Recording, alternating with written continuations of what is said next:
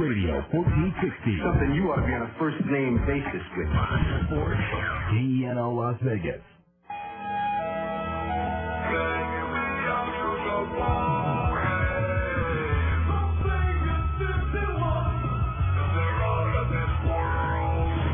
Chen clubs one near the base of the scoreboard. That ball was just absolutely tattooed. The Las Vegas 51s are on Fox Sports Radio 1460. 51s baseball is brought to you by Carl's Jr., Budweiser, Cox Communications, and by the Las Vegas Review-Journal. Now, to the stadium with the voice of the Las Vegas 51s, Russ Langer.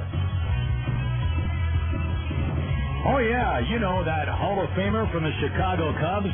You might remember him, a guy who would always run around with a big smile on his face. His name was Ernie Banks. He said, let's play two. And that's exactly what the 51s will be doing today with the Salt Lake Stingers, a doubleheader to make up for the snow out and the resulting travel trouble from the snow out in Colorado Springs way back in April. 51s were supposed to come here from Colorado Springs and play a four-game series with the heavy snows in Colorado. That last day of that, what's supposed to be a four-game series in Colorado Springs was a Sunday morning. 51s woke up to a winter wonderland, anywhere from 1 to 3 feet of snow, depending upon where you were in the Colorado Springs area. And so, obviously, it was a snow out in Colorado Springs. 51s were supposed to start a four-game series here the next day in Salt Lake.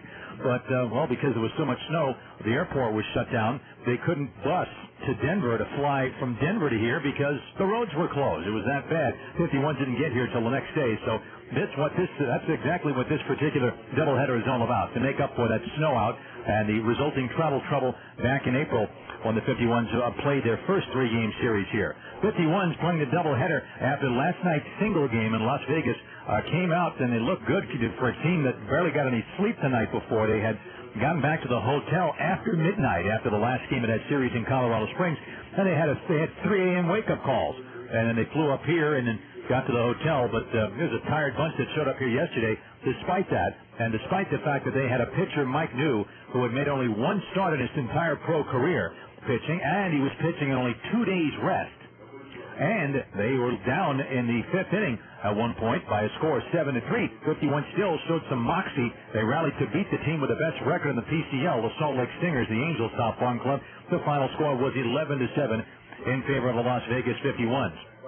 51s down by 4 in the fifth inning. The single biggest blow in the game by far that turned the tide was the grand slam, the tape measure blast off the bat of Brian Myro. I mean, he just lost that ball way over the right field fence, just to the right of the scoreboard. For Myro, it was his 15th home run. He now leads the team with 54 RBIs. He's 2 behind Norihiro Nakamura for the team home run lead with 15. Now Nakamura's got 17. And after that, 51's got a big 1-out, 2-run double in the 6th by Jason Grabowski, and that broke the tie. They got 2 more runs in the 7th inning. RBI single by Jose Flores with 3 hits in the game helped the 51s out there. Las Vegas got a relief win from Pat Mahomes, who went 3 2/3, giving up 1 unearned run on 4 hits in relief of Mike New, who left in the 4th inning. Mahomes' win was his 7th. He and Heath Totten now tied for the team lead in victories. And for Myro, that was the first grand slam of the year by a member of the Las Vegas 51s. He now has hit 3 as a member of the 51s, which ties him on the all-time Las Vegas franchise list with Rob Nelson. You may recall Rob Nelson, who played for the Las Vegas Stars years ago. Those two have 3 now all-time for the Las Vegas franchise. For Game 1 of this doubleheader, Las Vegas will send to the mound Harold Eckert. He's hoping that he can pick up from his last start, which was the first game of this road trip in Colorado Springs. Eckert went 7 masterful innings on his 28th birthday, allowing only 2 hits and 1 run, and he walked 1 while striking out a season-high 10. Eckert was just absolutely terrific in that game. He'll pitch Game 1. He's 5-3 with an ERA of 5.12, and he'll be opposed by left-hander Joe Saunders, recently up from the lower minors. Saunders is 0-1 with a 6.75 ERA. He'll be making the start in Game 1. Game 2, Las Vegas will go with a rookie right-hander Eric Hull, who had decent numbers at AA Jacksonville, and Hull will be opposed in Game 2 by left-hander Eric Cyr, C-Y-R. He's 4-2 for the Salt Lake Stingers. Tomorrow is a single game. Monday's a single game. The team will fly out after Monday's game to go back to Las Vegas and begin an 8-game homestand starting on Tuesday at Caspen Field.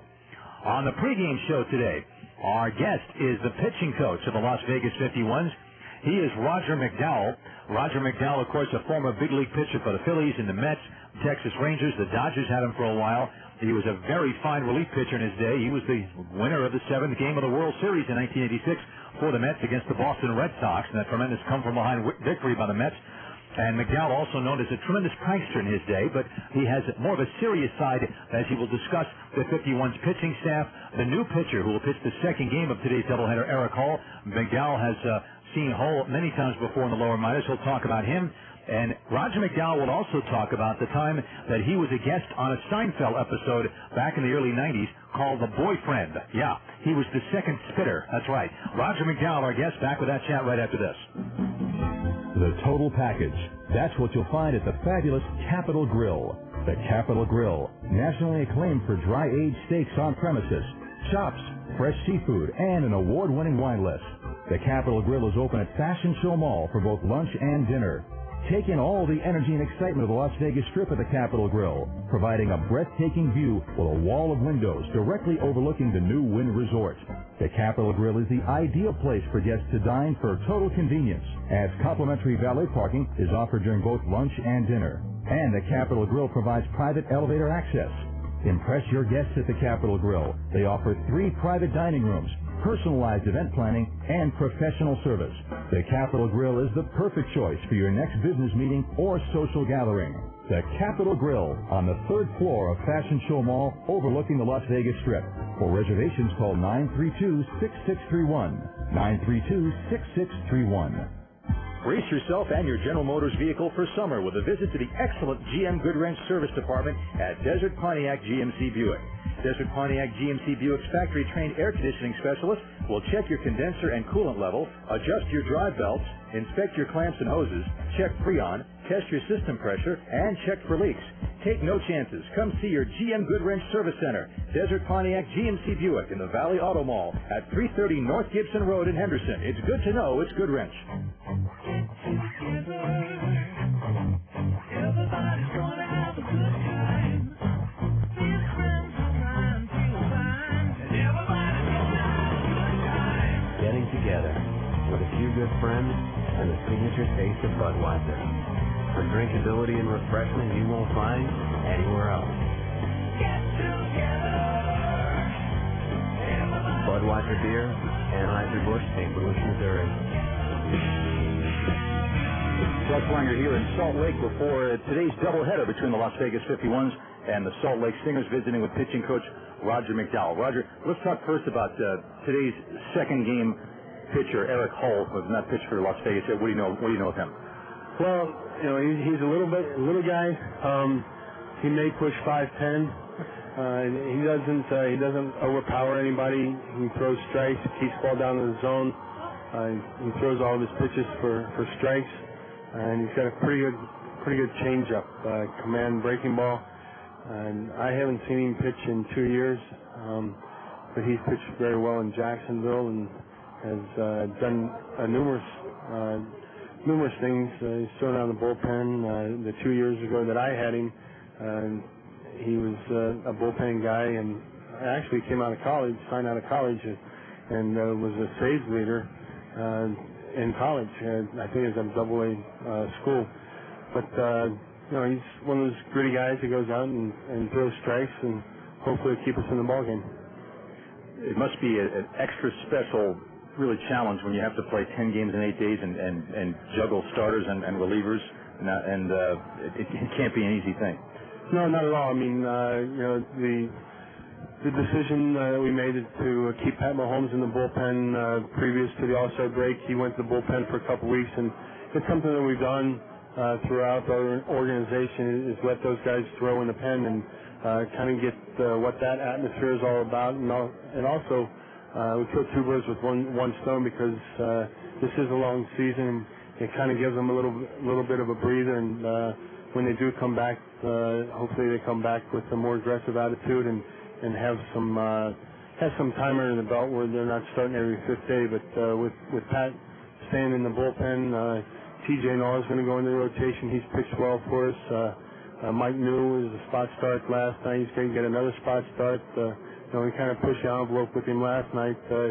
He threw 3 days prior to that, and he did a solid job for us last night until he got a little bit tired in the fourth inning and started getting the ball up, and his ability to throw strikes kind of diminished. But Mahomes came in last night, did a real solid job for us, and Venefro picked up the last 2 innings. So the thought of lengthening the bullpen guys out to more than 1 inning to where they have to cover some innings, because in all reality, if they get called to the big leagues, they're not going to get up as a starter. So where we can get those guys some length, so that if there is a need in the big leagues, they'll have that under their belt.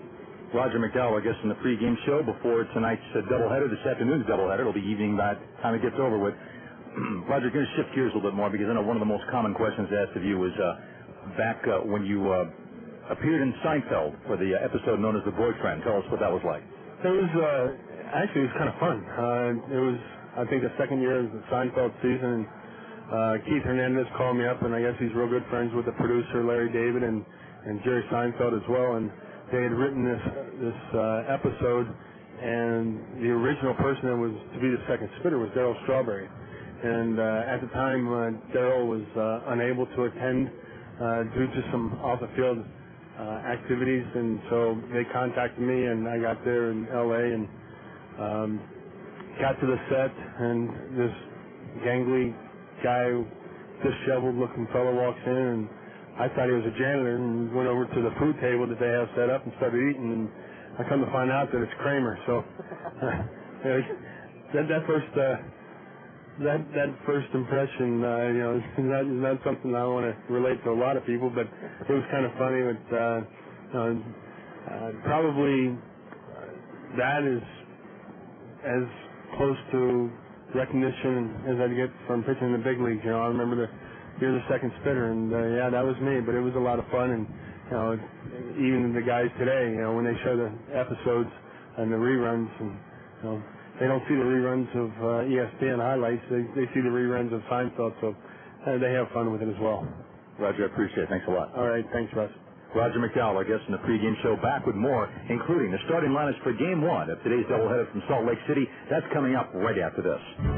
The Coffee Bean and Tea Leaf are proud sponsors of the Las Vegas 51s baseball. The Coffee Bean and Tea Leaf are the originators of the original ice blended drinks, and they've got some great new flavors for these hot summer months. Along with original flavors like Mocha Ice Blended or the Sunrise Ice Blended, they're now featuring the Banana Caramel Ice Blended, the Belgian Waffle Ice Blended, and the Strawberry Cream Tea Latte Ice Blended. Now, if tea is your thing, you should definitely come check out the large selection of teas. They've got some great new iced tea flavors like Sulawesi, Fruit Paradise, and Lavender Mint. The Coffee Bean and Tea Leaf also has the best coffee and espresso drinks in town, as well as a fantastic selection of fresh baked goods. They are kosher. In just 3 years in the Las Vegas Valley, the Coffee Bean and Tea Leaf have received several awards, including Best Coffee by Las Vegas Review-Journal, Las Vegas Weekly, and the Rebel Yell newspapers. There are also 12 locations throughout the valley, and more coming soon. And we're back to the Senate Judiciary Committee investigation. If you please, sir, do you or do you not freshly recall the incident in question? We know that cereal was smothered, and there was evidence of cookie dunking. Here's a smooth, delicious question, General. I find it baffling, sir, that you of all people don't recognize the calcium of the situation here. There's no half and half about it. I demand $1 for sour cream. What cottage cheese is nutritious for you? It is in the interest of this assembly that you are forthcoming with the skim and the whole and the chocolate. Meadow Gold Dairy. Skim, 2% whole and chocolate milk, as well as cottage cheese and sour cream are so fresh and delicious, they might leave you a little bit distracted. Furthermore, we will not be satisfied until we get to the bottom of this gallon. What say you, sir? On the advice of my attorney, I would like to take a sip. Meadow Gold Dairy. Got something fresh on your mind? Welcome back again, my friends, to beautiful Salt Lake City. It's a great day for baseball today, a great day for a doubleheader here. Mostly sunny skies, temperatures are hovering around 80 degrees, and the fans here are coming in. There's big fireworks show scheduled after this game is this doubleheader is over, so they expect a bigger crowd for the second game than the first game. And some of the fans, it's not too many fans here now, although a lot of people out on the outside, on the outfield berm, spreading out blankets on a beautiful sunny day here in Salt Lake City. Well, the visiting 51s with a record of 42 and 57 And they're managed by Jerry Royster. The Dodgers' top farm club leads off in left field with Henri Stanley. Batting second at second base for Game 1, Joe Thurston. Hitting third, the designated hitter, Jason Grabowski. Batting cleanup, the third baseman, Norihiro Nakamura. Hitting fifth at first base, Brian Myro. Then his sixth spot, right fielder Cody Ross. Hitting in the seventh position for Las Vegas today in Game 1, the catcher, Gianno Navarro. And batting eighth at shortstop will be Tony Swager. Batting ninth in center field will be Nick Theodoro. And on the mound, right-hander Harold Eckert, who is 5-3 with a 5.12 ERA on the season. For the home team, Salt Lake Stingers, the top farm club of the Los Angeles Angels of Anaheim, 57 wins and 41 defeats, managed by Dino Evo. Leading off in center field, former Las Vegas outfielder Chris Prieto.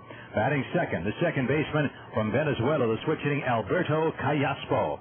Hitting third and playing first base, Casey Kochman. The cleanup man is left fielder Curtis Pride. In the fifth position is the Salt Lake catcher for Game 1, Jeff Mathis. Hitting sixth, the designated hitter Nick Gorneau. Batting seventh and playing right field will be Brian Gordon. In the eighth spot is the third baseman Adam Pavkovich. And batting ninth at shortstop, a young man from Alabama, Troy State, that is Casey Smith. Batting ninth and playing shortstop for Salt Lake in Game 1 of this doubleheader. On the mound, left-hander Joe Saunders, who is 0-1 with a 6.75 ERA. He's warming up as we speak now in the Salt Lake bullpen right field side. He's up from AA Arkansas, where he had good numbers. Saunders, who's out of Falls Church, Virginia originally, first-round pick by the Angels in the 2002 draft. In fact, he was a 12th overall pick in the nation and makes his home now in Titusville, Florida.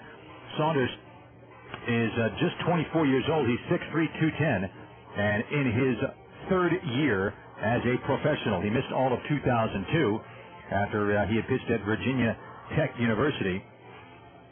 But he had to miss the entire season. Missed all of 2003, I should say, because of a fraying of the labrum in his left shoulder. And now Saunders has finished throwing in the bullpen and is walking back down toward the first base dugout, preparing to face the 51s in this ball game. So Saunders up from AA Arkansas, where he began the year. The Angels are trying not to rush this young man. They're expecting some big things from him. And Saunders at Arkansas was 7-4 in 18 games with a 3.49 ERA. He's not lost a game since the 18th of June. And in 105 2/3 innings down there, he allowed 107 hits for a league average of 263 in the Texas League, which is basically a hitter's league. He's walked 32 and struck out 80 down there, surrendering a total of 9 home runs in his Texas League season. And so Saunders making the start here against Harold Eckert in Game 1 of the doubleheader. Game 2 will be two Erics. Eric Hull, the right hitter making his AAA debut for Las Vegas, up from Jacksonville. Lefty Eric Cyr will take the ball for Salt Lake in Game 2. He's 4-2 with an earned run average of 5.16 on the year. And again, as far as Joe Saunders is concerned, his AAA debut came against Fresno on Monday night in Fresno. He took the loss, going 6 2/3, allowing 6 runs, 5 of which were earned on 10 hits. He did not walk anybody, and he struck out 3. And now the Salt Lake Stingers are being introduced one by one as they'll take the field here. Around the PCL yesterday, Albuquerque beat New Orleans 6-4. Former Las Vegas reliever Brian Corey got the win. And it was Oklahoma over Iowa 7-2. Nashville topped Omaha 9-4. It was Fresno edging Portland 2-1. And Round Rock beat Memphis 6-1 behind former Las Vegas star ace Brian Tolberg, who got the win for Round Rock. Colorado Springs got by Tacoma 2-1. And Sacramento was a 7-6 winner over the Tucson Sidewinders. That'll do it for the Las Vegas 51's pregame report. We'll step aside, and in 1 minute, we'll have the first pitch of this game, this doubleheader from Salt Lake City, coming up right after these commercial words. The next time you're looking for a dominating performance at the plate, look to your fridge for Buddick Deli Cuts. With our exclusive Zip Pack Cider, you know you can count on them to be fresh when you need them, game after game. And with 6 premium flavors, it's like being able to throw the meat of the order out there 2 times in a row. That's the kind of variety any manager would love. It's no wonder Buddick Deli Cuts are such a fan favorite, and they're waiting for a tryout right now at your favorite grocer. Camden and Oasis Apartment Homes are proud sponsors of the Las Vegas 51s. Camden and Oasis Apartment Homes are here to provide you with 32 locations in the Las Vegas and Henderson areas. From studios to 3-bedroom, family-sized apartment homes, there's something to fit anyone's needs and everyone's budget. Stop by any Camden and Oasis Apartment Home community, or while you're at the ballpark, check out our ad and play ball. Camden and Oasis Apartment Homes, the only choice in apartments. For more information, call us toll-free at 1-877-7-CAMDEN. Golf is good, golf for free is better. And every weekday in July, Fox Sports Radio 1460 has free golf for two for you. Be listening at 111 and 444 for your chance to score some free golf from Painted Desert, Las Vegas National, Desert Rose, Las Vegas Golf Club, Mountain Falls Golf Club, Boulder City Golf, or Las Vegas Paiute. And golfers, don't forget to check out Golf Fest 2, July 22nd through the 24th at the Orleans Arena. Free golf all July from Vegas Golfer Magazine and Fox Sports Radio 1460. Welcome back again, friends, to Salt Lake City. And we're just about set for the start of this game on a lovely afternoon in Salt Lake City. Jose Valentin is still with the Las Vegas 51s on his rehab assignment, but he's not playing in Game 1. There's a chance he might play in Game 2, possibly. We'll have to wait and see on that. Valentin was the DH yesterday as the 51s won the game 11-7. But on top of the fact that he's still healing, his right knee is still healing, Valentin also has a tender right elbow. And I was talking to Valentin about that, and he said, look, I'd love to come back very soon because, Milton Bradley came back today, had a couple of hits for the Dodgers in their game in New York against the Mets. But I'm not going to come back too soon. It's not going to do me or the team any good to come back too soon. I have to really wait till I'm absolutely ready to go. And Jim Tracy, the Dodger manager, says that when Valentin does come back, he does not intend to give him his third base job back because he does not want to take Oscar Robles out of the lineup. Robles has been swinging a hot bat lately and playing acceptable defense. So the plan is that when Valentin does get back, that the Dodgers will get him at bats by putting him in the outfield. But, of course, Milton Bradley is back in the outfield. And so when Valentin is back, then somebody probably will have to be sent down. As a matter of fact, it was announced today on the Dodger website that in order to make room for Milton Bradley, Chin Feng Chen has been designated for assignment to make room, which means that the Dodgers now have 10 days to trade Chen, release him, or if he clears waivers and accepts, return him to the 51s. And we'll have to wait and see on that. So, Joe Saunders warming up right now with Henry Stanley, and we're just about set to start. Saunders will face four lefties in the Las Vegas lineup, and he, of course, is a left-hander. So it'll be interesting to see how he does against the 51s in this one as he warms up some more right now. The Dodgers lost their game today in New York 6-5, and they lost a chance to pull within 4.5 games of first place San Diego in the National League West because the Padres also lost. We'll have all the scores for you during the Tony Roma's scoreboard, which is coming up in just a moment now. All right, here's Henry Stanley. They play center field by John Fogerty here. Stanley getting set to step in. He was 0 for 5 yesterday. He did have a sacrifice bunt, and he scored a run. He reached on a fielder's choice and drove in one run also. And Stanley getting himself comfortable in the batter's box right now. And we're all set to go. Las Vegas has won 3 and lost 5 against Salt Lake. And Salt Lake began the series before yesterday's game with the best record in the league. Here's the lineup in the first pitch to Stanley. Fastball is low, ball 1. 1 ball and no strikes. Stanley with his 0 for yesterday is at 266 now, with 11 homers and 35 runs batted in. And Saunders ready with a 1-0 pitch. The former Virginia Tech star deals a strike near the outside corner. It is 1-1 now to Stanley. Stanley went to Clemson. Joe Thurston is on deck, and then Jason Grabowski next. All three lefties against Saunders in the top of the first inning. This is a 7-inning game. Breaking ball hit foul in the air beyond third base, and just beyond the third base dugout. Into the seats it goes. And the count is 1 ball and 2 strikes on Henry Stanley. I want to again thank Derek Michaelis for joining us for his color commentary for last night's game. Here's the 1-2. Stanley takes a breaking ball low, and the count now even at 2 balls and 2 strikes. Anyway, Michaelis still on the disabled list, and there's a chance he may join us either tomorrow or Monday, as he will not be activated anytime soon, according to the 51s. Here's the 2-2 pitch, and Stanley takes low ball 3. 3 balls and 2 strikes to Henry Stanley. So a doubleheader today. 51s were swept in their earlier doubleheader on this trip in Colorado Springs, 7-2 in Game 1 and 4-3 in the second game. 3-2 pitch to Stanley. Fastball lifted down the left field side, foul, and back at a play. So Las Vegas gets its first look at Joe Saunders. But a count of 3 balls and 2 strikes now on Henry Stanley. Wild game yesterday. 51s early in the game were up 3-0. Then the Stingers rolled a 7 in the 4th inning. It would be the only 7 runs they would get, though, to lead 7-3. Myra's grand slam tied it, and the 51s went on to win it. High drive to center, hit well. Prieto going back, and the ball bounces and goes off the center field wall. Prieto corrals it, fires it back in. Henry Stanley seams into second base with a leadoff double. Excellent at bat by Henry Stanley. Crushed that ball to dead center just to the right of the 420 sign. The ball probably traveled at least 410. And for Stanley, his 13th double of the year, that brings up Joe Thurston. Salt Lake on the defensive side looking like this. Casey Kotzman at first. Alberto Callaspo is at second. The shortstop is Casey Smith. At third base, Adam Pavkovich. Curtis Pride in left. Chris Prieto out in center. And Brian Gordon is in right field. Jeff Mathis doing the catching for Joe Saunders. Here's Thurston. Third baseman Pavkovich right near the dirt cutout. As the left-hander hitting Thurston's in the box. Saunders looks back at Stanley, comes home. And Thurston shortens up, takes a fastball low. Ball one. 1 ball and no strikes. Thurston hitting .296 with 6 homers and 35 runs batted in. 51's all-star. He did not play in yesterday's game. 51's had Willie Ibar at second base. Thurston playing second for game 1 of this one. 1 ball and no strikes. Saunders ready and his pitch. Thurston a drag bunt at the first base side. Good bunt. Saunders chases it down, picks it up, and flips it to Kotzman at first base in time for the out. It's a sacrifice getting Stanley over to third base. Thurston really was bunting for a hit. But he'll take the sacrifice. That goes 1-3, and if he bunted it a little harder beyond Saunders' grasp, he would have had himself a base hit. So Stanley's at third base with 1 out, and the batter's the DH Jason Gromowski. The plate umpire for game 1 is Joe Stegner, by the way. First base umpire Mark Morrow. At third base is Darren Hyman, who was behind the plate for last night's series opener. The Stingers pull the infield in. Interesting. In the pitch to Grabowski. Fastball is a strike in the outside corner, 0-1. The case where this is only a 7-inning game.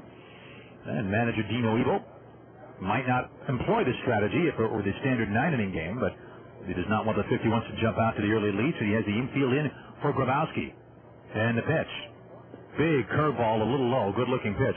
1-1. Grabowski last night had a single and a double in 4 at-bats. His 2-run double was 1 out in the 6th, broke the 7-7 tie, gave the 51s a 9-7 lead, and went on to win 11-7. Grabowski hitting .489. There's a 1-1 pitch. Breaking ball, he checked the swing, the pitch is outside the appeal. No swing, confirms Darren Hyman. It looked like Grabowski held up. It's 2-1. Grabowski in 13 games. This counts his rehab appearance with the 51s earlier this year when he was a member of the Dodgers.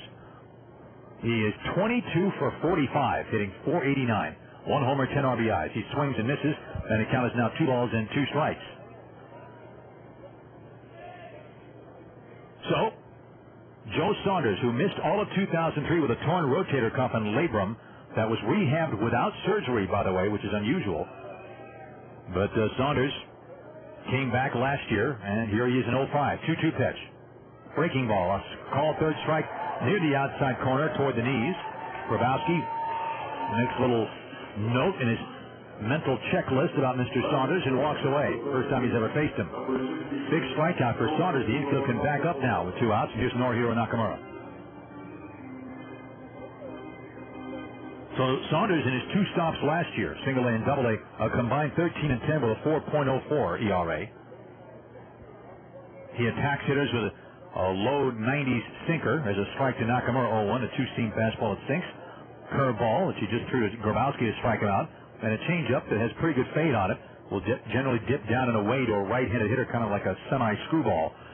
Nakamura hitting .264 with 17 homers, 47 runs batted in. Fastball's high. 1-1. That ball had plenty of mustard on it. As you can hear Mathis mitt popping all the way up here.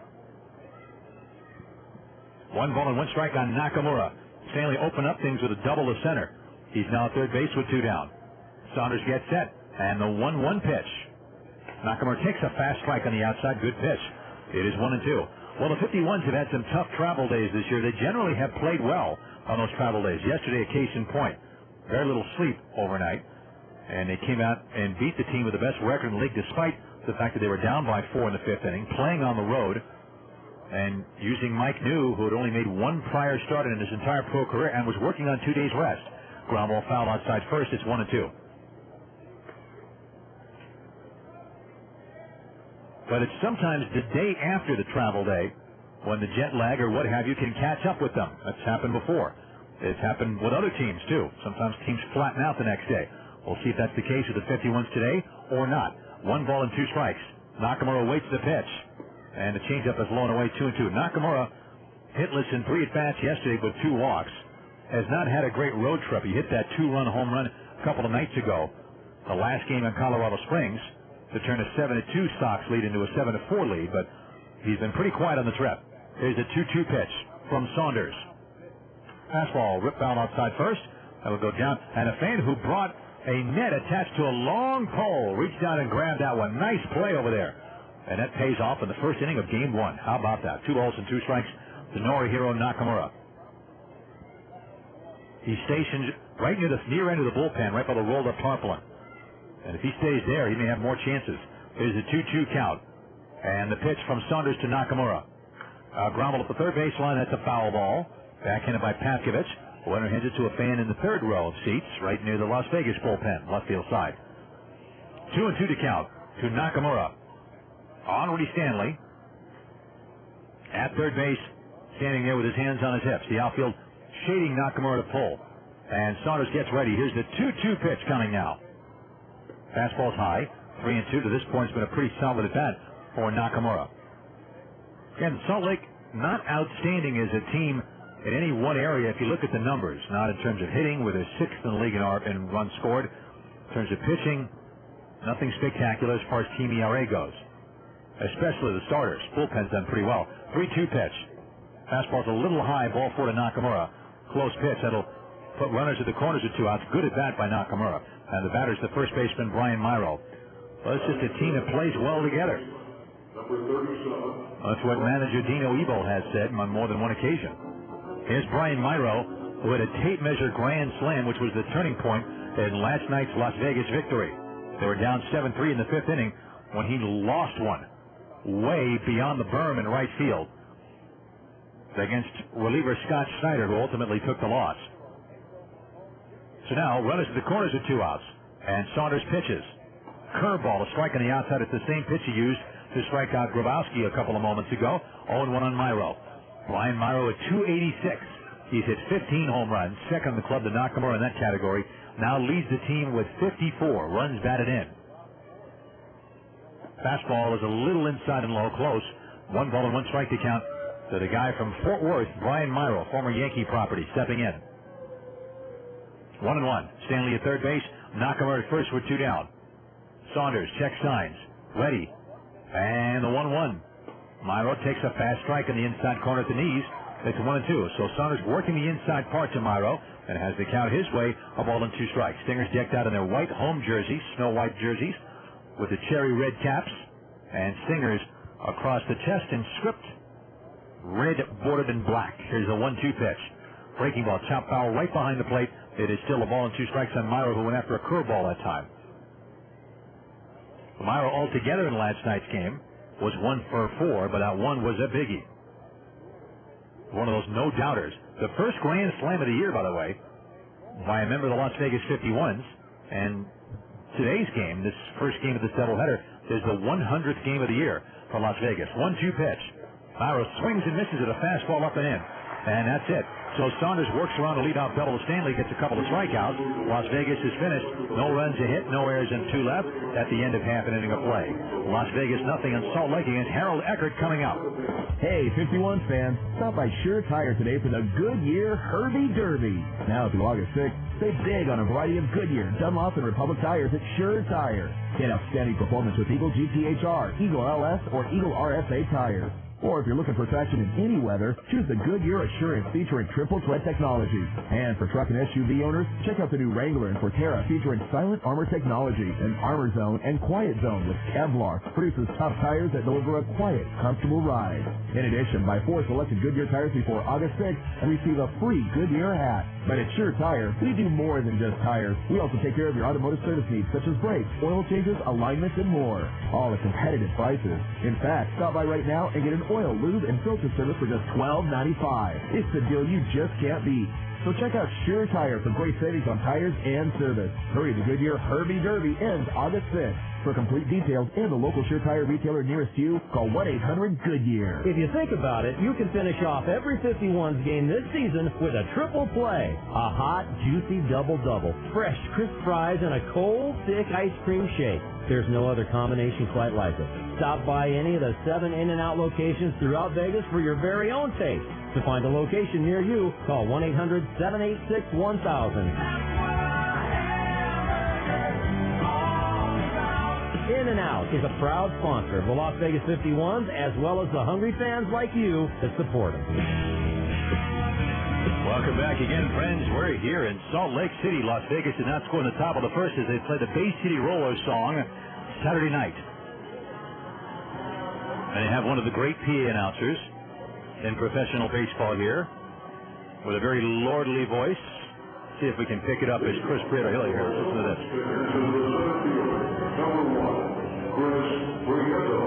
Number one, Chris Prieto. Good stuff. Prieto will lead things off against Harold Eckert. Eckert, this is his encore performance. What a job he did opening day on this road trip in Colorado Springs. Man, oh man. Here's the windup in the pitch to Prieto. He lays a bunt down right behind the plate, grabbed quickly by Navarro, strike one, 0-1. All Harold Eckert did in that ball game, again, a tough travel as 51s woke up early to get to the airport and take 2 flights, one to Denver and then one from Denver to Colorado Springs after a 2-hour layover in Denver. And Eckert went 7, allowed 1 run earned on 2 hits, a walk and a season-high 10 strikeouts, leading Vegas to a 6-1 win. Prieto takes a slider low. 1 ball and 1 strike to count to Chris Prieto. The one mistake he made was to former battery mate Tom Wilson, who homered off him early in the game, and that was it. Eckert was outstanding. 1 ball and 1 strike to Chris Prieto, ex-51's outfielder. Takes a changeup that drifts in low. Ball 2. 2 balls and 1 strike. Prieto having another good year. This time for Salt Lake. He's been with New Orleans, a couple of different teams since he left the 51s. Prieto hitting .321 with 2 home runs, 30 RBIs, and 17 steals. Here's the pitch. And it's a fastball swung on a miss. Strike 2. 2 balls and 2 strikes to Chris Prieto. Prieto, tremendous defensive player, one of the best players to patrol center field at Cashman Field. He and Wilkin Ruan and Jason Repko, and even for his brief time there, Todd Donovan, covering great amounts of ground. Here's the 2-2 pitch to Prieto. And a slider just inside, maybe. Very close pitch. 3 balls and 2 strikes. So, Prieto doing the job of the leadoff hitter, making Eckert work, and the count has gone full. And Alberto Callaspo waits on deck. No score, bottom of the first. Eckert reads the signs. Back he comes 3-2. Here it is. And the sinker's too low. And so Eckert walks Prieto to start things off. And the batters Callaspo and Eckert has to be concerned immediately with Chris Prieto, who has stolen 17 bases to lead the team and has been caught 8 times. Here's Callaspo. Callaspo had a double last night in 4 official at-bats, plus a walk and a run scored. He was in the lower minors before being called up. He's from Venezuela. Callaspo, C-A-L-L-A-S-P-O. 5'10", 175. He's 22 years old, from Maracay, Venezuela. He squares to bunt, takes his sinker, low ball 1. 1 ball and no strikes to Alberto Callaspo. So Prieto at first base being held on by Brian Myro. And they count 1-0 on Callaspo.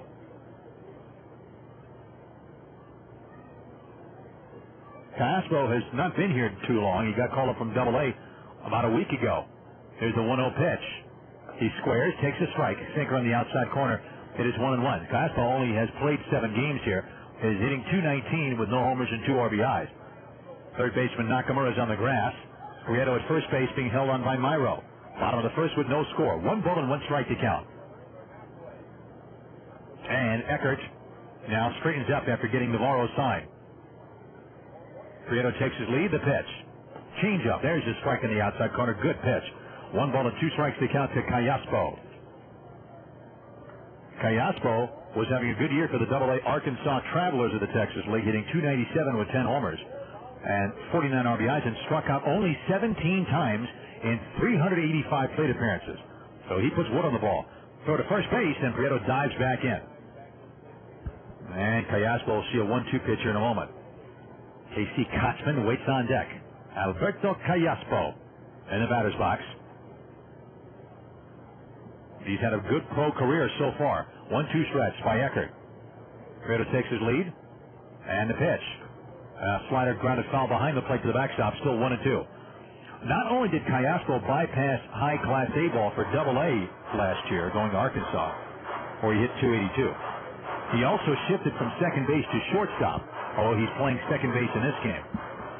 The Angels broke up their all-star middle infield combo of Callaspo and Eric Ibar, who happens to be Willie's brother.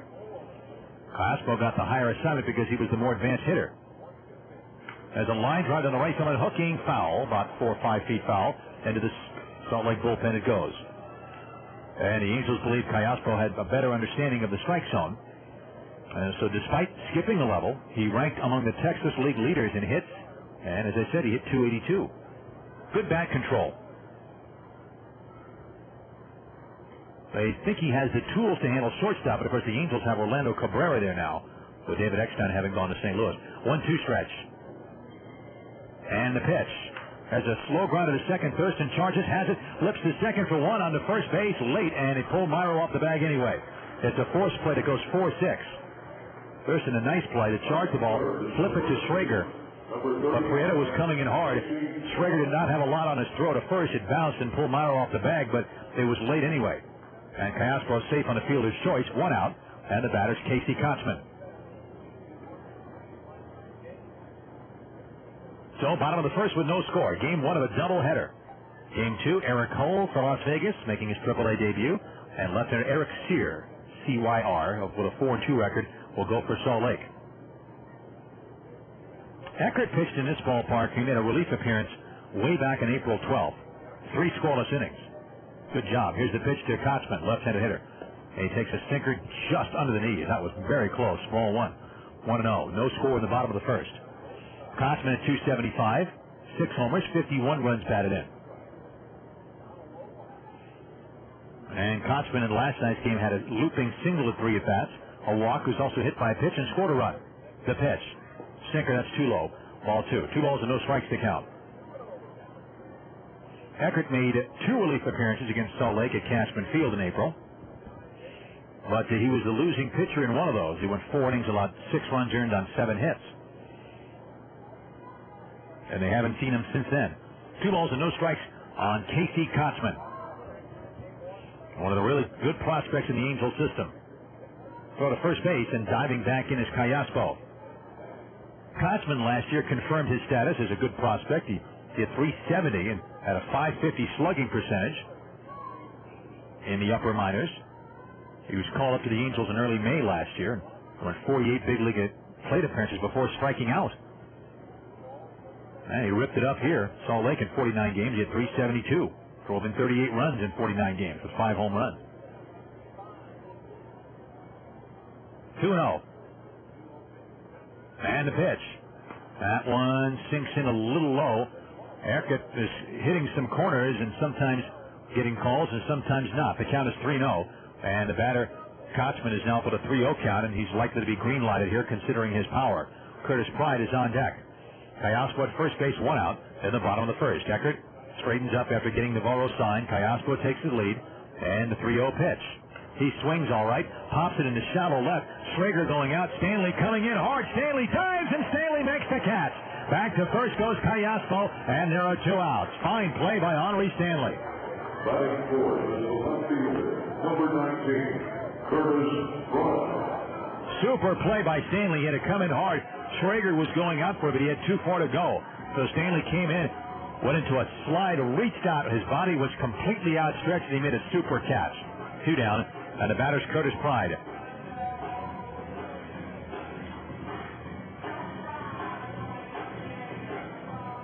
Pride, the veteran left-handed hitter, left fielder stepping in. And Callaspo stays at first base with 2 down in the bottom of the first inning. Eckert gets set. And the pitch.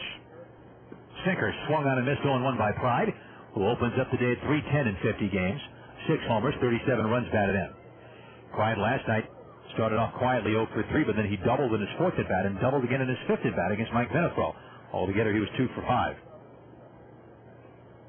1 strike to count on Pride. Callaspo at first base, 2 gone in the bottom of the first. Now the look. And the pitch. That's up and in. 1 ball and 1 strike to count. The Stingers put last night's starting pitcher, Dustin Mosley, on the disabled list with a sore right shoulder. He was not able to continue past the first inning last night. And this is funny how baseball can go. To replace Mosley on the roster, here's the 1-1 to Pride, first of all. And Eckert brings it home. A ground ball foul outside first, strike 2, 1-2. The Angels called up from Double-A left-handed pitcher Pedro Borbon Jr., 37 years old, pitching at Double-A. Borbon, 368 Major League games pitched, had no record in 6 games for the Travelers. He had pitched only 4 1/3 innings, allowing no runs, with 1 hit and striking out 3. So that's the move. Pedro Borbon Jr. 1 ball and 2 strikes. I wonder if somebody's going to re-sign Mo Drabowski. Here's the stretch and the 1-2 pitch. And a slider a little low and in, ball 2. 2 balls and 2 strikes to Curtis Pride. This goes to show, if you're a left-hander and you have a pulse, you have a chance. 2 balls and 2 strikes to count. But you got to give Borbon Jr. credit for a couple of things. For one thing, he's certainly persevered and he stayed relatively healthy. 2 balls and 2 strikes to count. Pride waits. Left-handed batter with an open stance. Callaspo inches off the bag at first. Eckert from the stretch, 2-2 pitch. Sinker, line toward third. Nakamura can't get it. It's over his head on the left for a base hit. Stanley picks it up, and Callaspo holds at second base on a looping single. Goes short left field by Curtis Pride. Soft liner, and Nakamura crouched down like he wanted to leap up for, then realized even his best leap wouldn't get it. It was about 6 or 7 feet over his head. So 2 on with 1 out. That's the first hit off Eckert. And the batter's the catcher, Jeff Mathis. So the 51's trying to keep it going. They scored 8 unanswered runs last night to turn a 4-run deficit into an 11-7 win. Okay, here's the catcher Mathis having a very good year. No score, bottom of the first, game 1 of a doubleheader. Eckert gets set in his pitch. A high fly down the right field side, slicing foul. Will it make the upper deck? It will, but it hits a railing and goes down to the lower deck. And a kid who brought his glove reached up and just missed that one. A little more range down there, kid. I was joking with the guy sitting next to him. But I just missed it. 0-1 to count. Mathis hitting .278, 13 homers, 48 runs batted in. Good right-handed hitting catcher. The pitch. Fastball foul straight back. He was on that pitch with a good cut. 0-2. Mathis last night 0 for 4 with a walk. He was also caught stealing on one occasion. And up there now with 2 strikes on him. Harold Eckert out of Edison, New Jersey. 6'3", 220. Went to Florida International. Callaspo, the runner at second base for Salt Lake. Pride at first. And a count 0-2 on Mathis. From the stretch is Eckert. And the 0-2 pitch. Eckert kicks and delivers. Slider lifted to center field. Coming into Theodoro. Now he pulls up and makes the catch. That shallow fly ball finishes the inning. Eckert is out of the first. For Salt Lake, no runs, 1 hit, no errors, and 2 men left. And at the end of 1 and the first of 2, there's no score.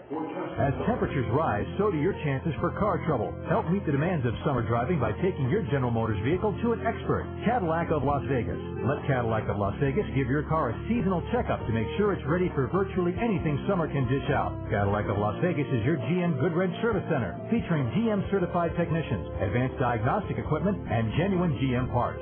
So stop by your GM Goodwrench Service Center, Cadillac of Las Vegas at 2711 East Sahara in Las Vegas, and keep yourself and your car cool this summer. Hey, welcome to Pete's Pets. Oh, hi, I need to return something. The chicken? Yeah, the chicken. Something wrong with it? Yeah, it doesn't do anything. It just, stands around and it makes that stupid sound. What do you want the chicken to do? Beg or fetch or roll over or something. It's a chicken.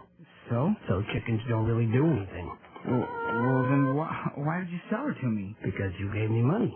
Well, my dog, he used to greet me at the door. He'd jump up and down and everything. This chicken doesn't even know I'm there. So what are you saying? The chicken's hurting your feelings? No, I'm not saying that. It's why would I want a chicken if it isn't good for anything? Chickens are good for one thing, if you have the right equipment. The right equipment? Yep. Charcoal, grill, barbecue sauce. Introducing the Western Bacon Chicken Sandwich at Carl's Jr. A big, juicy, charbroiled chicken breast with bacon, barbecue sauce, and crispy onion rings. New at Carl's Jr. For limited time only, participating restaurant. Welcome back again, friends. Won't you take me to Funky Town? Yeah, top of the second, no score. Game one of the doubleheader. Joe Saunders survived a leadoff double by Henry Stanley in the first, worked around it without giving up a run. Harold Eckert gave up a walk and a single in the first, but worked out of that. Top of the second now. Cody Ross, Deanna Navarro, and Tony Schrager in the Las Vegas second against Joe Saunders. Number 7, Cody Ross. Stingers were led last night by Chris Prieto and Curtis Pride, each of whom had 2 hits and an RBI. Casey Smith had a couple of RBIs. And we mentioned what happened around the league yesterday. Sacramento, with their win, they now lead Tucson by 8 games. They picked up 3 games over Tucson in 3 days. They were only 5 games up. Now they're 8 games up. And the pitch is outside to Cody Ross, ball 1. Ross, by the way, 267, 14 homers. 39 RBIs. He homered in his first at bat last night off Scott Dunn in the second inning. Here's the 1-0 pitch from Joe Saunders. And the fastball's a strike. Just above the knees on the outside half. Ross nodding his head as he walks as if to say, yep, good pitch. 1 ball to 1 strike to count. So Sacramento in the PCL Pacific South leads Tucson by 8. There's a strike at the knees, a changeup, 1-2. Fresno is 11 back. 51's 15 and a half out. They're 4.5 behind Fresno in their bid to get to third place right now. 1-2 on Ross. And Saunders to the motion. No 1-2 pitch. Fastball, a high drive to deep right down the line, slicing toward the corner. It is a foul ball, home run distance, but Ross was just behind that pitch, and it was fouled by maybe 10 feet. 1 ball and 2 strikes. In the Pacific Coast League Pacific North, the Stingers losing to the 51s here last night, but because Tacoma lost, the Stingers maintain a 2-game lead over the Rainiers. Portland is 8.5 back, and the Sox of Colorado Springs, despite winning 5 in a row, are 12 back. Ross takes a fastball inside by the elbows, 2-2. In the American South, Albuquerque leads Round Rock by 4, Oklahoma by 6. New Orleans is 10.5 out. The Zephyrs have lost 4 straight. Here's the 2-2 to Cody Ross. Changeup, foul back out of play, right over the roof. Still 2-2. Then you have the PCL American North. Nashville leads Memphis by 6. Iowa by 8.5. Omaha by 12 lengths. Top of the second here, no score. Round Rock is at Memphis later tonight. Carlos Hernandez for Round Rock against Chris Cassell, who is an all-star right-hander for the Redbirds. Ross swings and fouls it at the plate. Still 2-2. Got a little piece of it. Albuquerque is at New Orleans. Stephen Randolph was released earlier this year and now signed by the Nationals, and they sent him to New Orleans. Nashville's at Omaha. Iowa at Oklahoma for Game 2 of that series, and Colorado Springs hosting Tacoma. Andrew Lorraine pitching for Tacoma, the X-51. He's 7-6. Breaking balls high, 3-2 to Ross. Portland's at Fresno, and Sacramento continues their series at home against the Tucson Sidewinders with Seth Etherton, who's 6-4 going to the Rivercats at Whaley Field, against Edgar Gonzalez, who is 7-4 for Tucson. 3-2 pitch to Cody Ross. Breaking ball in there, strike 3 call. Good pitch, and Ross knew it. That's a very nice pitch. Ross, as he turned, I don't know if he did it on purpose or just because the helmet was loose, but he reached up with his left hand and grabbed the bill of his helmet and pulled it down a bit as if to say, nice pitch, kind of tipping not his cap but his bill. Third strikeout for Saunders. 51's getting a feel for Saunders, whom they've never seen before. 1 out for the catcher, Navarro, who is batting right-handed, switch hitter, against the southpaw Saunders. No score here in the top of the second, and the pitch. Fastball, that's a strike in the outside corner of the knees, 0-1. Saunders hitting his spots in the early going. Navarro hitting 272, 6 homers, 27 runs batted in. He swings and rips one foul off the screen in front of the third base dugout. Ball rolls out to Jerry Royster, who picks it up, underhands it to a fan in the front row. Young kid over there, maybe 7 or 8 years old, who brought his glove. 0-2 to count. Mike Nixon most likely will catch the second game of this doubleheader. He has a lot of experience catching Eric Hull anyway. Here's the 0-2 pitch. Navarro takes a fastball high. It's 1-2. Tony Schrager's on deck.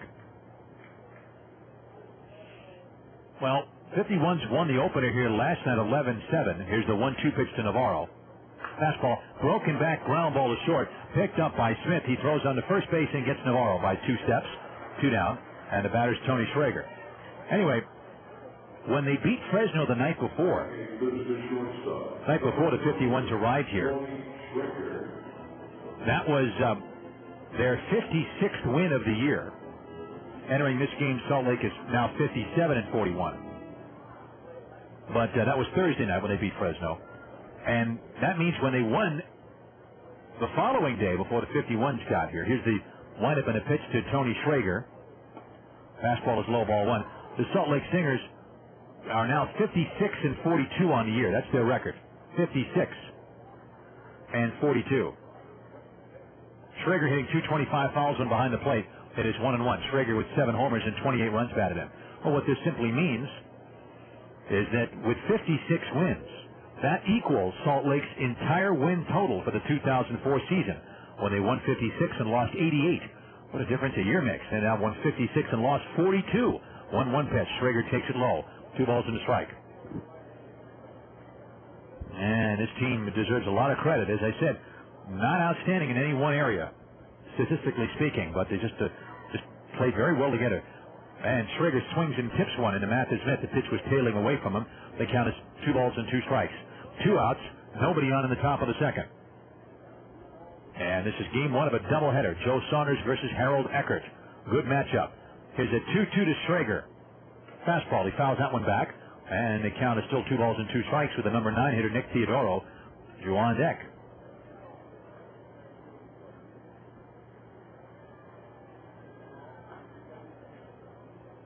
Two and two.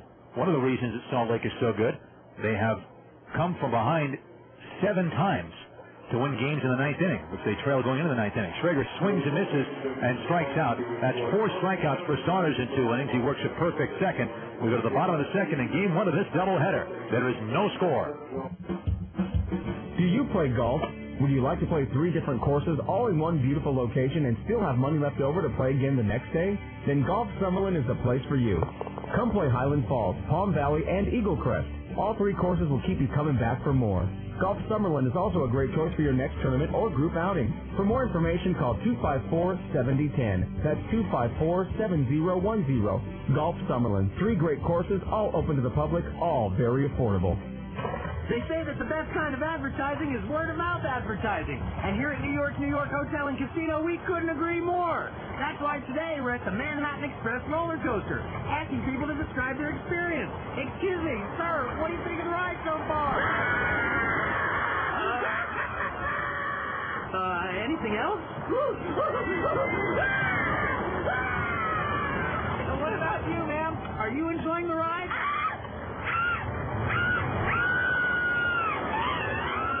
Like a yes to me. Is that your husband there? How do you like the ride, sir?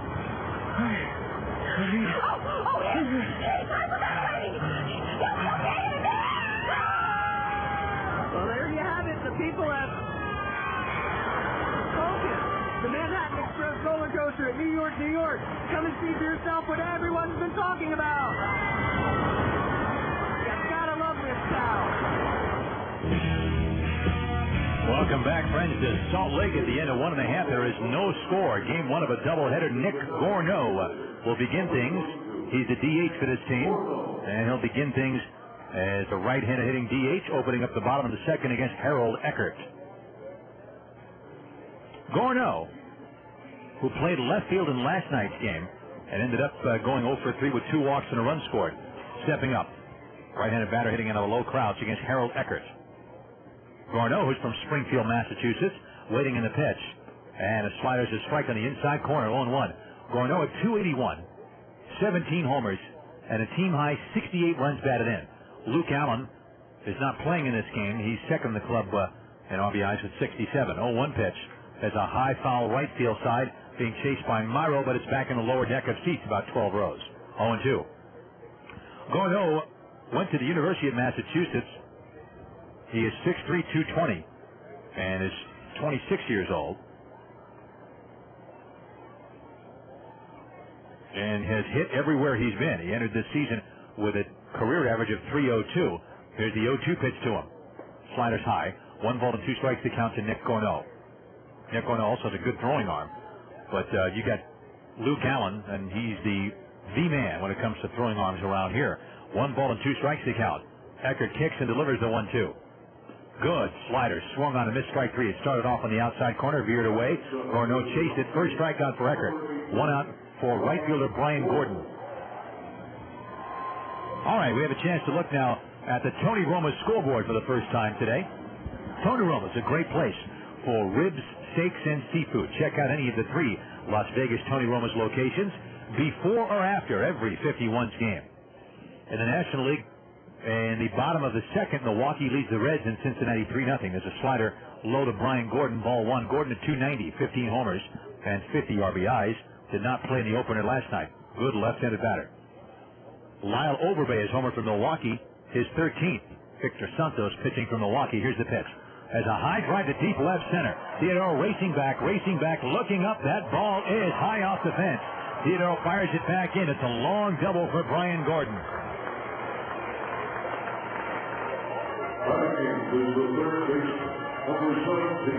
Gordon just missed a home run. It's his 18th double of the year. Jeff Mathis, the catcher, leads the team with 19, and Casey Kotzman also has 18. Gordon just missed it. The second Stinger's hit, the one-out double, brings up third baseman Adam Pavkovich. No score in the bottom of the second.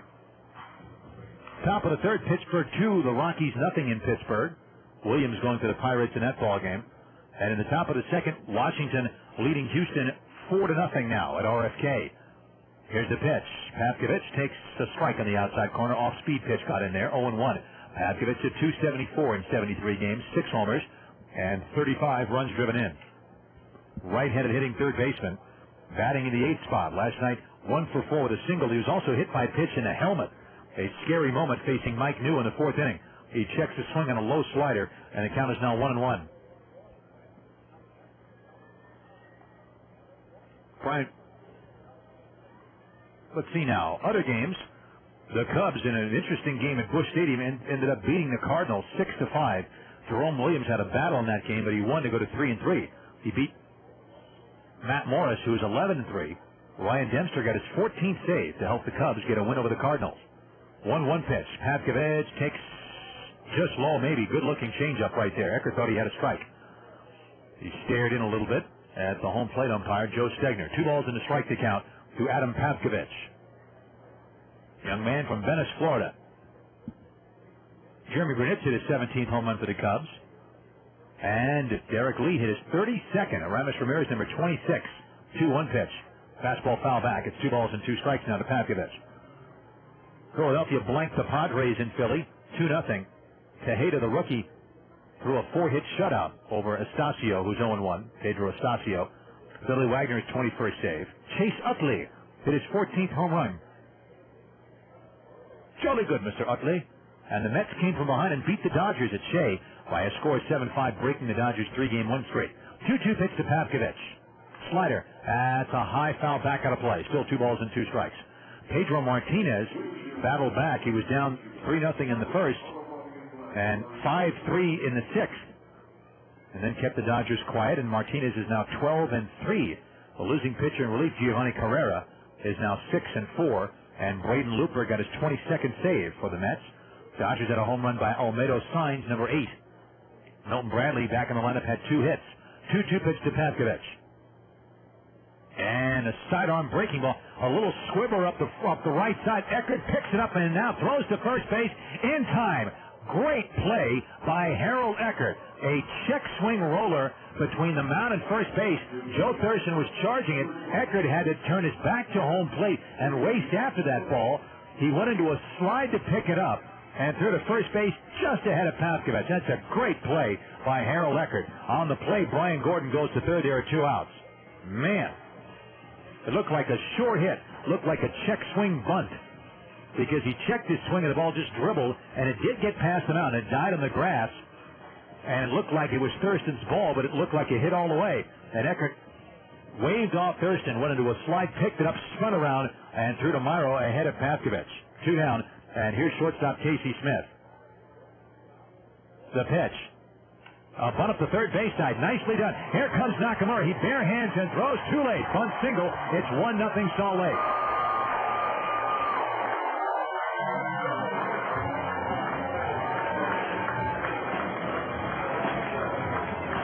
Casey Smith is only hitting .208. That's a smart play by Casey Smith.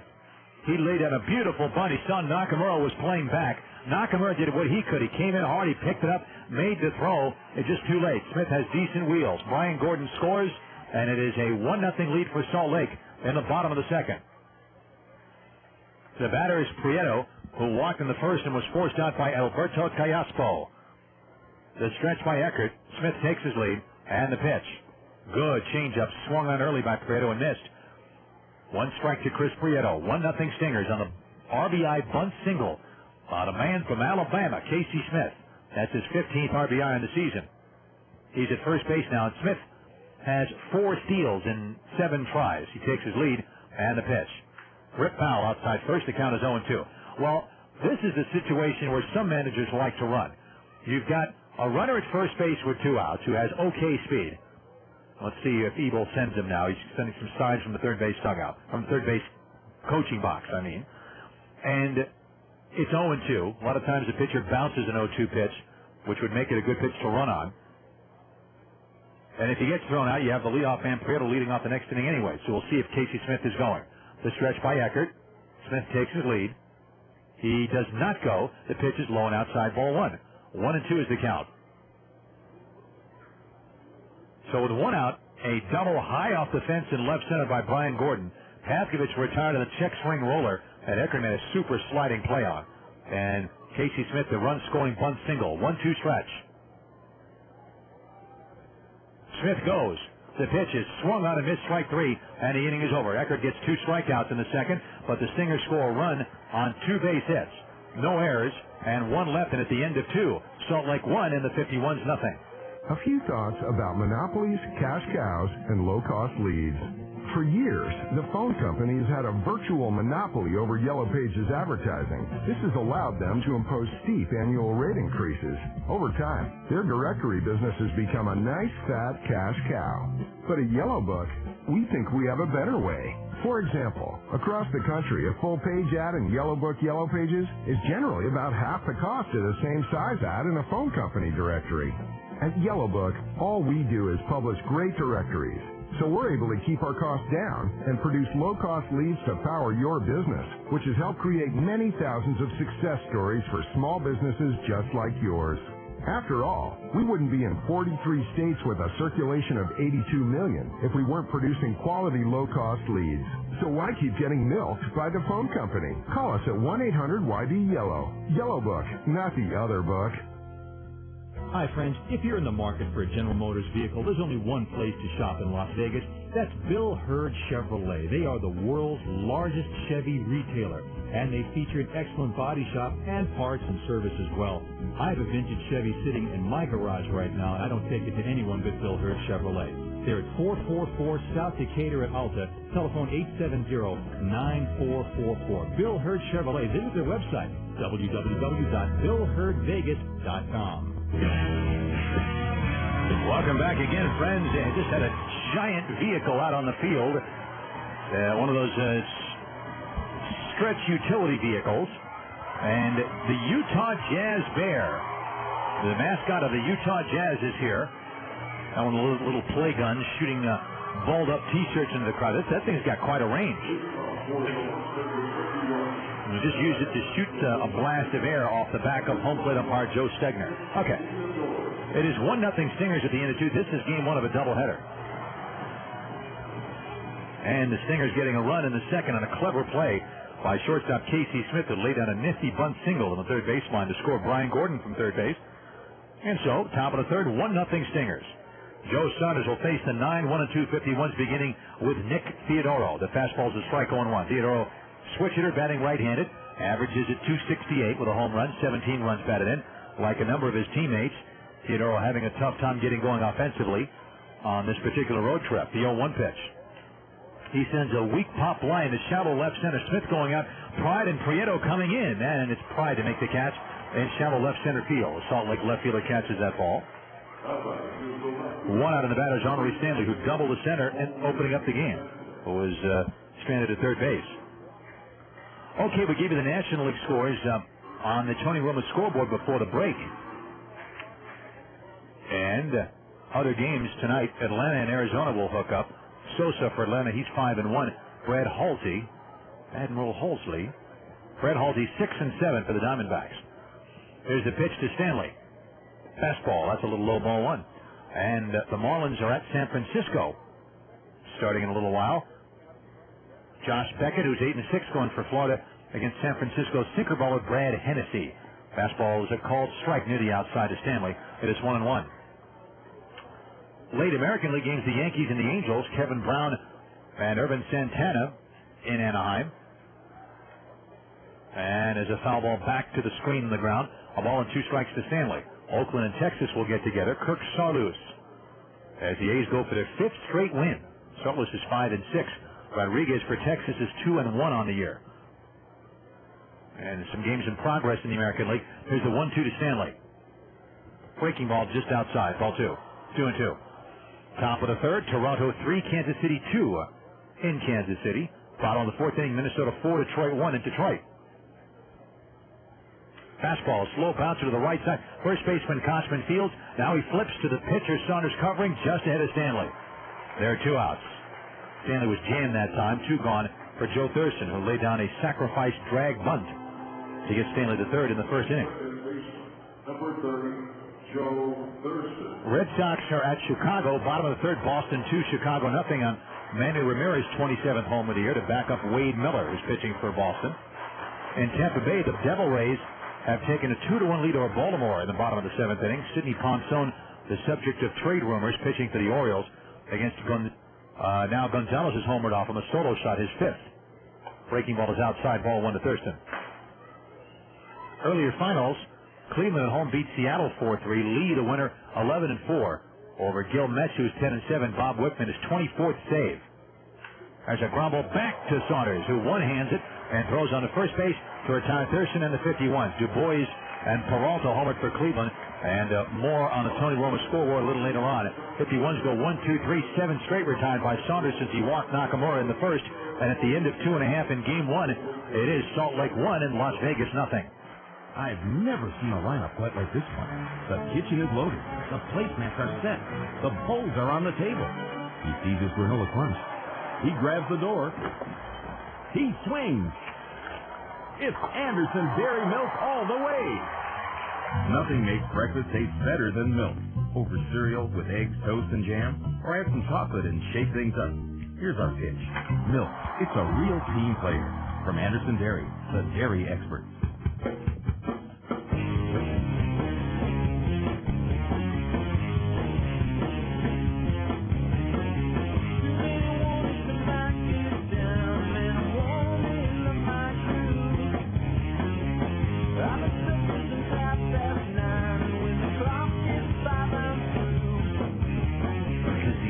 Day is just the beginning of the night. The bright, crisp, clean, pure taste of Budweiser. Now is the time. This is the beer. 5, 4, 3, 2, 1, down with you. Leave the grind behind, you know I'm through. 5, 4, 3, 2, 1, down with you.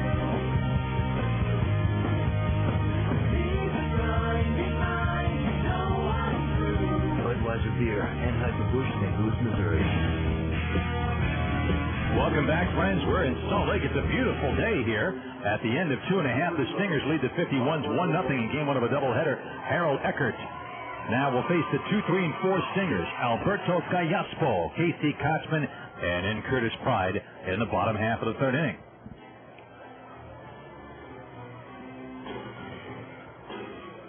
Anyway, the other American League game to tell you about doesn't get to before the last break. In Detroit, the Tigers beat Minnesota by a score of 2-1. That was the first of a doubleheader. The other Twins-Tigers score, I give you, was the second game of that doubleheader. As a ground ball at the first base side foul, strike 1 to Callaspo, hit into a force play in the 1st inning. So Detroit won Game 1 at home 2-1. Sean Douglas went 7 strong innings to get the Tigers a victory over the Twins. Douglas is 3-0. He beat Carlos Silva, who's 7-4 for Minnesota. Kyle Farnsworth got his 4th save as a little fly ball in the shallow center. Here comes Theodoro, and he pulls up to make the catch. 1 down. Little pop fly in the shallow center. 1 gone. Callaspo is retired. He's 0 for 2. And the batter's Casey Kochman. Kurt Granderson hit a home run for the Tigers in that first game, a solo home run to help them get that win. Kochman was robbed of what would have been a bloop single to shallow up and a fine sliding catch by Henri Stanley. And Eckert to the motion, the pitch. Fastball is inside, ball one, back in it by Navarro. 1-1, no strikes to count.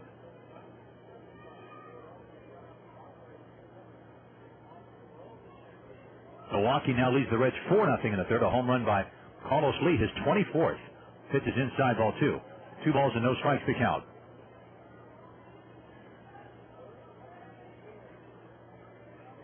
And we'll have some more scores as the evening continues to move along. 2 balls and no strikes on the dangerous Casey Kochman. And Eckert delivers the 2-0. Breaking ball. There's a strike over the outside. Nice pitch. It is now 2-1.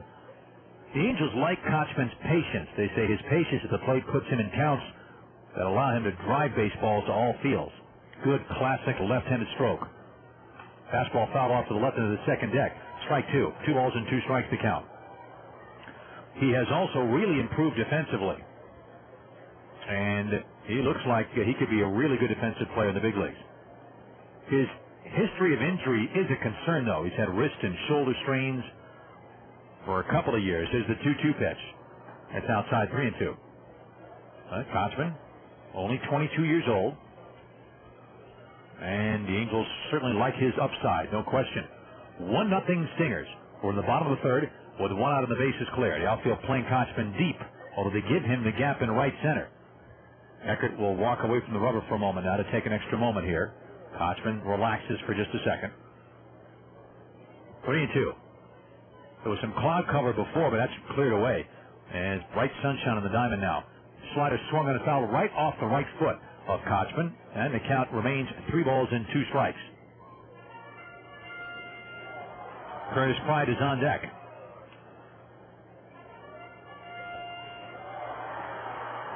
Kochman in 38 games last year with the Angels hit .224. But his numbers in the minor leagues tremendous. 368 at Arkansas, Double-A, and 372 here for the Stingers. Here's the 3-2 again from Eckert. And it's too far outside, ball 4. So Eckert issues his second walk. 1 out walk to Kochman brings up Curtis Pride, who had a soft single to left beyond the reach of Nakamura in the first inning. 3 hits so far for Salt Lake, 1 for Las Vegas.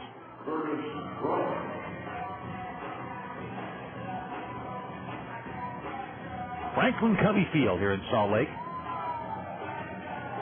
Minnesota Twins shifted their AAA franchise from Portland to Salt Lake in '93. And this ballpark was the talk of minor league baseball when it opened. Still a very nice place with the Wasatch Mountain Range just so majestic off in the distance. Just beautiful. Here's the veteran Curtis Pride. The stretch and the pitch. Big breaking ball in for a strike. Nice curveball, 0-1. 15,500 is the capacity here. Right adjacent to downtown is where it's located. Twins were affiliates here from 94 to 2000. The Angels ever since 01. Here's the 1-strike stretch by Eckert. And the pitch. Breaking ball fouled at the plate. Strike 2. The count is 0-2. The University of Utah also plays its games here. It has produced a lot of big leaguers. The Quinlan brothers, Tom and Rob. Torrey Hunter. Catcher Tom Gregorio. Kevin Gregg, the pitcher. Sean Figgins. Alfredo Amezaga, or as Jeff the PA man here used to say, Alfredo Amezaga. Here's the 0-2 pitch to Pride. Sinker, bounce up the first base side, foul, and the count stays 0-2. 1-0 Salt Lake in the bottom of the third, 1 on with 1 out. Matt Hensley, Chris Butchek, Julio Ramirez, Barry Wesson, Jose Valentin's brother, Javier Valentin, played here, as did Brian Buchanan, who just got released by Colorado Springs, by the way, LaTroy Hawkins, Matt Kinney. And the site of this ballpark, same location as Dirk Stadium, home of the old Salt Lake Bees. The Utah Jazz owner, and a native of Utah, Larry H. Miller, is the owner of this team now. Wasatch Mountain Range, so pretty, part of the Rocky Mountain region. Here's the 0-2 stretch, and Eckert delivers. And Pride tries to check his swing on a low pitch. They appeal no swing. Says the third base umpire, Darren Hyman. The count to Pride is a ball and 2 strikes. One of those picturesque settings in all of baseball. It's like a postcard here.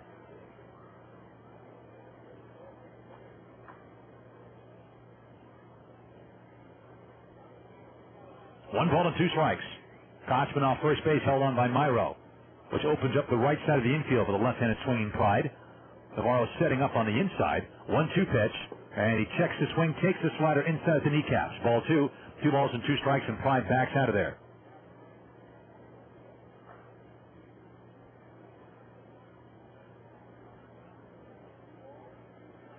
Two balls and 2 strikes on Curtis Pride. Pride makes his home in West Palm Beach. He was in Salt Lake briefly last year.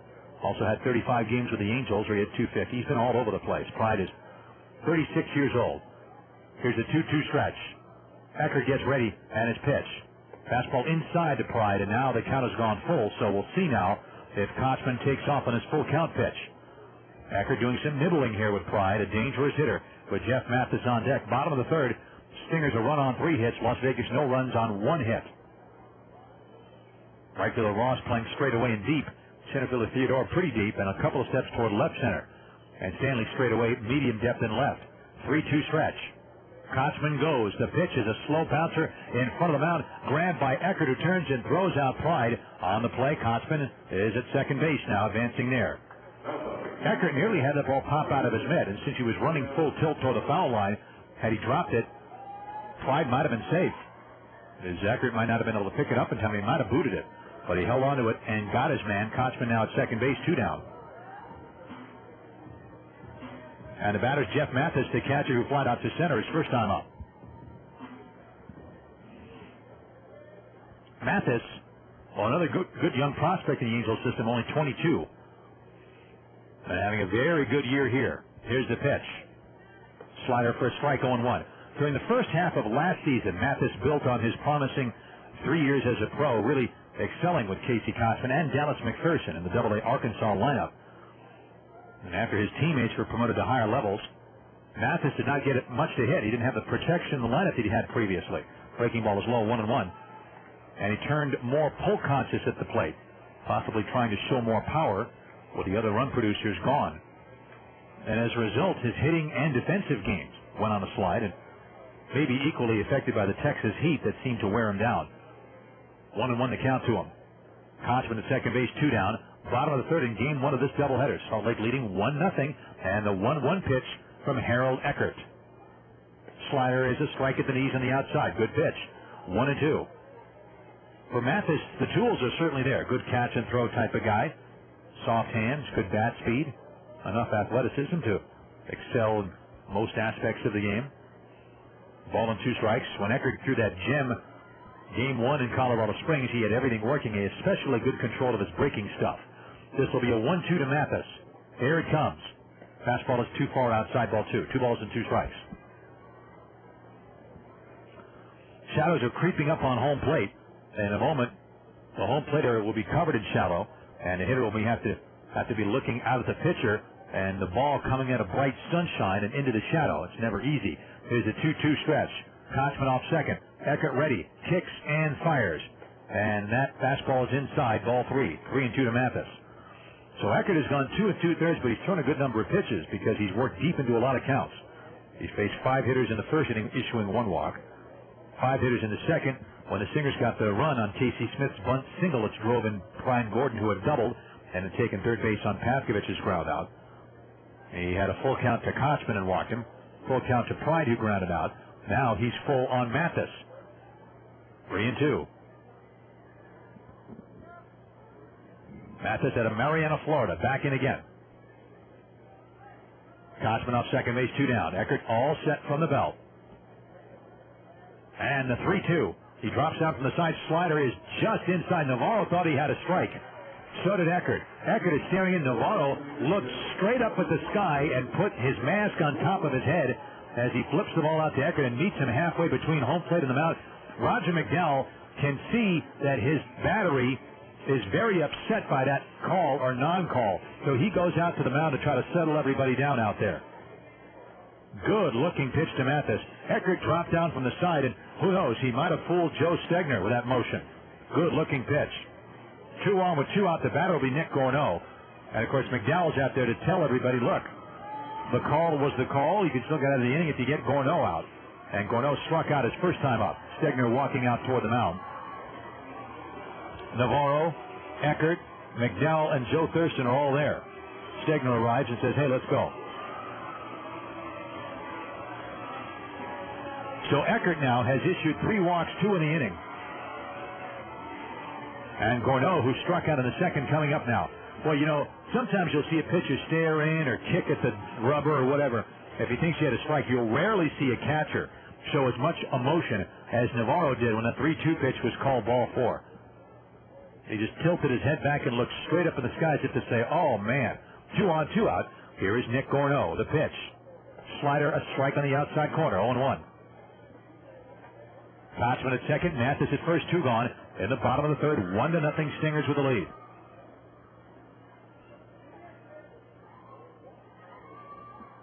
Eckert rotates the ball behind his back as he checks signs. The outfield straightaway medium depth for Gorneau. The infield is well spread out. The 0-1. Good slider, swung on a missed 0-2. Eckert staying with the breaking stuff. He has 2 strikes on Gorneau. That's the pitch that struck him out leading off the second. A breaking ball down and away. Gorneau has an unorthodox swing that is not pretty, but got some power and a knack for making hard contact. He also strikes out a lot, but he's put up decent numbers. Kotzman at second, Mathis at first, 2 down. Eckert set. Strike 2 pitch. And that hard sinkers in the dirt, blocked by Navarro. They count as a ball and 2 strikes on Nick Gorneau.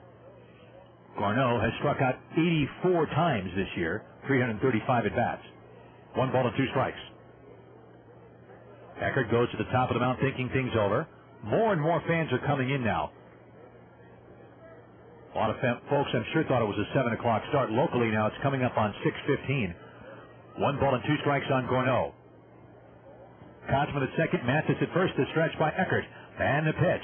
That's a fastball. Swung on a missed strike 3. Eckert lulled him with off-speed stop and threw the fastball right by him for his 3rd strikeout. So Gorneau has gone on strikes for the 2nd time. And the Stingers' 3rd, no runs, no hits, no errors, and 2 left. At the end of 3 in Game 1, Salt Lake 1, Las Vegas nothing.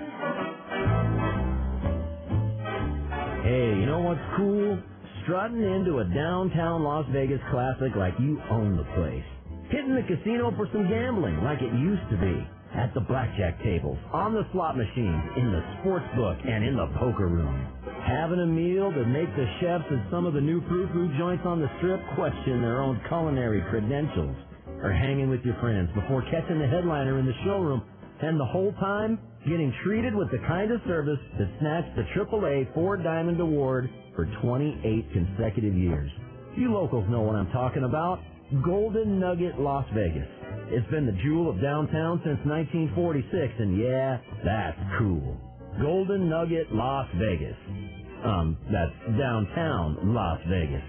Come in, and like the boys with the 51s know, you better come to play. Get more at goldennugget.com. Planning on vacationing with a family on a road trip? Let the outstanding GM Goodwrench Service Department at Desert GMC Buick help you to get out of town, not into trouble. Desert GMC Buick has been rated #1 in customer service satisfaction in Nevada with the latest diagnostic equipment, GM-certified technicians, and genuine GM parts. So be sure your car is ready for that out-of-town trip. Come visit your GM Goodwrench Service Center, Desert GMC Buick at 6400 West Sahara in Las Vegas. Great service is something to be thankful for, and you'll find it at Desert GMC Buick. Welcome back again, friends, to Salt Lake City at the end of 3 in Game 1 of this doubleheader. The Stingers lead the Las Vegas 51s 1-0, and left-hander Joe Saunders facing Jason Grabowski first of all. And Grabowski, he followed by Norihiro Nakamura and Brian Myro. Well, Saunders has gone through the Las Vegas order once and looked very good. He's retired 7 straight. He's struck out 4 of the 11 men that he's faced. And Grabowski swings and misses, strike 1. Grabowski struck out looking in the first, and a good breaking ball. 1 strike to count on the kid from Connecticut, Jason Grabowski, tall left-handed batter. And the 0-1 pitch. Breaking ball is up and in. 1 ball and 1 strike. 51s, when they come home, they'll have an 8-game homestand beginning on Tuesday, the 26th. Here's a 1-1 pitch from Saunders to Grabowski. Fastball has a bouncer to second, charged by Callaspo. He picks it up and throws out Grabowski, and there's 1 out. 8 straight set down now by Saunders. 1 gone for Nakamura, who walked in the first inning. Number 66, Hero Nakamura. That 8-game homestand will include games against the PCL's American Conference. The 51s will host New Orleans. Top Farm Club will then watch the surprising Washington Nationals. Tuesday, Wednesday, Thursday, and Friday. Those games are all at 7:05. Here's the pitch to Nakamura. He takes a strike on the outside corner, 0-1. Thursday, of course, it's Dollar Beer Night, Budweiser Dollar Beer Night, as it always is. Friday, Southwest Airlines Mardi Gras Night. How fitting with New Orleans in town.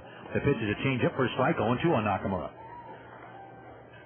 Well, if you're at the ballpark on Friday, you might have a chance to win 2 free round-trip tickets to New Orleans, because they'll be given away that night. Nakamura takes high 1 and 2. And that's compliments of Southwest Airlines. This coming Friday, a 7:05 game at Cashman Field, as the 51s host the New Orleans Zephyrs. 1-2 pitch to Nakamura. Fastball is just low. That was close. Ball 2. 2-2. Crowd oohing and eyeing right there. Then 51s will continue the homestand against Oklahoma. Texas Rangers Top Farm Club. Pitches outside, and the count to Nakamura is now full. That's the Top Farm Club of the Texas Rangers. And Oklahoma, 2 games under 500. They've won 4 in a row entering today's play. Here's a 3-2 to Nakamura. Fastball is low. Ball 4. Saunders had 2 strikes on Nakamura and walked him anyway. That breaks the spell of 8 in a row that he had retired. The last man who had reached had been Nakamura.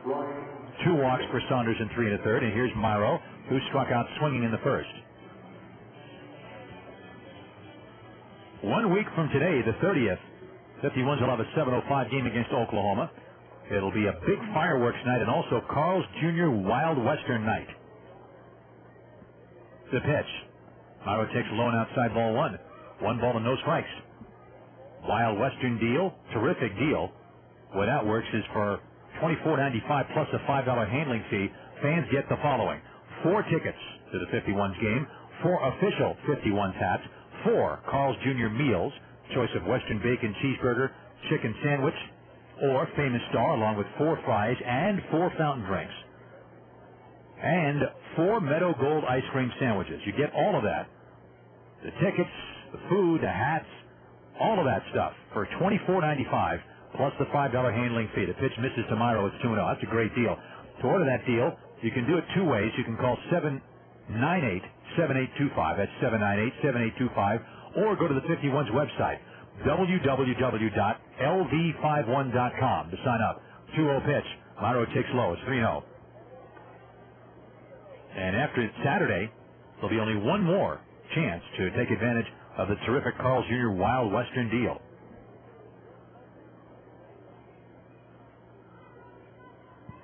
The Sunday game a week from tomorrow is at 12:05 at Cashman. Myro checks his swing, bounces one up the third baseline. It's picked up by the catcher Mathis, who spins and throws out Myro for the second out.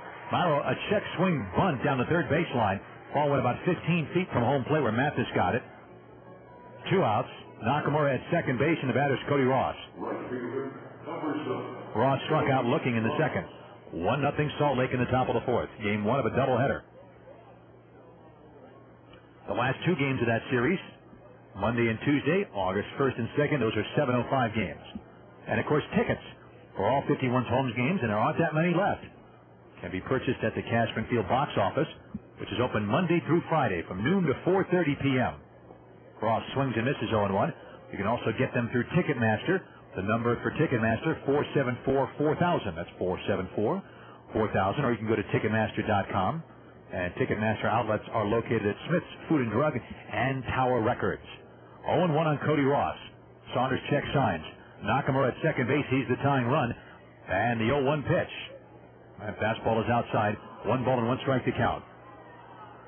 Can't beat it. $7 for general admission seats, $8 for reserve, $10 for plaza, and $12 for field level. $2 discount for military personnel is offered on plaza, reserved and general admission seats throughout the year. All those blue seats down close. The dugout seats are sold out, though. Here's the pitch. Ross swings and misses. It's 1-2. Breaking ball in on his hands. You can also get official licensed 51 team merchandise. Lori Wanger does a fabulous job of running that store. You can call 386-8884 to call Lori to find out about the availability of whatever merchandise you're interested in, 386-8884, or go to the team's website. 1-2 on Ross. Saunders gets set. Nakamura off second to pitch in the dirt. Nice sliding save to his left by Mathis on a ball that nearly hit Ross in the foot. And it count 2 balls and 2 strikes on Cody Ross. 1-0 Stingers. They got their run in the bottom of the second. A 1-out double off the fence in left center by Brian Gordon. Adam Pavkovich check swing ground ball. Got Gordon the third. There's a good defensive play by Eckert to get Pavkovich. And Casey Smith. An RBI bunt single down the third baseline to get Gordon in. That's it. 2-2 stretch. And the pitch to Ross. He swings at a low changeup and fouls it right at the plate. He barely got a piece of it with a wild one-handed cut. It is still 2-2. Very tough for the hitters right now because now home plate is entirely covered in shadow. And it's bright sunshine just about every place else on the diamond except directly down the right field line. 2-2. Nakamura off second base. And Ross, who's hitting .266, stepping back in. 2-2. Saunders nods yes to Mathis. Left-hander slowly from the stretch. A glance at Nakamura. The pitch. Fastball, foul back. And it's still a 2-ball, 2-strike count on Cody Ross.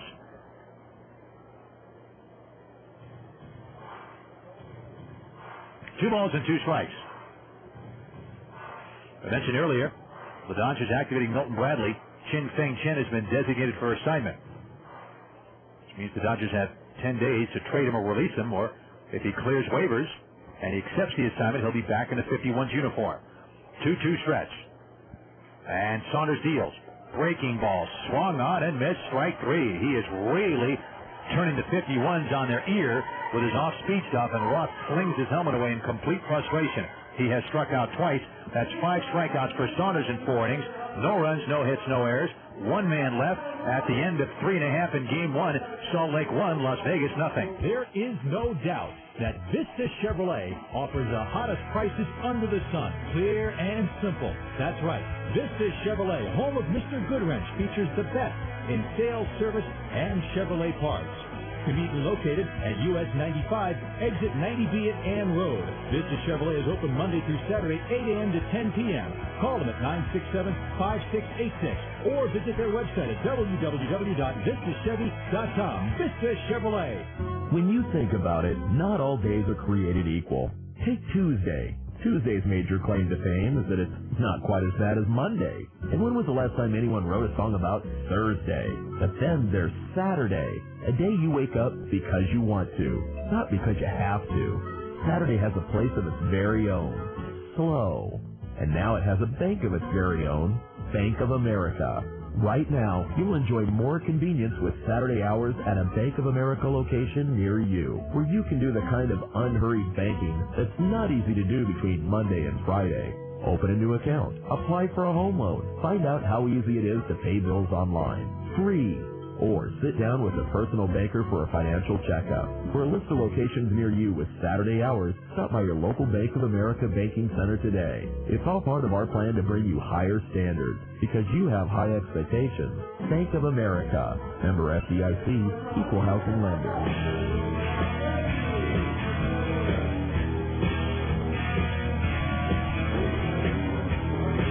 Welcome back again, friends, in the bottom of the 4th inning now. Game 1 of this doubleheader has been a pitcher's duel deluxe. 1-0 Stingers.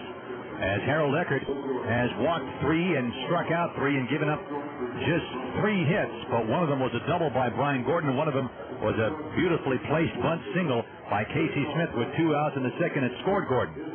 So Eckert, who worked in and out of 3rd inning trouble when he issued 2 walks and struck out Nick Gorneau for the second time to get out of the inning, will face Gordon, then in Pavkovich and Smith. This is the trio that gave him trouble in the second. Here's the windup in the pitch.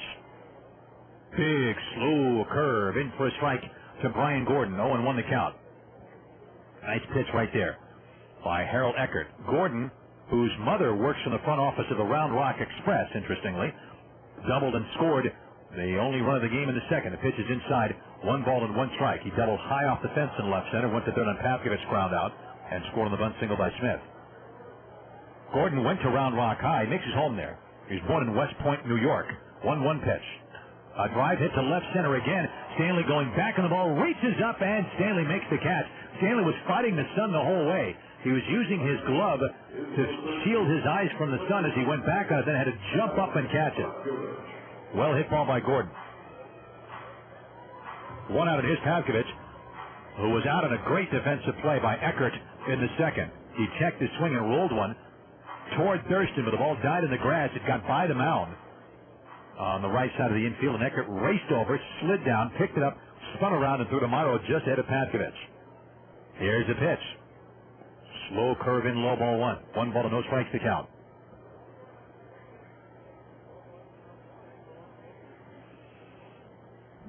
Nobody on, 1 out in the bottom of the 4th inning. And Eckert's 1-0 pitch to Pavkovich. Fastball foul back out of play, and the count is now 1 ball and 1 strike. Harold Eckert began the season in the bullpen, but at the end of April, he was put in the rotation, had much better numbers as a starter than he did as a reliever. He beat Fresno in Fresno and Tucson in Tucson as a starter. He lost in Memphis, but the other games where he had no decision, most of the time he pitched very well. Fastball foul back over the roof. It is a ball and 2 strikes on Pavkovich. Then they moved him back into the bullpen for about the first 2 weeks of June, made 1 spot start at home against Tacoma on June 17th, getting no decision.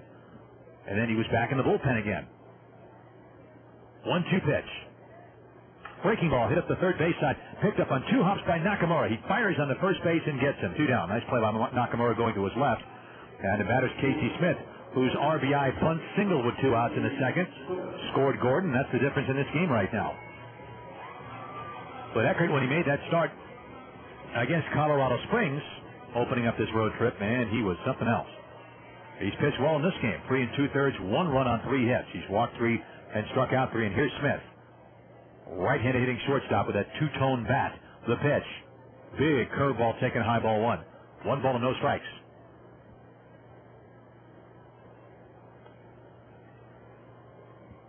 When Eckert has appeared as a starter, and this is his 11th start, he has not had a lot of support. The pitch is low, and the count is now 2-0. I mean, last time out they gave him 6 runs, and he had 6 runs that 1 spot start he made against Tacoma. But when he made that stretch of starts, late April and on to the end of May, boy, hardly any runs. Here's the pitch. That's a strike on the outside corner. 2 balls and 1 strike to Casey Smith, hitting .212. No homers and 15 runs batted in. 2 outs, nobody on, bottom of the 4th inning. Eckert trying for his first 1-2-3 inning in this game. And the Stingers with a 1-0 lead. Here's the 2-1 pitch. There's a ground ball to third. Charged by Nakamura. He scoops it up by the bag and throws and gets him. Nice play by Nakamura. And Eckert points his index finger at Nakamura as if to say, yeah, good play. The inning is over. Stingers go 1-2-3 in the 4th inning. To the 5th we go in Game 1. Salt Lake 1, Las Vegas nothing. Check out the locals' true favorite, the Silver Nugget Casino in beautiful North Las Vegas. Whether you're looking for hot gaming action, great dining, bowling, or you just want to shoot some pool over an ice cold one, we've got it all. This week in Touchdown Sports Lounge, 30-cent wings and dollar drafts. Catch your favorite games on our 10-foot wide screen here on Las Vegas Boulevard, just north of Lake Mead. Stop by today and try the locals' true favorite, the Silver Nugget. Bob, what are you thinking right now? I'm thinking that I'm currently uncertain about our future. I'm afraid that if I tell you how much I love you, I'll chase you away. Bob has ESP. Oh, Bob, that's exactly what I'm thinking. But clearly Bob doesn't have ESPN. I love you, Susan. Sad. It's just sad. But this isn't. Right now, get our best deal of the year. Cox Digital Cable free for 2 months. You'll get 185 channels featuring ESPN, Fox Sports, NBA TV, Golf Channel, and many more. All your favorite channels free for 2 months, including the highly anticipated July 29th launch of the NFL Network with on-demand technology so you can watch highlights of every NFL game on game day and throughout the week. You can't get that with satellite. Don't delay. Get your 2 free months of Fox Digital Cable today. Call 967-3603. That's 967-3603. Limited time offer. Restrictions apply. Call for Welcome back again, friends. We played 4 innings and Salt Lake leads Las Vegas by a score of 1-0 as Joe Saunders faces Gino Navarro, then Tony Schrager, and then Nick Theodoro in the top of the 5th inning. Stingers are rung on 3 hits, no errors. Las Vegas no runs, 1 hit, and no errors. That's how good Joe Saunders has been so far in this game. He'll face Navarro, who steps in now. Well, Henry Stanley opened the game with a double to dead center field. And since then, Saunders has not allowed anything. Here's the pitch. Big breaking ball for a strike, 0-1. He walked Nakamura in the first, walked Nakamura in the fourth, and that's it. He's retired everybody else. He struck out 5 in 4 innings, walking Nakamura twice. Here's the 0-1 in Navarro, and he takes low and inside 1-1. Navarro grounded out to short in the second, his first go-around against Joe Saunders. 1 ball to 1 strike. Salt Lake fighting it out with Tacoma. A good race in their division. And fastball is swung on and tipped into the mid of Mathis. 1-2 on Navarro. Salt Lake begins the day 56-42, 2 games better than Tacoma in the PCL Pacific North. Portland's 8.5 back. 1 ball and 2 strikes. And Saunders to the motion. 1-2 pitch. High fly ball to center. Very playable for Prieto. He moves a little bit toward right center, waiting for it, and he makes a one-handed grab. There's 1 out, and the batter will be Tony Schrager. Highlighting is the shortstop, number 28, Tony Schrager.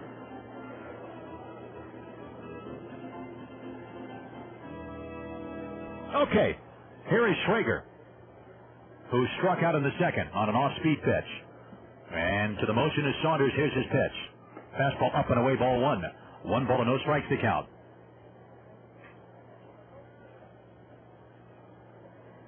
On deck is Nick Theodoro. Here's the pitch. Fastball, Schrager takes it low. And a count 1-1. General Motors trivia coming up in a little bit. Got to stump you. An Angels-flavored question going now because of the fact that the Salt Lake Stingers, of course, are an Angels affiliate. Fastball's up and away. And the count to Schrager is now 3 balls and no strikes. Saunders was ranked 13th by Baseball America, 13th best prospect in the Angels system coming in. Virginia Tech product, ready with a 3-0 pitch to Tony Schrager. And the pitch is a little high, ball 4. There's the 3rd walk allowed by Saunders, and the first walk to someone other than Nakamura. Tying run is on for Las Vegas with 1 out. A 4-pitch walk to Schrager. He gets a fist bump from Mariano Duncan at first base, and here's Theodore, who flied out to shallow left in the 3rd. Saunders signed a pre-draft deal with a $1.825 million bonus in 2002. And he lasted through his first pro summer at Provo, the Pioneer League, before joining a growing list of Angel pitching prospects on the disabled list. Angels prospects have had a lot of trouble with really a ton of injury problems. Dustin Mosley, last night's starter, who went 1 inning before coming out with a bad shoulder, the latest example. In Saunders' case, he had tears in his rotator cuff and labrum. There's a ground ball to second. They should get 2 on this. To second for 1. On the first double play, the inning is over. So Saunders is just sailing merrily along. Theodore wraps into the tailor-made 4-6-3 double play. No runs, hits, or errors, and no one left. We head to the bottom of the 5th inning. It is Salt Lake 1, Las Vegas nothing. Total Document Solutions from one company, Advanced Imaging Solutions. One company providing total document solutions, including Kia Ceramita multifunctional network copiers that enable you to copy and print and scan direct to email or fax, all from your PC.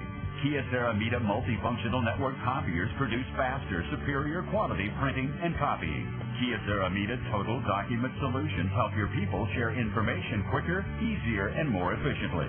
Kia Ceramita Document Solutions provided by Advanced Imaging Solutions. Local professionals who listen to your questions and concerns and respond with document solutions and service solutions that will improve the overall performance of your people and your business. To see the latest multifunctional products from Kia Ceramita, call 951-4AIS today. Kia Ceramita from Advanced Imaging Solutions. One company providing total document solutions. What a game this was turning out to be. But hey, while there's a lull in the action, why not grab a cold one? After all, it's pretty warm out there. In fact, make mine a cold, refreshing glass of water from Crystal Peak Water Company. You see, Crystal Peak Water uses a meticulous 6-step process for absolutely pure and noticeably better tasting water. For easy startup delivery service to your home or office, call 88 Water. That's 889-2837. Crystal Peak Water Company. Clearly better tasting water. Okay, we're back again in Salt Lake, game one of a doubleheader. 2 7-inning games. We're in the bottom of the 5th inning of game one. Salt Lake leading 1-0. Las Vegas won the opener of this series last night, 11-7. The Utah Jazz Bear dancing his bare backside off, if you'll pardon the expression. Man, you can understand why the Utah Jazz want this guy as their mascot. He plays center field for some teams. Bottom of the 5th inning, a 1-0 lead for the Stingers.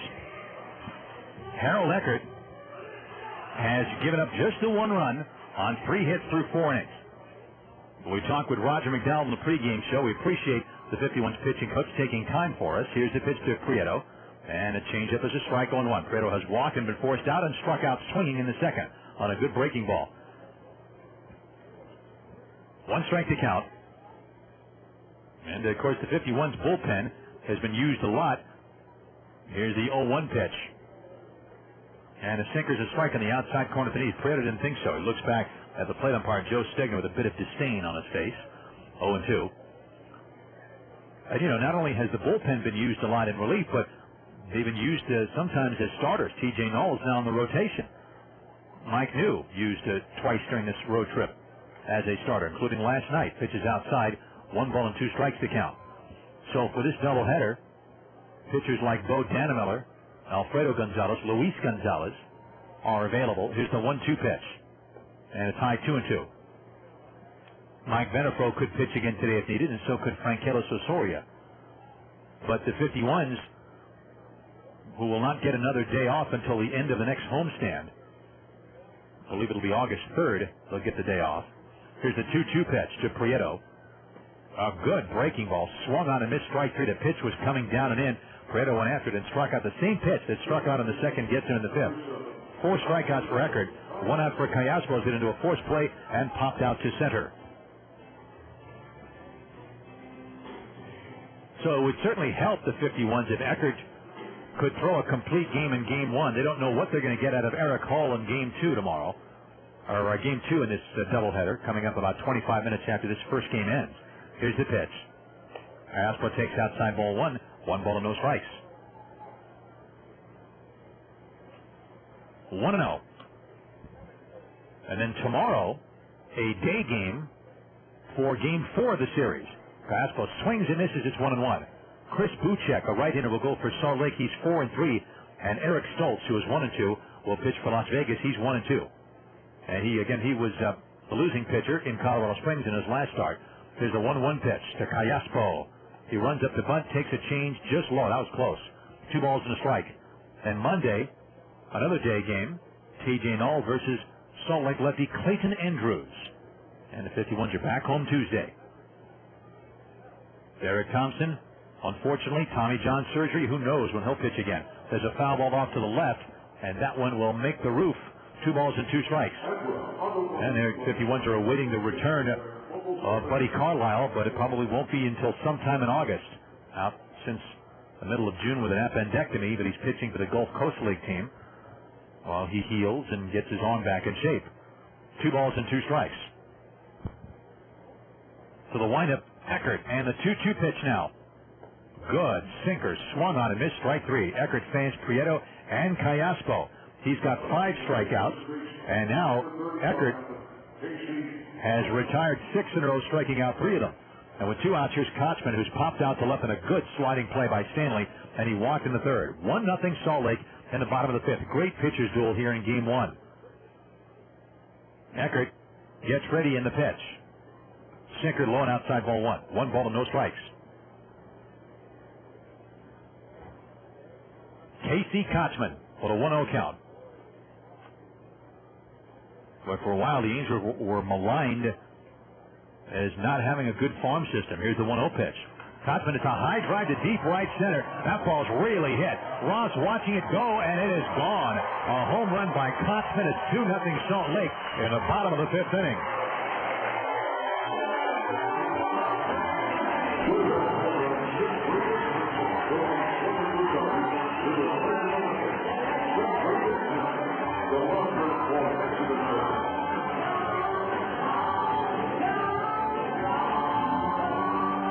Casey Kochman hits home run number 7, RBI 52, and the Stingers have a 2-0 lead. Just the 4th hit off Eckert. He hit it over the fence in right center.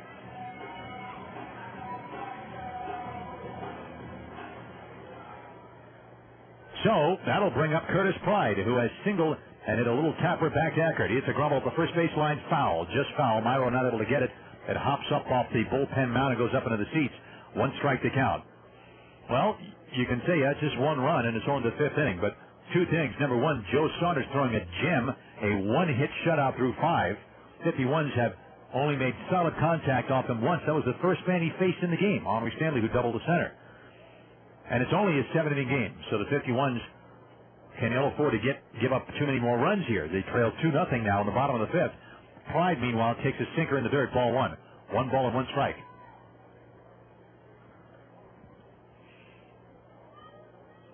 You can certainly see why the Angels like Joe Saunders so much. And now Casey Kochman, who hasn't hit a lot of home runs this year, but he got all of that pitch. 1-1. And the pitch. Slow curve, roll foul right by the first base dugout. And the count is a ball and 2 strikes.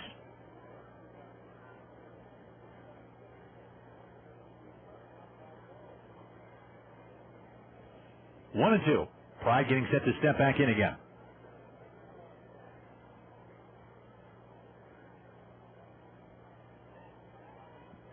Now the windup, and Eckert's 1-2 pitch. Fastball up and away, ball 2. 2 balls and 2 strikes to count.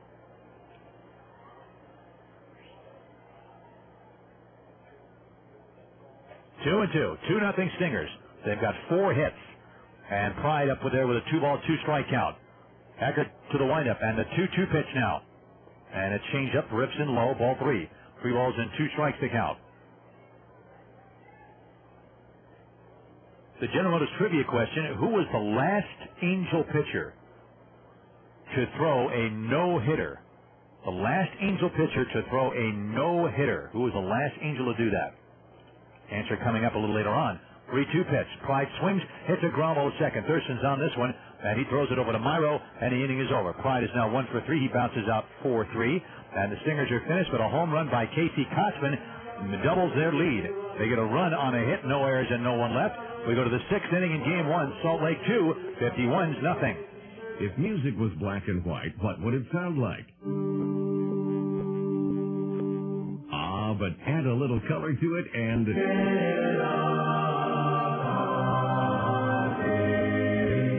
can hear and see the difference. Now let's apply this to, say, advertising. Classified advertising. What does your ad sound like? This? Or this? See, adding a little color can make your RJ Sun classified ad really sing out. For just a little more, we'll add some real color to your ad. You will see and hear the difference. Call 383-0383. Expect more, get more out of your classified ad. Call 383-0383 to get your RJ Sun classified ad. 383-0383.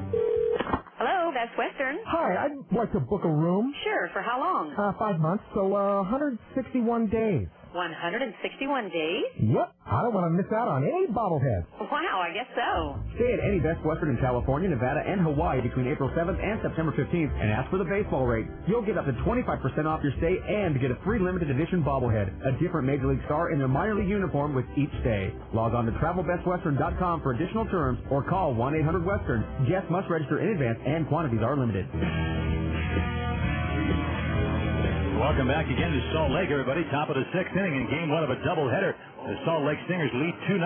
The story so far, the gem thrown by pitcher Joe Saunders, a one-hit shutout through 5. But interesting to note on Joe Saunders, for what it's worth, the sixth inning, for whatever reason, has been his twilight zone-ish inning this year at Double-A Arkansas, where, as I mentioned earlier, he put up good numbers.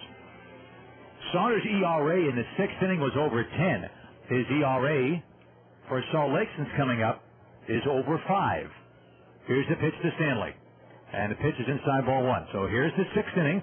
And we'll see if Saunders can shake off that tag or not. Stanley doubled the center, the only hit that Saunders has allowed. And he grounded out to first his next time up. Here's the pitch. Fastball grounded up the middle to his right is Callaspo. He picks it up, throws to first base, and gets Stanley by a step. 1 down. What is helping Saunders now to take nothing away from him? But again, because of the awkward start time of 5 p.m. locally, and again, it hasn't hurt Eckert either, but the hitter is in shadow looking out at bright sunshine. So the ball starts off in the bright sun, white ball in the bright sun, and then all of a sudden it's midway to the plate, it's in shadows. It can be difficult to pick up. Thurston has laid on a sacrifice bunt and hit a comebacker. And Saunders pitch. Thurston squares, takes a strike. 0-1. 2-0 Salt Lake in the top of the sixth inning of game one. Talking about Saunders earlier. He managed to avoid surgery. Thurston swings and misses at a breaking ball. It's 0-2. Even though he had the rotator cuff and labrum tears. They did it with an aggressive rehabilitation program. And last year he showed he had regained the velocity as well as movement on his pitches. Here's the 0-2 pitch to Thurston. Breaking ball low and away off the glove of Mathis. 1 ball to 2 strikes. Stingers 2, Las Vegas nothing. Top of the sixth inning of this 7-inning game. Jason Grabowski is on deck. Saunders appears to have good feel for that very good changeup that he disguises well by maintaining his arm speed. 1-2 pitch. Breaking ball. Thurston swings, misses, and strikes out. 6 strikeouts for Saunders. Thurston 0 for 2. 2 outs for Jason Grabowski. Number 46, Jason Grabowski. Saunders will need some more time in the minors, they'd say, before he's ready to pitch in Anaheim. The Angels certainly will be looking for every edge they can get down the stretch. Here's the pitch to Grabowski. High pop-up on the right side. Should be caught. First baseman Kotzman wants it. He makes the catch right on the fringe of the outfield grass. And Saunders works a very quick sixth inning. 51s go out in order. We'll go to the bottom of the sixth inning in game one. It's still Stingers 2, Las Vegas nothing. Hey, you know what's cool? Strutting into a downtown Las Vegas classic like you own the place. Hitting the casino for some gambling like it used to be. At the blackjack tables, on the slot machines, in the sports book, and in the poker room. Having a meal that makes the chefs at some of the new frou-frou joints on the Strip question their own culinary credentials. Or hanging with your friends before catching the headliner in the showroom. And the whole time, getting treated with the kind of service that snatched the AAA 4 Diamond Award for 28 consecutive years. You locals know what I'm talking about. Golden Nugget Las Vegas. It's been the jewel of downtown since 1946, and yeah, that's cool. Golden Nugget Las Vegas. That's downtown Las Vegas. Come in, and like the boys with the 51s know, you better come to play. Get more at goldennugget.com. I've never seen a lineup quite like this one. The kitchen is loaded. The placemats are set. The bowls are on the table. He sees his granola crunch. He grabs the door. He swings. It's Anderson Dairy Milk all the way. Nothing makes breakfast taste better than milk. Over cereal with eggs, toast, and jam, or add some chocolate and shake things up. Here's our pitch. Milk. It's a real team player. From Anderson Dairy, the dairy expert. Welcome back again, friends, to Salt Lake. Bottom of the sixth inning, game one of a doubleheader. The Stingers lead 2-0. They about hit the 51s 4-1. So the sixth inning was not a shaky inning for Joe Saunders. He worked a 1-2-3 inning and worked very efficiently. Harold Eckert has allowed only a second inning run on, of all things, an RBI bunt single by Casey Smith, driving in Brian Gordon, who had doubled and had taken third in a ground out. And a fifth inning home run, a solo home run by Casey Kotzman. Eckert has pitched very well, but he's down 2-0. Bottom of the 6th, Jeff Mathis, Nick Gorneau, and then Brian Gordon for Eckert to base. Mathis, right-handed hitting catcher, takes a fastball, good-looking pitch for ball 1. Want to know the answer to the General Motors trivia question, the last Angel pitcher to throw a no-hitter?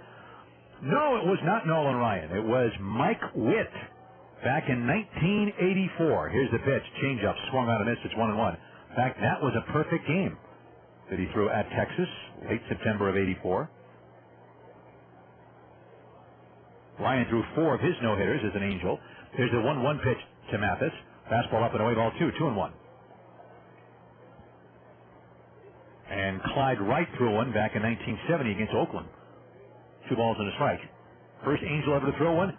Well, a fellow who, before he passed, was a Las Vegas resident for a long time, Mr. Bo Belinsky. 2 balls and 1 strike to count, and Eckert is now going to have to wait as Mathis calls time and steps away. Speaking of player movement, the San Diego Padres have been busy today.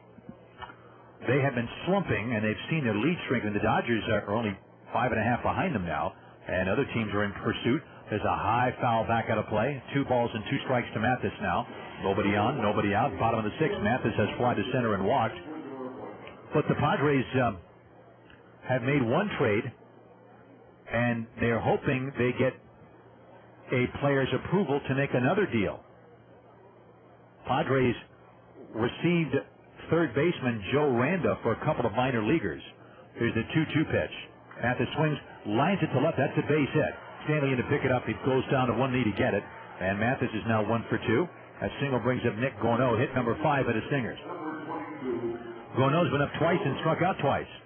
Nice easy swing by Mathis. Is serving that ball up there in the left field. One of the players that the Padres gave up, one of the minor leaguers, was a good pitcher from the Portland Beavers, Justin Germano.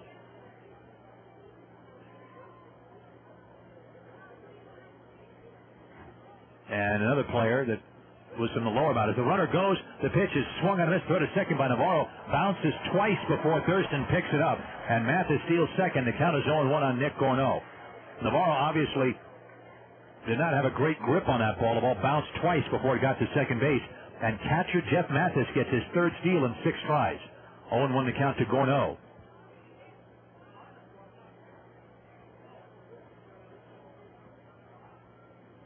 Padres today lost their 6th straight game. They lost 2-0 to the Phillies. And they're seeing its lead in the National League West cut to 3 games over Arizona now. High fly ball to left. Stanley fighting the sun, going back, looking up, and he makes the catch in deep left. Tagging is Mathis. He's going to third base. Here's the throw. He is safe.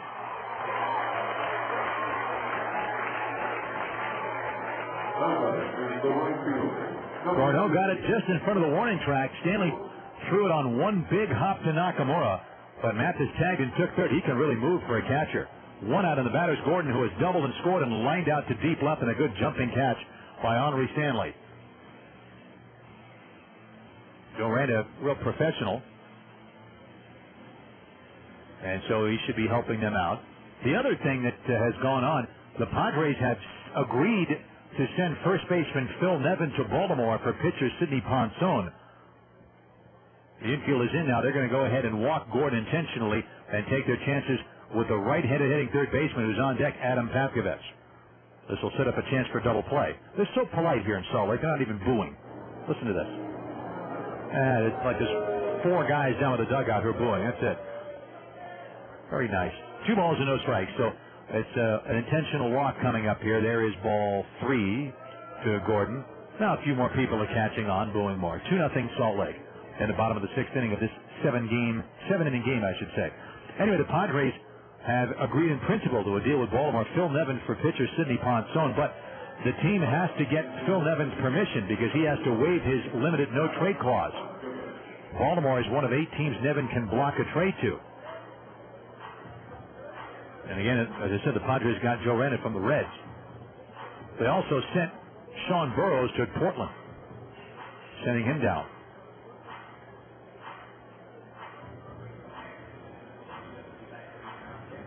I'm not sure how much playing time Nevin would get with Baltimore, but at least he has the option of doing some DHing, which he, of course, does not have with San Diego. And the Padres, essentially, from what I understand, are saying, look, we have Xavier Nady here. He's going to play first base. Here's the pitch to Pavkovich. Slider a little low, ball one. So you can have, if you don't want to go on this trade, you're going to stay here and not play very much. And go to Baltimore and at least get some more at bats. So we'll see what happens with that. The 1-0 pitch. And it's a strike, 1-1. With Ponson at least tentatively acquired by the Padres, the Orioles deal to get Florida Marlins righty A.J. Burnett has at least for the time being been shelved. The three-way deal with the Orioles and the Texas Rangers, which would have sent Burnett to the Orioles, was killed by the Orioles. Someone with knowledge of that deal has said is a ground ball up the middle of the center for a base hit. Mathis scores. Gordon stops at second base. It's now 3-0 Stingers. So Pavkovich crosses up the strategy of walking Gordon by banging a base hit off the top of the mound into center field. Mathis in the score. Gordon at second base. Only one out. And the shortstop Casey Smith comes up. 3-0 Stingers. They've got 6 hits now.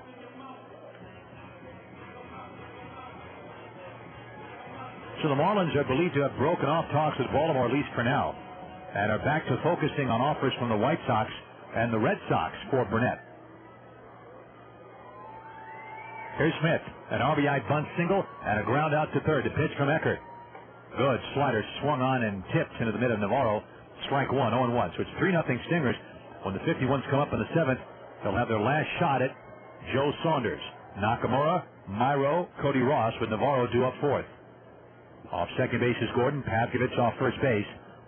And Pavkovich just got his 36th RBI with a base hit in the center. Smith waiting, hitting .211, and the pitch. Breaking ball, that's at the knees. First strike, it's 0-2.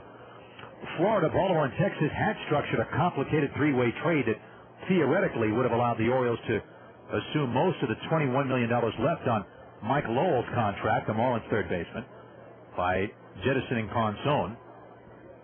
Ponson has about $13 million left on his deal, which runs through 2006. The 0-2 to Smith. He tried to hold up on a low outside pitch. He went around, strike 3, says plate umpire Joe Stegner. And Smith upset with that call. He wanted Stegner to appeal, but Stegner says, I think you went. You're out. 6 strikeouts for Eckert. 2 outs. Here's Prieto, who was walking. He had struck out twice. 3-0 Stingers. 2 outs, bottom of the 6th.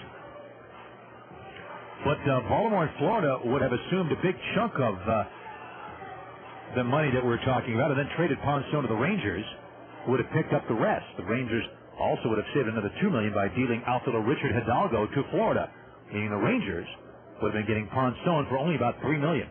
Here's the pitch to Prieto.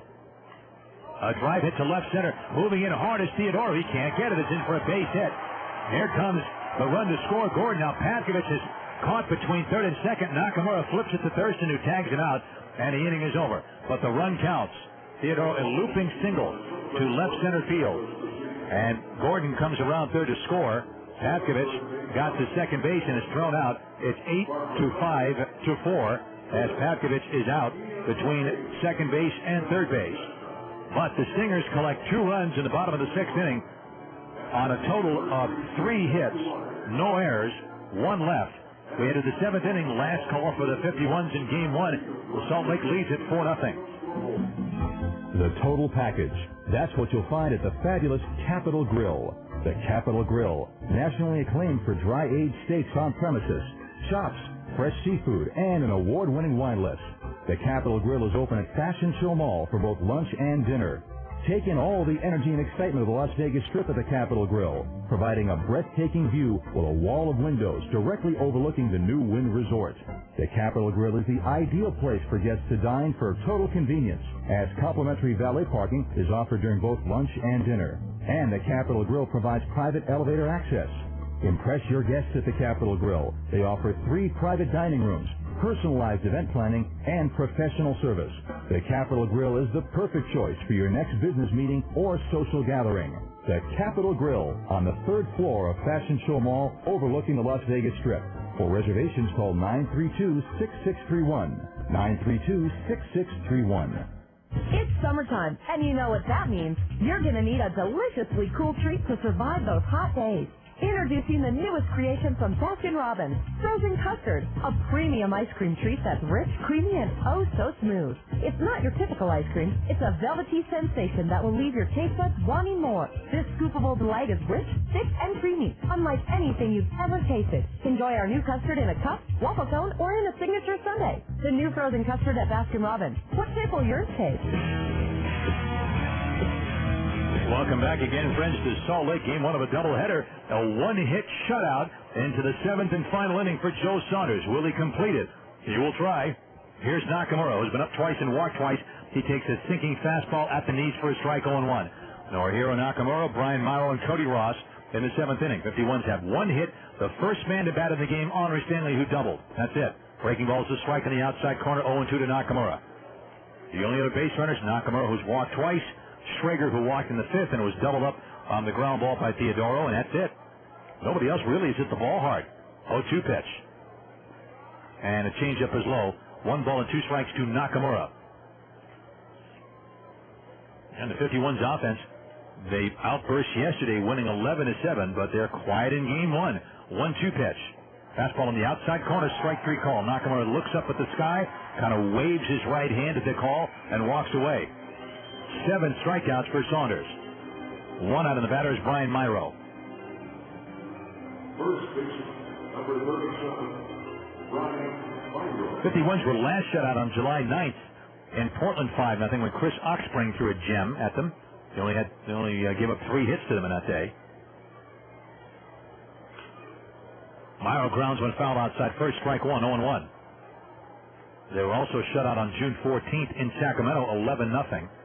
And they lost in Tacoma 4-0 on the 9th of June when Felix Hernandez threw a shutout at them. It was Seth Etherton who shut him out in Sacramento.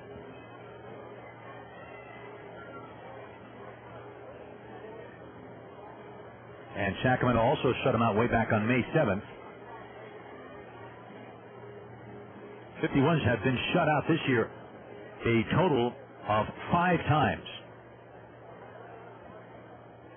0-1 the count to Morrow, who was struck out and checked his swing and hit a tapper in front of the plate, and the catcher Mathis threw him out. As a pitch in the dirt, 1 ball and 1 strike to count. The best thing about this game from the 51 standpoint, if they don't stage a major rally here and they lose this game right now, it'll be a complete game for Eckert. Fastball is low, 2 balls and a strike. And the bullpen, of course, could use a breather. 51s have no idea what to expect from Eric Hull in game 2 of this doubleheader. 2 balls and a strike to count. 4-0 Stingers in the top of the 7th inning. Saunders to the motion. And the pitch. Morrow swings late at a fastball and misses. It is now 2-2. Cody Ross is on deck. We're talking about that possible deal between Baltimore and San Diego.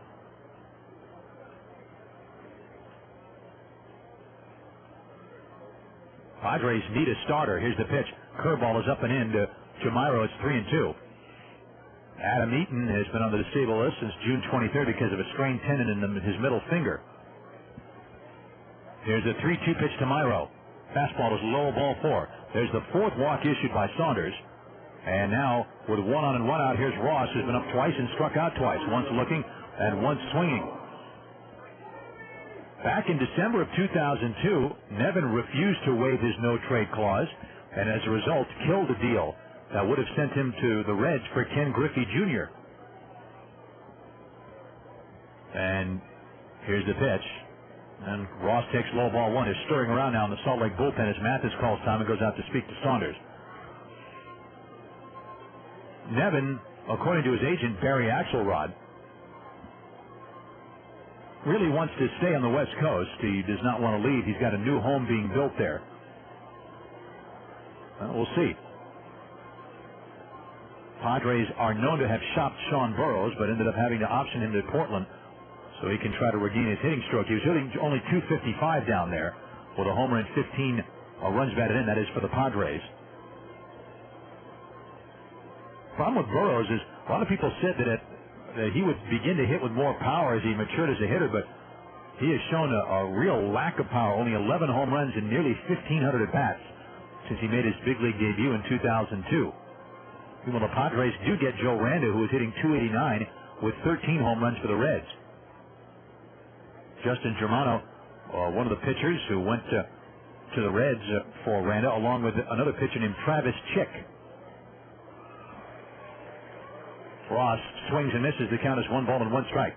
Twins also were interested in getting Randa before the July 31st trade deadline, but Randa ends up going to San Diego. Ross swings and lifts one foul to the right. It's back out of play. Strike 2. 1-2. We're in the top of the 7th inning of this 7-inning game. Game 1 of a doubleheader. 4-0 in favor of the Stingers as they are 2 outs away from evening up the series after the 51s won last night 11-7. And the crowd really now much bigger than it was at the beginning of the game. 1-2 pitch to Ross. Bouncer foul behind the plate and goes right by Navarro in the on-deck area. Ball and 2 strikes.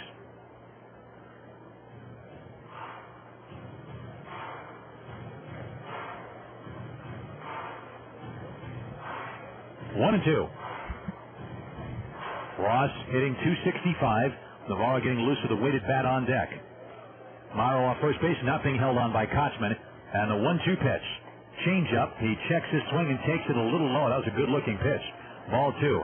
2-2. Ross fortunate still to be in there. And he steps out of the box with a 2-ball, 2-strike count. The outfield playing in the pull in their medium depth. Morrow off first base with a 2-2 count. Saunders gets set. And the pitch to Ross. Fastball just missing, maybe low. Another good pitch. It is 3-2. Saunders, wearing number 48, looks straight down at the ground. Ross getting himself comfortable back in the box with a full count now. The stretch by Saunders. And the pitch. Fastball foul back. And it's going to bounce down to the second deck. A fan who brought his glove reaches up. The ball popped out of his mitt, and he picked it up off the concrete on one hop. Okay, he doesn't get a perfect score, but he did get the ball. 3-2.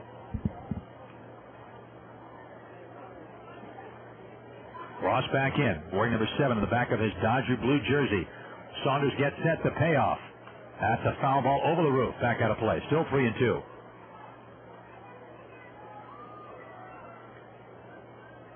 Full count on Cody Ross. Inning began with a strikeout of Nakamura. Then Morrow drew a walk. Now it's 3-2 on Ross. And Navarro waiting in the on-deck area. After Navarro would be Schrager. On first base is Morrow. First baseman Kotzman playing in front of him. The pitch. Fastball. A bouncer back to the mound. Taken by Saunders. He goes to second for one on the first base in the dirt. That's dug out by Kotzman. A double play and the game is over.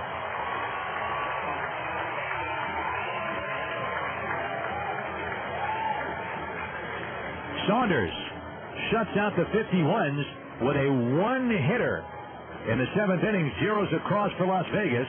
And I'll be back with the totals of this 4-0 Salt Lake win right after this. I'm part of a family. We keep the lights on in the schools, in the neighborhoods, and in businesses all across Nevada. We're on call no matter what kind of emergency. It could be a call in the middle of the night to one home in the middle of the desert. Sometimes it's just teaching people about safety. It's a great feeling knowing the work you do matters. We keep things running. Just like you, I'm a customer. My name is Lloyd Bird. My name is Bill McKendry. I'm Eric Cyr. I'm Dwayne Hofster. My name is Bill King, and I'm one of the 850 members of the International Brotherhood of Electrical Workers. We're the people behind Nevada Power, and we're customers too. Advertisement not paid by customers of Nevada Power. It's really personalized service, and we like that. The Barnes family has their home insured with American Family. I really enjoy our agent. He was able to bring different options to us and actually address our needs. It was in terms we can understand. Call today for a free, no-obligation homeowner's quote. American Family Insurance. All your protection under one roof. American Family Insurance.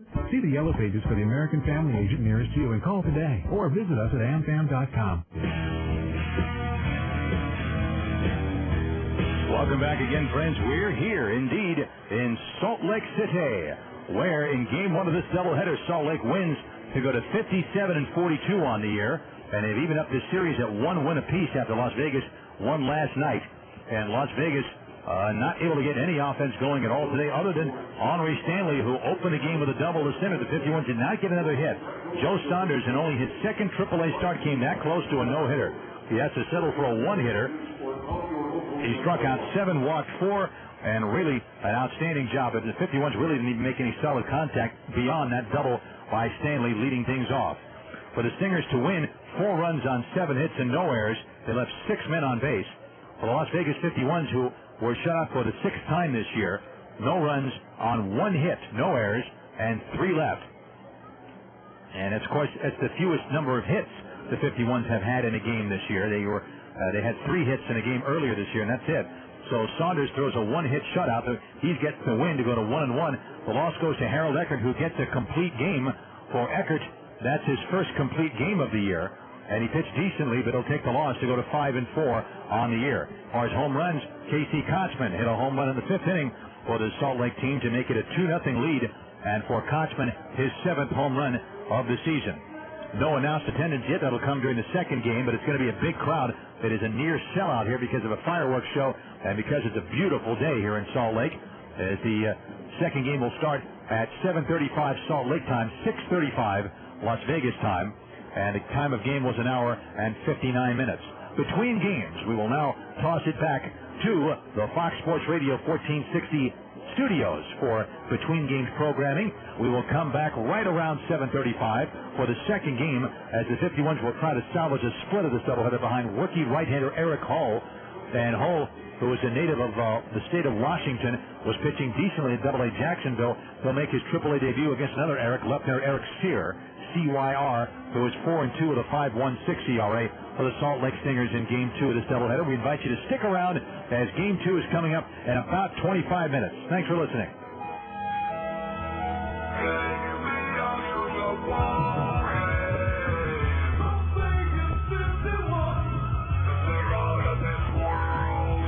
You've been listening to the Las Vegas 51 on Fox Sports Radio 1460. 51's Baseball is brought to you by Carl's Jr., Budweiser, Cox Communications, and by the Las Vegas Review-Journal. You're listening to Fox Sports Radio 1460. Las Vegas 51. They're out of this world. The Eagle cheerleaders being hot, the blondes being hot. Now that's a sabotage call. Now, I'm not opposed to talking about cheerleaders. In fact, I find it very entertaining. But we're not talking about it on this particular show at this time. And then he just hung up out of it. So don't sabotage the show if you are going to call. 877-99 on Fox. Email us, bigman@foxsports.com. Bigman@foxsports.com. And send us a Fox text hit, 66369. You can call us, text us, email us, interact with us. Get interactive on Fox Sports Radio. And as we always say, this is the show that is in search of the truth in sports, cutting through the cliches and the BS, and the truth is that Sidney Ponson is terrible, and he's heading to the San Diego Padres if this trade goes down. Phil Nevin, who, by the way, is not terrible, but not very good for the money he's making. Phil Nevin heading to the Orioles. If Nevin agrees to the trade, he's got a no-trade clause. Remember, a couple years back, Nevin was traded to the Reds for Ken Griffey Jr., and then said, you know what, I don't want to go. I don't want to play in Cincinnati. So Nevin has the opportunity here to go to the Orioles and play at Camden Yards and maybe actually hit some home runs. There's a novel concept, right? He's only got 9 this year as a first baseman. Or he can stay in San Diego, a team that has pretty much announced to the world, we hate you, we don't like you, go away. That's what the San Diego Padres have said to Phil Nevin. But the Padres are not getting much in this deal. They're getting Sidney Ponson. The only hope is that playing at Petco Park, half his games there, that those bombs that he was giving up, the meatballs he was serving up in Baltimore, will be warning track fly balls in San Diego. That's the hope they have. I don't think it's a good idea. I don't think it's a good idea to have Ponson that close to Mexico, personally. Well, keep him away from Aruba. Actually, that's pretty good because it's far from Aruba. You can't get into trouble there, and they can't punch any judges. In Aruba, you keep him in San Diego. So there you go. Yeah. Sidney Ponson, it's almost like he's a chef at an Italian restaurant with all the meatballs he served up this year, right? Oh, hey, thank you very much. Right. That was cornball, wasn't it? 877-99 on Fox. The Atlanta Braves, I think they need to make a deal here for an outfielder. Padres also picked up Joe Randa, by the way. Joe Randa, your average Major League third baseman, goes to the Padres from the Reds for a couple of minor leaguers. The Braves need to get an outfield. The Braves lineup tonight, they're starting Kelly Johnson in left field tonight.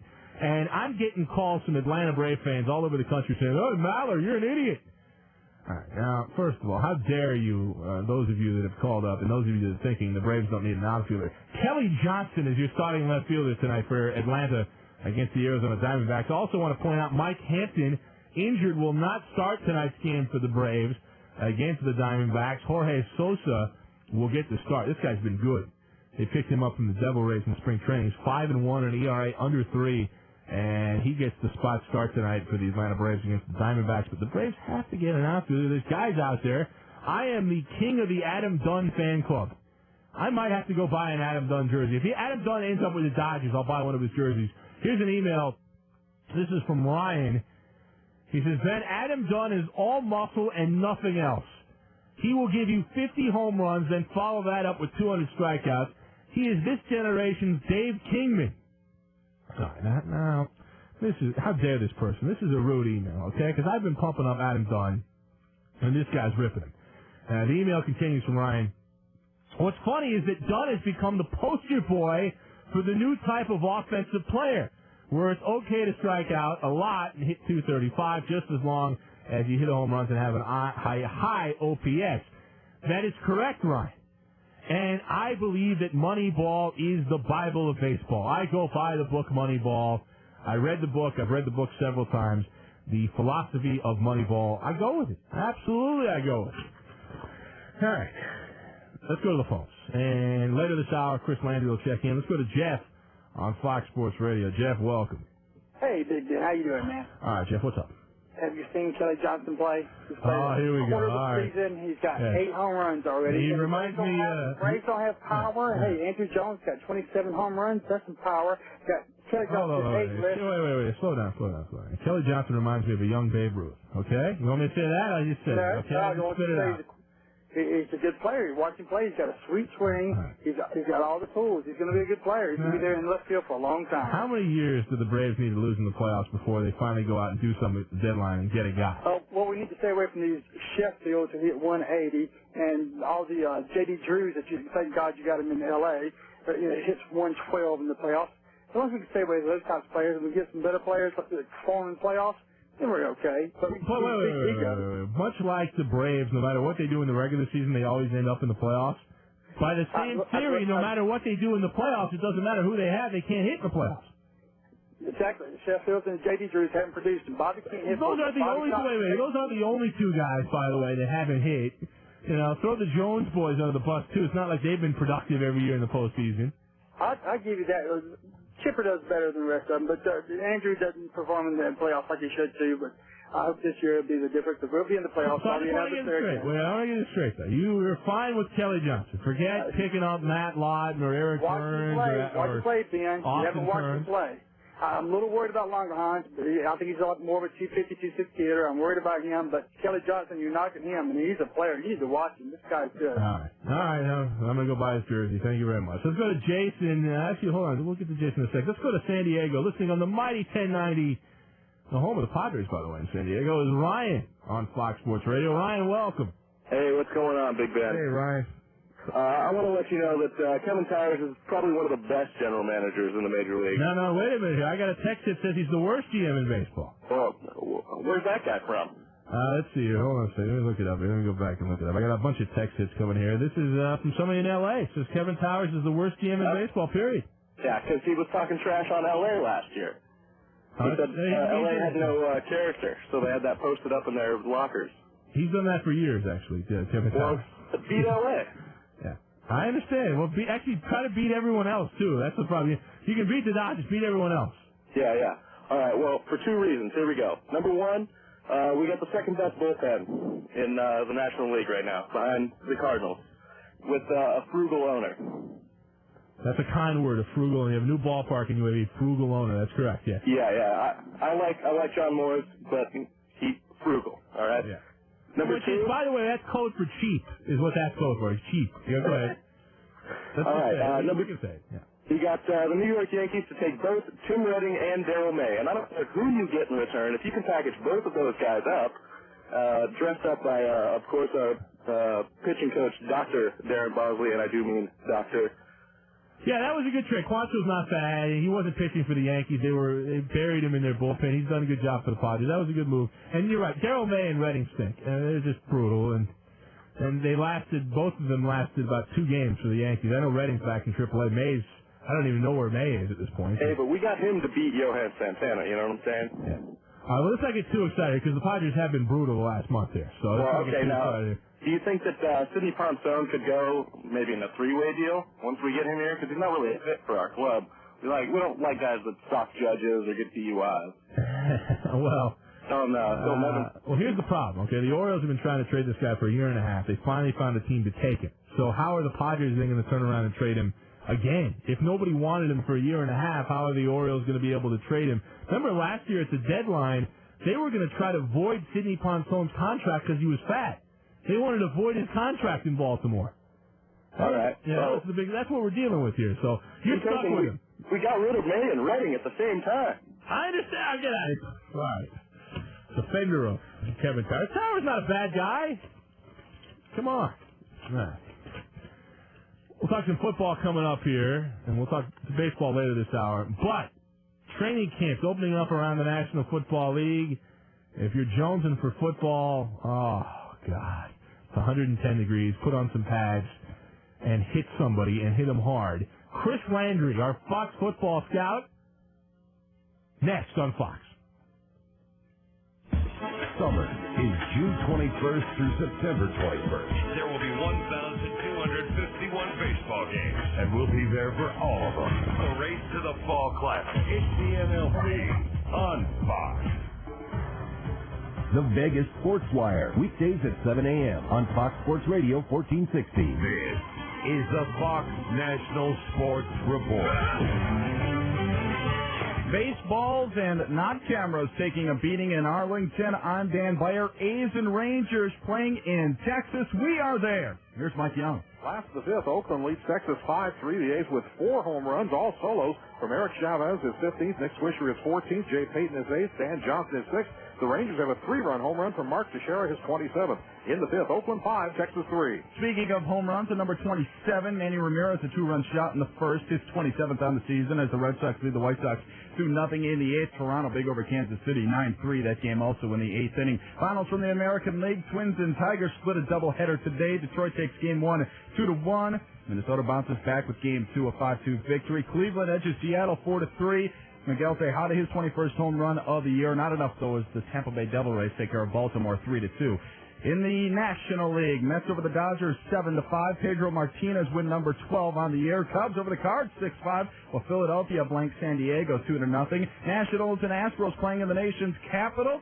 We are there. Here's Craig Heist. All right, a 4-2 lead for the Nationals here in the top of the 8th inning. All 4 runs off Brandon Backey in the first inning. Carlos Baerga, a 3-run double, and Brian Schneider, an RBI single. The lone hit that Tony Armas gave up was a 2-run homer to Lance Berkman in the 6th inning. Right now, 4-2 Nats on top. Lyle Overbay, 2 home runs, including a grand slam as the Brewers lead the Reds 9-5 in the 6th. Pittsburgh heading to the bottom of the 8th.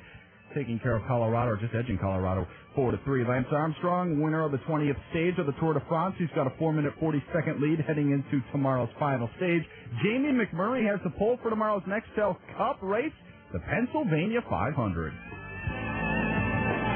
Never more than 20 minutes away from the National Sports Report on Fox Sports Radio. I'm Mike Rowe. My life's a mess. You're gonna get really mucky and uppy. Did you say mucky and uppy? Yeah. That's like a giant mixing bowl from hell. But that is just the way I like it. That is a very unique smell. Because I'm the host of Dirty Jobs, Discovery's new series that salutes the unsung heroes who get their hands dirty every day. You're going to get a little taste of what it's like to be a septic tank technician. Dirty Jobs. Thanks a little. That's not you? Premieres Tuesday at 9 on the Discovery Channel. Ever wonder who coined the phrase, "We eliminate the middleman"? Well, one thing's pretty certain. It wasn't the middleman. And how did they eliminate him? Something fishy there. But I digress. Geico pioneered direct-to-consumer car insurance over 65 years ago, and they've been saving smart drivers money ever since. Give them a call, and you might ask them, what did they do with the middleman? Geico's customer satisfaction stands at 97%. How would you rate your car insurance company? Geico. 1-800-947-AUTO. 15 minutes could save you 15%. The following is an OnStar conversation. OnStar Emergency, this is Tia. How may I help you? Hi, I lost my keys in the car. My son is still in the car. Okay, I'm sorry about that. Is it give me your PIN number? 973. OnStar can send a signal to unlock your doors in most cases. I just want it unlocked. I understand the frustration. How old is he? 2. We're coming, honey. The peace of mind OnStar offers is more affordable than you might think. Has he calmed down just a little bit? Yeah. Okay, hold on, everybody. All right, Miss Kirk. Thank you. You're welcome. Thank you. Thank you. Aw, you okay? Are you okay? Okay. You guys have a good day, okay? Bye. The first year of OnStar service is included on new OnStar-equipped GM vehicles, and unlimited use of all OnStar safety services costs only $16.95 plus tax per month after that. OnStar by GM. To learn more, visit OnStar.com. Buy her up at Douglas Nissan. See the full line of Nissans, including the all-new 2005 Xterra, designed for the true outdoor enthusiast. More horsepower, more room, and more fun in every 2005 Xterra. How about the 2005 Titan full-size pickup? 305 horsepower, up to 9,500 pounds of towing capacity. Right now, you can get a $2,000 factory rebate and a $1,000 Douglas discount on every 2005 Titan King Cab in stock. Douglas Nissan in the Valley Auto Mall in Henderson, your Nissan powerhouse. Bob went out Friday night. Bob met up with friends he hasn't seen in a while. Bob had a good time. Bob maybe had too good of a time. Bob didn't pay attention to his friend's advice. Dude, you're not going to drive, are you? Bob drove home. Bob drove home and got in an accident. Bob was arrested. Bob went to court. Jury, have you reached the verdict? Yes, Your Honor, we have. Bob killed someone while driving drunk. Of murder. You do not have to be like Bob. You can call Designated Drivers. Designated Drivers offers businesses and individuals car and driver retrieval services 24 hours a day, 7 days a week, year-round. Just listen to what some people have to say about Designated Drivers. This is David Benson with Gordon Biersch, and I believe Designated Drivers offers a great service. They will drive you and your car home with trained, licensed, and professional drivers. Don't you be like Bob. Call Designated Drivers at 456-RIDE. That's 456-RIDE. Hey, it's Steve, and the Sports Take from the Wise Guys on Fox Sports Radio 1460. The best lunch promotion in Vegas is back. Come rumble in our jungle. Lunch with the Ladies is back and better than ever. Join us as we broadcast live every Thursday from noon to 2 at Cheetah's Gentlemen's Club. Lunch with the Ladies is awesome. It's free to get in. You can catch all the sports action on Cheetah's giant screen TVs, and we have some great giveaways like fight tickets, autographed memorabilia, race tickets, and much more. The Sports Perv has free DVDs each week, and don't forget the free lunch. Buy 2 drinks at happy hour prices, and you can get a cheeseburger, hot wings, chicken fingers, a meatball sandwich, or a huge calzone absolutely free. Ooh, tough choice. What do I get, the food or the $10 dances? Both. So come hang out with us, the Wise Guys, and dozens of hot chicks every Thursday from noon to 2 for Lunch with the Ladies. Cheetahs! Come rumble in our jungle. Cheetahs 2112 Western. We'll see you there. Let's step up, start fast, finish strong. Let's go. Tailgating. Tell them, Mama. You know I was ready. That's why you have me. The interaction. You know what they're calling our new defense, JP? Sacks in the city, baby. Watch out, Patsy. The time of year every sports fan can't wait for. We count today's the kickoff of the D1 college football season and the return of the NFL on Fox. Everybody clapping out there. Nobody clapping. Set your radio now. I'm a football player now. Every Saturday with Fox College Game Time and Fox NFL Sunday with Fox NFL Game Time. We are there. We are there. Fox Ball is coming. Live from the AutoZone studios of FSR in LA is Fox Game Time Saturday React. And now, once again, here's Ben Maller.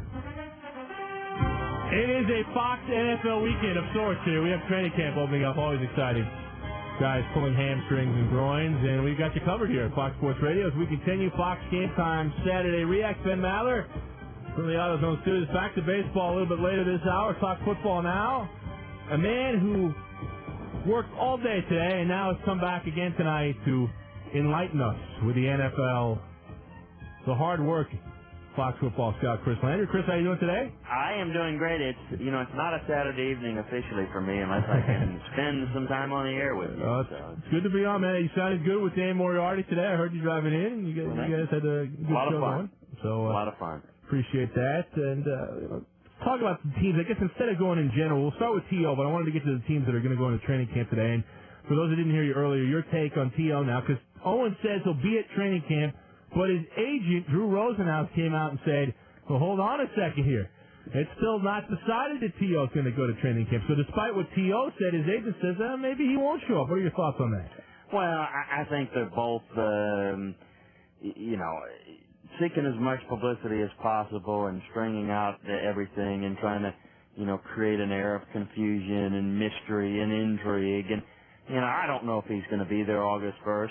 He's going to be there at some point, as I've said all along, and he's going to be there in pretty good shape because he always does a good job of that. To me, it's certainly something you got to talk about. I mean, I understand that, but it is pretty simple. I mean, he is under contract. He can't play anywhere else. He and his agent don't get to dictate if he gets traded or not. Only the team does, and they're not going to trade him. So his options are play football and get paid, or don't play football and don't get paid. It's pretty simple to me what he's going to do. Now, when he chooses to come into camp will determine how many days he wants to get fined above $6,000, or whether he wants to come in on time, which the reporting time for the Eagles veterans is August 1st, which is a week from Monday. So, there'll probably be 8 different scenarios of whether he's going to be there or not between now and next Monday. Well, what if he shows up, though, and is a problem child? What if he says, all right, I'll go to camp, but then every day he's talking to the media saying how much he hates Andy Reid and Joe Banner and the people in the Eagle front office? Well, certainly it's going to be uncomfortable, but, again, he's only hurting himself. I mean, if he wants to be traded, say, at the end of this year, I mean, he's only making it worse for himself. Who's going to want a guy unless a guy comes, plays hard, and plays well? I mean, what if he pouts and he's a malcontent all year long? I mean, does he think that somehow that's going to make himself more appealing to other teams? Right now, there's no way the Eagles would consider trading him. I mean, there's no way they're going to get value. First of all, from a cap standpoint, it's not really doable for anybody, and they would want a heck of a lot more than the 49ers got when they traded him. So I think the answer to that is, he may complain and he may have his comments to the media, but if he practices hard, if he plays well, then he is going to be making the biggest statement for, getting himself taken care of financially down the road. And if he doesn't, then he's only going to be hurting himself even further. And one more comment that I'd like to make about the T.O. situation, there is this, because the basis of this wanting to get a new deal by his agent and himself is that he overplayed his contract last year. And I'm here to tell you that I do not agree with that at all. I took the numbers down, and Ben, he made $118,000 per catch last year. Now, catches are not the only way to evaluate a receiver's performance, but he's certainly not we'd all agree, not a locker room leader or a team leader type. He is a good blocker. He keeps himself in good shape, but he made $118,000 per catch last year, $9 million last year. $118,000 is as good as any receiver in the league last year. So in terms of what he got paid versus his production, he was not underpaid last year. He was paid very well, and there is no way the Eagles or any other organization is going to set a precedent of, hey, we signed a guy to a 7-year contract last year, and he wants it redone immediately. That's a dumb thing, and I think that precipitated the comments by Joe Banner that says, anybody with common sense thinking would understand that. Maybe he shouldn't have said it publicly, but what he said is something that everybody in the league is saying. This guy is not speaking or thinking rationally, nor is his agent.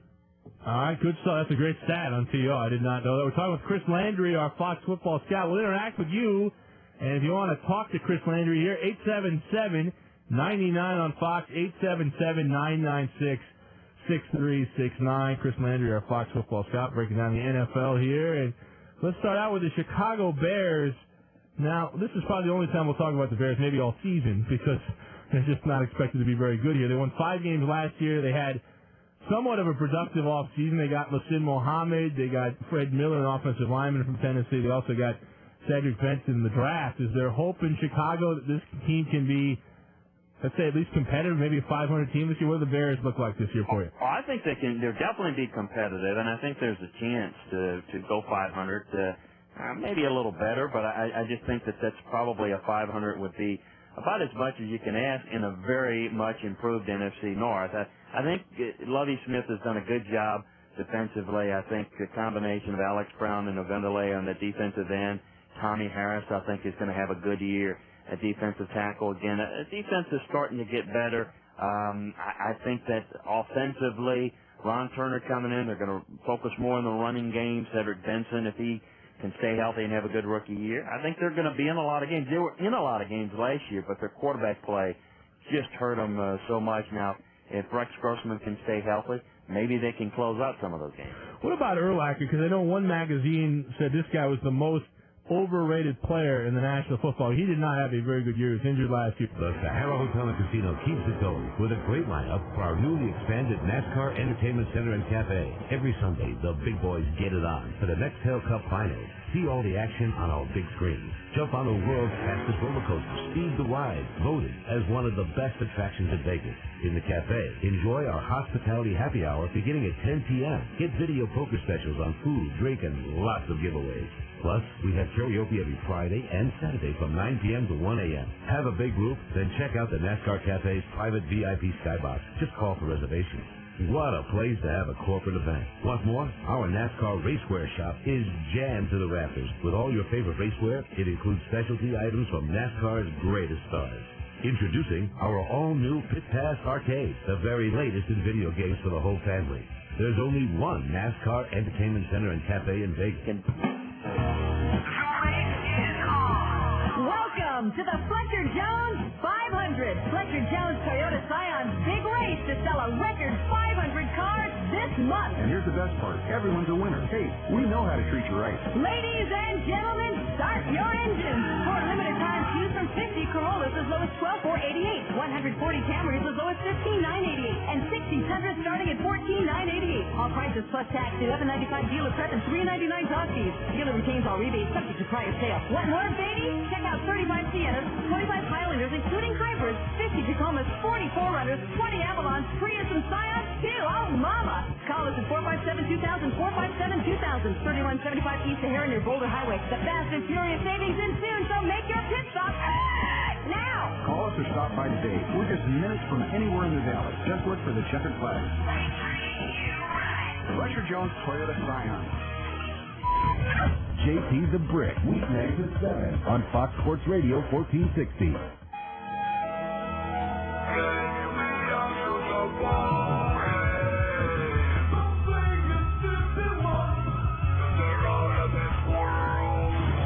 Chen clubs one near the base of the scoreboard. That ball was just absolutely tattooed. The Las Vegas 51 are on Fox Sports Radio 1460. 51's baseball is brought to you by Carl's Jr., Budweiser, Cox Communications, and by the Las Vegas Review-Journal. Now, to the stadium with the voice of the Las Vegas 51, Russ Langer. And a very pleasant welcome back to the Phase 2 of today's edition of the Las Vegas 51's doubleheader. They lost Game 1 in a masterpiece by Salt Lake left-hander Joe Saunders, who threw a one-hitter in the 7-inning game. Now in Game 2, the 51's trying to get a split. They won last night here 11-7, and they just lost 4-0 in Game 1 of this doubleheader. For the 51's, with a record of 42-58, leading off the DH, the rehabbing Jose Valentin. Batting second baseman Jose Flores. In the third spot, third baseman Willie Ibar. Norihiro Nakamura is the cleanup man. He's playing first base in this game. Batting fifth in right field for the nightcap, Cody Ross. Hitting sixth, the catcher Gianna Navarro. Batting in the sixth spot, center fielder Nick Theodoro. Hitting seventh for Las Vegas is Theodoro. Batting eighth, the shortstop Tony Schrager. And batting ninth in left field will be Mike Nixon. Eric Cyr, C-Y-R, 6'4", 210 pounds. He's 26 years old out of Ada, Oklahoma. Making the start for Salt Lake. And the first pitch of the game is lifted to left field off the bat of Valentin. Going back is Gordon. He's at the warning track, and he can't get it. It's up against the fence. Valentin cruises to second base with a leadoff double. Gordon had trouble with that ball in the sun. He did not play in Game 1, so he hasn't been out there too much today. And it's a leadoff double by the rehabbing Jose Valentin, who now has 5 hits and 12 at-bats in his rehab stint. High fly ball to the base of the wall, and Gordon couldn't quite get it. He had trouble going back on it. He lost sight of it initially, and it goes as a double. So here's Jose Flores. So the 51s led off Game 1 with a double, but it would be their only hit. They lead off Game 2 with a double. And the batter's Flores. Take a look in a moment at the Salt Lake team on defense is Eric Cyr with a 4-2 record, 5.22 ERA. Delivers a bunt up the third base side foul by Flores. Strike one, 0-1. Casey Smith, who was playing shortstop in Game 1, is at first base. Alberto Callastro is the second baseman. Jose Caldera at short. Adam Pavkovich is at third. Brian Gordon left. Curtis Pride in center. The ex-51's outfielder, Luke Allen in right.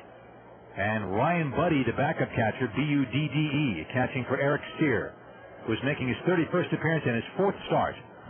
Jose Flores, a .308 average, a home run, 21 RBIs. He had 3 hits last night, and he tries to bunt and he fouls it at the plate, 0-2.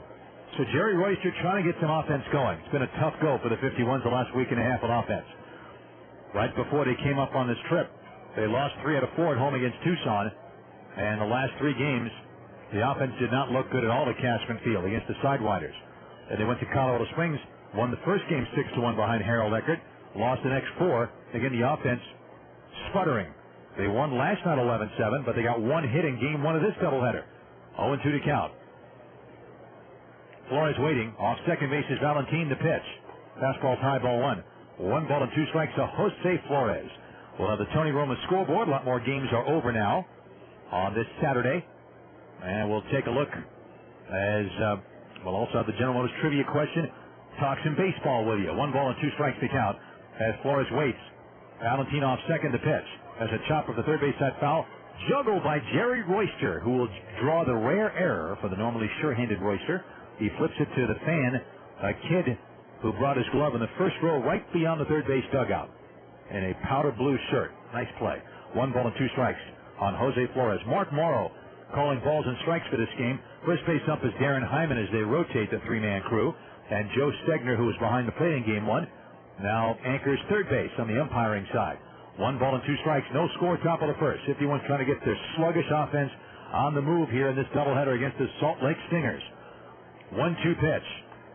Grounded foul outside first. Marion Duncan will get out of the way. And the same guy who got a foul ball in Game 1 of the doubleheader with a pole with a net attached to it reached over right over that railing and grabbed that foul ball. Nicely done. 1 ball and 2 strikes to count. Valentin goes back to second. Jerry Royster left the coaching box to go say something to Valentin. And Valentin has had right knee troubles. That's why he's rehabbing with the 51s. He also has a sore right elbow. He's at second base now with nobody out. 1 ball and 2 strikes to Flores, who did not play in Game 1. Joe Thurston played second base and was 0 for 2 with a sacrifice. 1 ball and 2 strikes to count. Eric Cyr is off the rubber. Cyr has gone 60 and 1/3 innings. He's allowed 75 hits. The league average against him 302. He's allowed 7 homers, walking 20, striking out 40. The pitch. That's in the dirt, blocked by Ryan Budde. Ball 2. 2 balls and 2 strikes. Eric Cyr, cousin of Paul Cyr, who played for the NHL's Buffalo Sabres and Hartford Whalers from 1982 to 1992. He went to Seminole Junior College in Oklahoma after graduating college in Quebec. He's from Montreal, born in Montreal. The Reds had him, and he was claimed off waivers by the Reds in May of 2003 by the Angels after the Padres had him initially. He had 5 games in the big leagues at San Diego, covering 6 innings back in 2002. He allowed 7 earned runs in those 6 innings and was at Double-A Arkansas much of last year. 2 balls and 2 strikes to count to Flores. The pitch. Breaking ball, a fly ball to left, hit deep and down the line. Going back is Gordon at the warning track. He's at the wall. That ball is out of here. Jose Flores drops the bat head and hits his second home run of the year. And the 51s who were shut out in Game 1 will not be shut out in the nightcap. 2-0 Las Vegas. Batting third is the third baseman, number 30. Jose Flores, anything but a power hitter. Got a 2-2 off-speed pitch down, went down and got it, and golfed it out of here. 2-0 Las Vegas, $50. Donated from Bank of America to Special Olympics as part of the Dingers for Dollars program. On the home run by Jose Flores. And the batter's Willie Ibar. For Eric Cyr, that's the 8th homer he's allowed in less than 61 innings of work. And a pitch is fouled back out of play by Ibar, who sat out game 1. He's playing third base in game 2. Switch hitter batting right-handed. The count to him is 0-1. Ibar hitting .302 with 5 homers and 50 runs batted in. He played in last night's game. He played second base and was 2 for 5 with 2 singles, 2 RBIs, and a run scored. Pitch is fouled back over the roof. It is 0-2. So the 51s get a home run from an unlikely power source. Jose Flores to take a quick 2-0 lead. Flores' other home run this year is the 0-2 to Ibar from Cyr, and he pops it foul behind the plate, and that's back out of play, and that'll go right off to our left up here, up onto the roof. Flores hit his first home run way back on April 16th at Cashman Field against Colorado Springs. Well, it's been over 3 months, and he hits one out here. And Jerry Royster will cheerfully take it, given the way the offense has been. 0-2 to count to Willie Ibar. Here's the pitch. Breaking ball, a drive to deep left down the line, and that hooks foul and back out of play. 0-2 on Ibar. Get a good word on that ball before hooking it foul. And Nakamura's on deck.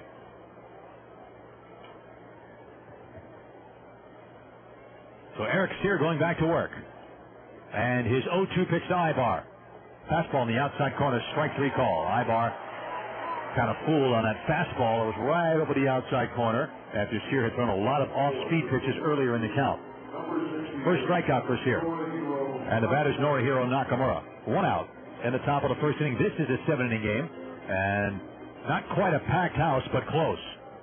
When the first game began, 5 o'clock local time, very few people were here.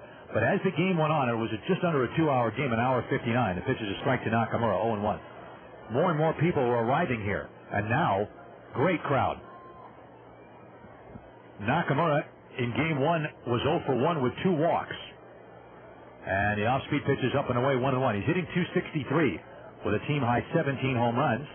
He has 47 runs batted in. And Cyr, tall lefty, rocks to the motion. 1-1 pitch. Nakamura swings at a fastball, fouls it straight back. And the count is now 1-2. Nakamura.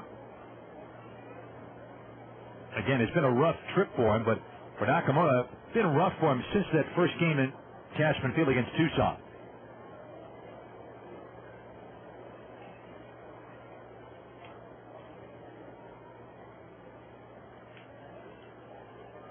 He's had 30 at-bats since that game. The pitch is high, 2-2.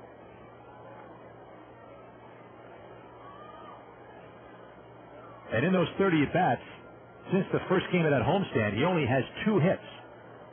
A double in Colorado Springs and a 2-run homer in Colorado Springs. He's hitless in this series. 2-2 pitch. Nakamura takes a call, third strike over the outside corner. And Nakamura's troubles at the plate continue. 2 strikeouts for Cyr. 2 down, and the batter's right fielder Cody Ross. 2-0 Las Vegas as we play in the top of the first. Now let's see what the 51s have in right hitter Eric Hull, who will pitch this game. And we'll tell you about Hull as the night goes on. He was pitching decently at Jacksonville, getting the promotion here. Here's Cody Ross. Fastball, a drive to right center field, racing over is Luke Allen, and he's there to make the catch. And Ross, opening game at .264, skies out to the right fielder Allen in right center. The inning is over, but the 51s jump on the board. 2 runs, 2 hits. Double by Valentin, home run by Flores as the 2 Jose's gang up on Eric Cyr. No errors, no one left, and at the end of half an inning of play, Las Vegas 2, Salt Lake against Eric Hull coming up. Hey, 51 fans, stop by Sure Tire today for the Goodyear Herbie Derby. Now through August 6th, save big on a variety of Goodyear, Dunlop, and Republic tires at Sure Tire. Get outstanding performance with Eagle GTHR, Eagle LS, or Eagle RSA tires. Or if you're looking for traction in any weather, choose the Goodyear Assurance featuring triple tread technology. And for truck and SUV owners, check out the new Wrangler and Forterra featuring Silent Armor technology, an Armor Zone and Quiet Zone with Kevlar. Produces tough tires that deliver a quiet, comfortable ride. In addition, buy 4 selected Goodyear tires before August 6th and receive a free Goodyear hat. But at Sure Tire, we do more than just tires. We also take care of your automotive service needs such as brakes, oil changes, alignments, and more. All at competitive prices. In fact, stop by right now and get an oil, lube, and filter service for just $12.95. It's the deal you just can't beat. So check out Sure Tire for great savings on tires and service. Hurry, the Goodyear Hervey Derby ends August 6th. For complete details and a local Sure Tire retailer nearest you, call 1-800-GOODYEAR. Hey, 51 fans, the smell of victory is closer than you think. 2 juicy beef patties, hot grilled onions, fresh crisp fries. Come get your taste of it at any of the 7 In-N-Out locations throughout Vegas. To find the In-N-Out nearest you, call toll-free 1-800-786-1000 or simply get in your car, roll down the window, and follow your nose.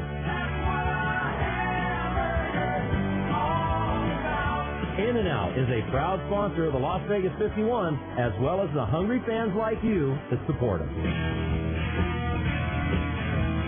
Welcome back again, friends. We're here in Salt Lake City. Las Vegas got a 2-run home run by Jose Flores, just his second of the year after Jose Valentin had opened things up with a double against Eric Cyr. Now Eric Hall making his AAA debut in this ball game.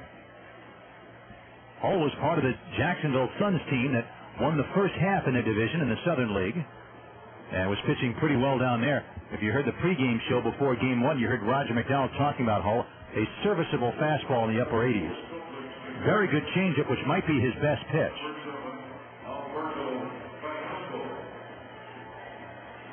And Hall making his AAA debut, wearing number 33. Eric Hall, well, about him, as far as his background is concerned, H-U-L-L. 5'11", 185. He is 25 years old, born in Yakima, Washington, makes his home in Silo, Washington. He went to the University of Portland in Oregon. The pitch is a strike. 0-1 to Alberto Callaspo, the switch-hitting second baseman, hitting 184 since coming up from Arkansas with no homers and 2 RBIs. Hall, fastball, breaking ball, good changeup. Fastball's up and in, and a count 1 ball and 1 strike. Hall signed with the Dodgers as a non-drafted free agent in June of 2002. Here's the 1-1 to Callaspo, and he fouls him back off to my left up here. It's a 1 ball, 2 strike count. In Game 1 of the doubleheader, Callaspo was 0 for 3. He's 1 for 7 in the series. 2-0 Vegas in the bottom of the first inning. Hall, the right-hander, back with a 1-2 pitch. Fastball, a chopper at the first baseline, right to Nakamura. He picks it up, waves off Hall, steps on the bag, and there's 1 gone in the bottom of the first. Eric Hall, last year in 8 appearances, 3 of them starts for Jacksonville in August, was 2-0 with a 1.61 ERA. In 2003, he moved into the starting rotation for Class A Vero Beach in June after 15 relief appearances. In 14 starts, he was 3-3 with a 2.25 ERA. And he had anything but a June swoon. Here's Brian Gordon. He takes a fastball, low ball 1. In 5 June outings in 03, including 4 starts, he was 1-1 with an ERA of 0.42. Here's a 1-0 to Brian Gordon. Line drive up the first base side, foul. Over Nakamura's head, but it's fouled by 3 or 4 feet. Into the Salt Lake bullpen it goes. 1-1 on Gordon. Gordon, left-handed hitter, hitting .290 with 15 homers and 50 runs batted in. Sat out Game 1.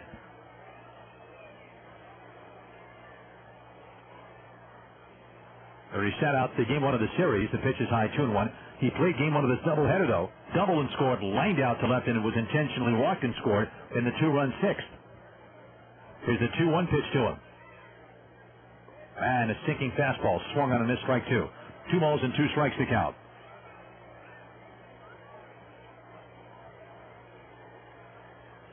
Casey Kotzman is on deck. We'll go over the Salt Lake lineup for you. The 2-2 pitch. Breaking ball, chop foul at the plate, still 2-2. So Callaspo gets grounded out. He's the second baseman. Gordon up there now. He's a left fielder. Hitting third is Kotzman. Casey Kotzman, the DH. The cleanup man is center fielder Curtis Pride. And batting fifth in right field, Luke Allen. In the 6th spot for Salt Lake, the third baseman, Adam Pavkovich. And batting seventh and catching, Ryan Buddy. Good curveball, swung on and missed. Strike three. Gordon out as Hull did a nice job of pulling the string. 2 down for Casey Kochman. Rounding out the Salt Lake lineup, Casey Smith hitting 8th. He's at first base. And batting ninth at shortstop, Jose Caldera.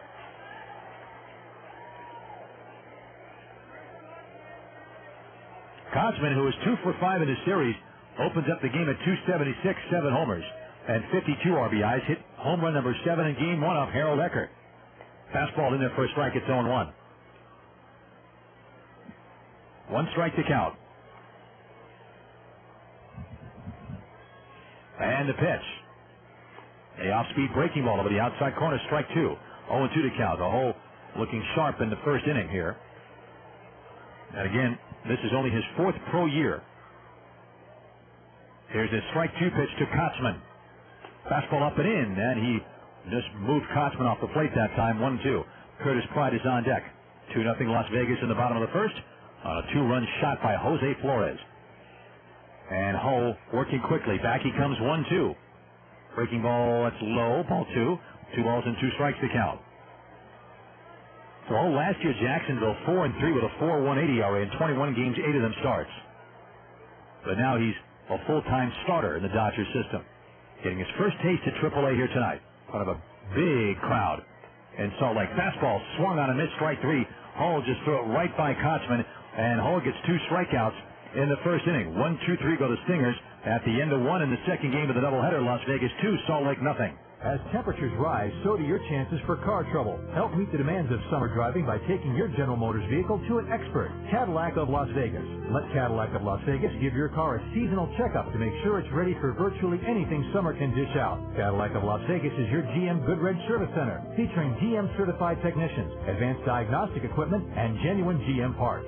So stop by your GM Goodwrench Service Center, Cadillac of Las Vegas at 2711 East Sahara in Las Vegas, and keep yourself and your car cool this summer.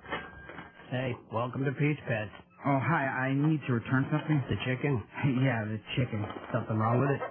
Yeah, it doesn't do anything. It just, stands around and it makes that stupid sound. What do you want the chicken to do? Beg or fetch or roll over or something. It's a chicken. So? So chickens don't really do anything. Well then why did you sell her to me? Because you gave me money. Well, my dog, he used to greet me at the door. He'd jump up and down and everything. This chicken doesn't even know I'm there. So what are you saying? The chicken's hurting your feelings? No, I'm not saying that. It's like, why would I want a chicken if it isn't good for anything? Chickens are good for one thing, if you have the right equipment. The right equipment? Yep. Charcoal, grill, barbecue sauce. Introducing the Western Bacon Chicken Sandwich at Carl's Jr. A big, juicy charbroiled chicken breast with bacon, barbecue sauce, and crispy onion rings. New at Carl's Jr. For a limited time only at participating restaurants.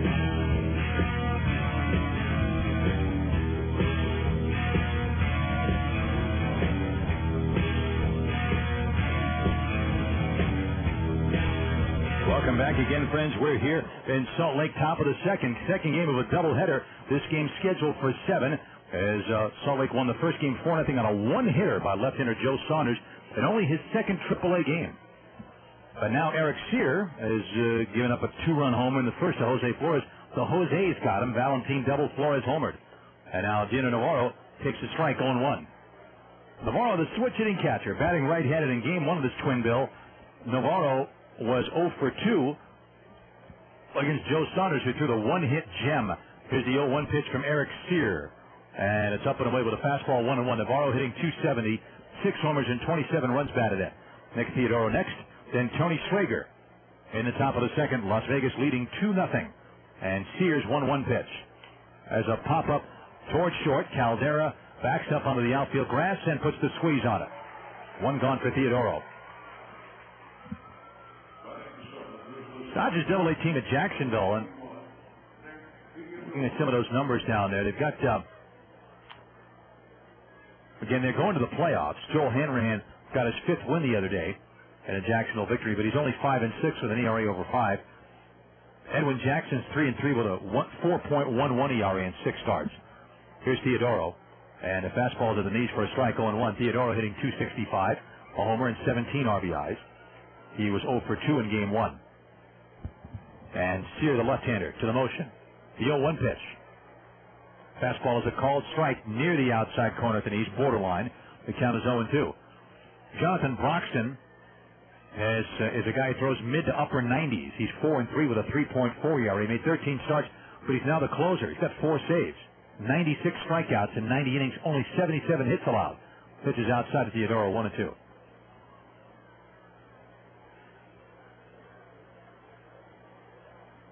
Chad Billingsley, 7-4 with a 4.390 ERA. He's been the mainstay of that rotation from opening day. 1-2 pitch to Theodoro. A ground ball wide at third base to the hole, short off the glove of Caldera, and the ball goes into left field where Gordon picks it up. It would have been a very tough play for Caldera had he been able to field it, because he would have had to make a very long throw from deep short. And they'll see how they score that one here as Tony Schrager comes up. Well, they're going to give Caldera an error.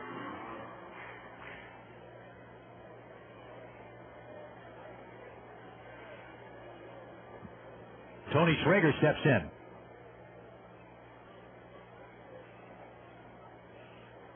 And off first base is Theodoro. Schrager takes a strike over the outside corner. It's 0-1. It was routine for Caldera to get to the ball because he was moving to his right and the ball was right there. It just went off his glove. So it was ordinary effort for him to make the catch, but it was not ordinary effort for him to make the play. There's a line drive to center by Schrager. Pride is there to make the catch. And Theodore, who went halfway to second, goes back to first base. Schrager, who started off around 225, lines out to center, 2 down, and the batter is Mike Nixon. Nixon playing left field, not his natural position. He's a Class A catcher. Been filling in here ever since Mike Rose went up to the Dodgers. Nixon will get a chance here, hitting 200 on the nose in 32 games. No homers and 9 RBIs. He was hitting 231 at Vero Beach when he got called up here. So, Theodore off first base. And Cyr with a pitch. Nixon lines one on the right field side, foul. 1 strike to count. William Juarez, one of 3 pitchers picked up on the Diamondbacks in the Sean Green deal, is 4-2 with a 3.63 ERA for Double-A Jacksonville. And one of the most intriguing pitchers down there, the Korean lefty Hong Chi-Kuo, we've talked about him before, who has an explosive fastball, mid to upper 90s. Here's the 0-1 to Nixon. He takes a fastball low, 1-1. He's had arm miseries throughout his pro career, but he began the year at Class A Vero Beach, where he was blowing people away. He is 0-1 at Double-A in 5 games with a 2.16 ERA. And in 8 1/3 innings, he has struck out 16 while walking 3. 1-1 pitch. Nixon takes a fastball high, ball 2, 2-1. Theodoro at first base with 2 outs, and we're in the top of the second. Las Vegas leads 2-0.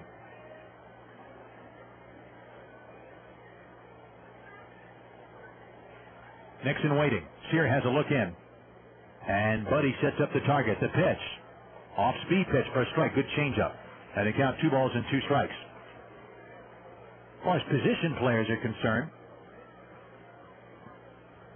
remember Eric Langille, who was with the 51s as a backup catcher last year? In 25 games, he's hitting, my goodness, he's hitting .313 for them. Out there, John Weber's hitting .313 also. He's been beset with injury trouble, though, Weber. Russell Martin, the catcher, highly regarded, hitting .306, 5 homers and 43 RBIs for him. Outfielder Titus Meadows is at .295 with 14 homers, 57 RBIs. And the top second base prospect down there, Delwyn Young, hitting .289 with 14 homers, 56 RBIs also. 2-2 to Nixon. He lifts one down the right field side, slicing foul, and back out of play beyond the top line. The guy who brought his glove makes a nice catch down there. 2-2.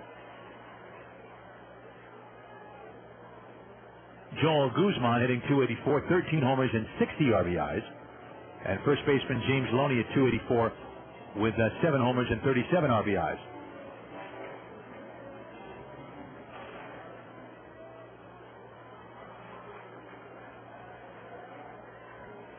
Two and 2 to Mike Nixon. Cyr gets set, throws to first base, and back in there standing up is Nick Theodoro. Las Vegas got on the board right away. Jose Valentin double to left. Jose Flores homer to left. And with 2 outs and Theodoro at first base, a 2-2 count on Mike Nixon. Nixon, big right-handed batter, waiting in the pitch. That's a little pop fly. beyond the mound, and Cyr can't catch it. Smith can't catch it, so Cayaspo picks it up, and everybody's safe. Talk about a weird ball right there. Nixon was jammed in a weak pop-up. The first baseman, Smith, broke over to get it, and Cyr went over to get it, the pitcher, because the ball was barely blooped beyond the mound toward the second baseman, Cayaspo. And the ball just plopped in there. They're going to give an error to the first baseman, Casey Smith. So Theodore's at second base. Nixon safe at first base.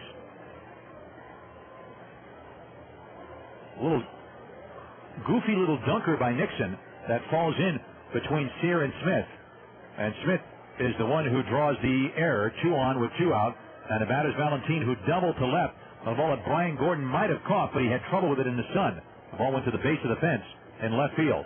Valentin takes a breaking ball, low ball 1-0.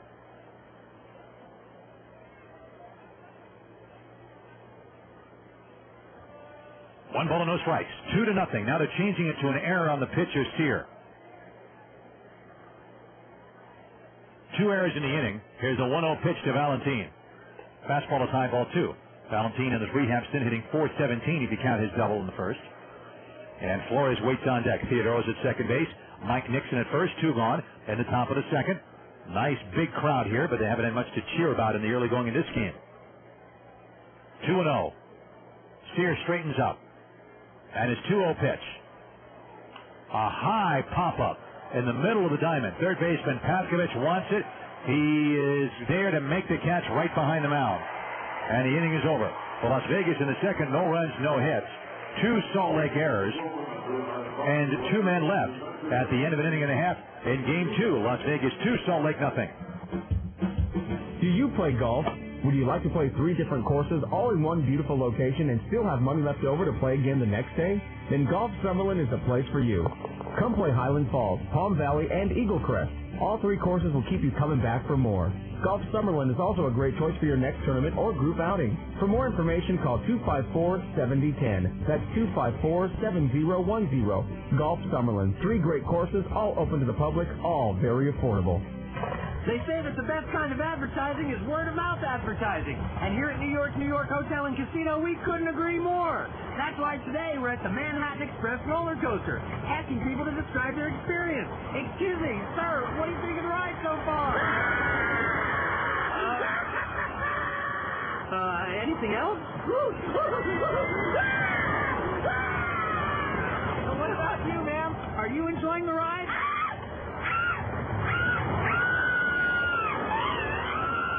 Yes to me. Is that your husband there? How do you like the ride, sir? Yes.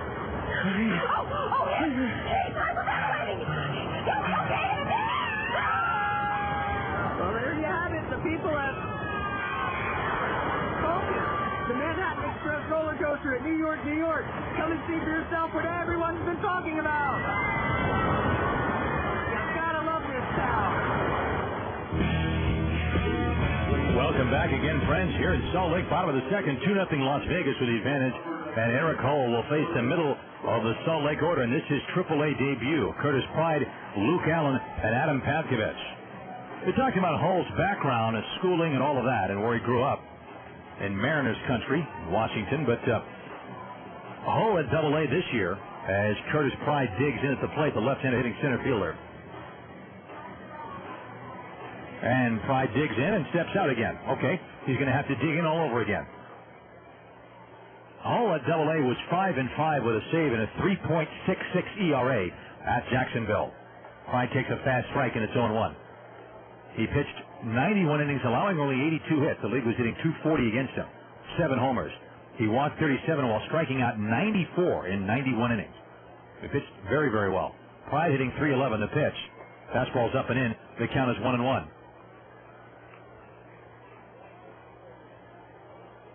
He made 4 appearances as a reliever and had the 1 save, and he only pitched 9 1/3. And again, the bulk of his effort was in the rotation. 1-1 pitch to Pride, and it's up and away, ball 2. 2 balls and a strike. Hull was especially tough on right-handed hitters. They only hit 223 against him down there. Lefties 259. 2 balls and a strike to Pride. veteran left-handed batter. 2-0 Las Vegas in the bottom of the second. Hull's pitch. Fastball. It's outside, ball 3. 3 balls and 1 strike. The last time Hull pitched before he got promoted 5 days ago against Birmingham, he took the loss. He went 6 innings and allowed 2 runs, earned on 6 hits, walking 2 and striking out 4. He hasn't won since June 26th. 3-1 pitch. Pride takes low ball 4. Leadoff walk, and Pride is aboard, and that'll bring up Luke Allen. Allen did not play in the first game of this doubleheader. He did play last night, though. He was 2 for 5. And the fans here are doing what the Las Vegas fans used to do, and Allen played in the Caspen Field a few years back, saying Luke as he comes up. Pride at first base, nobody out. Hull peeks over his shoulder to see where Pride is. Pride about a 3-step lead there. The pitch. I have fly ball to center field. It's playable for Theodoro, who backs up a few steps. He waits, makes the catch. Pride tags, and he bluffs going to second base as Theodoro's throw goes into Schrager. 1 out, and the batter Adam Padkovich. And Luke Allen, who ended the day at 286, flies out on the first pitch he sees from Eric Hull.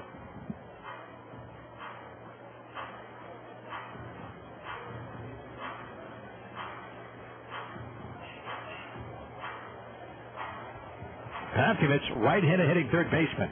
In game 1, had an RBI single in 3 at-bats. And he is 2 for 7 in this series. And there's a fastball for a strike going 1. Pride was bluffing a steal that time. Pride has 9 steals, has been caught on 3 occasions. And we'll get some more scores going in the Tony Romo scoreboard in a little bit. As Hull on long check of Navarro. Now he's set. Pride takes a good lead. Breaking ball is a little low, and the count to Padkovich is now 1 ball and 1 strike. Las Vegas victorious last night 11-7. And in game 1, the big story was lefty Joe Saunders in his second AAA game, a 1-hit shutout. He would have had a no-hitter, but Stanley opened up the game with a double. He didn't give up anything after that. Here's the pitch. Breaking ball. They try to hold up on a low pitch. They want to appeal. No swing, says the first base umpire, Darren Hyman. And the count is 2 balls and a strike on Adam Padkovich.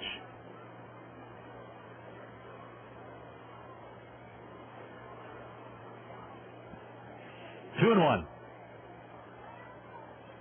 Hull looks in. And Navarro sets up the target. Padkovich waiting, feet spread wide apart. The pitch. He swings at a fastball, fouls it straight back.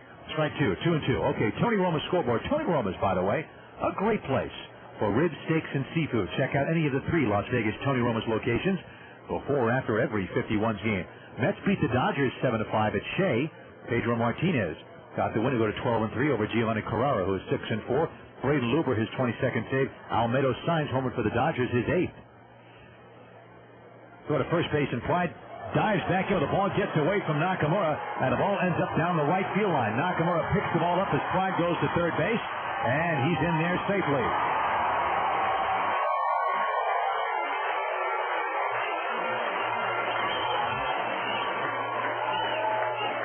Hull, a bad pickoff throw. Way to Nakamura's right, and Hull will draw the first Las Vegas error. Flies at third base with 1 out, and the count is 2 and 2 on Adam Padkovich. So, break for Salt Lake. And Padkovich will try to pick his man up right now.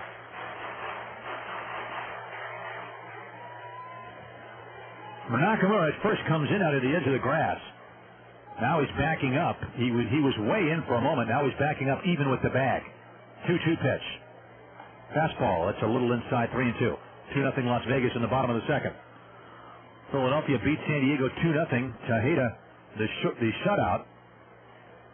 And Billy Wagner got the save. 4 hits. That's all the Padres got. They dropped 5 in a row.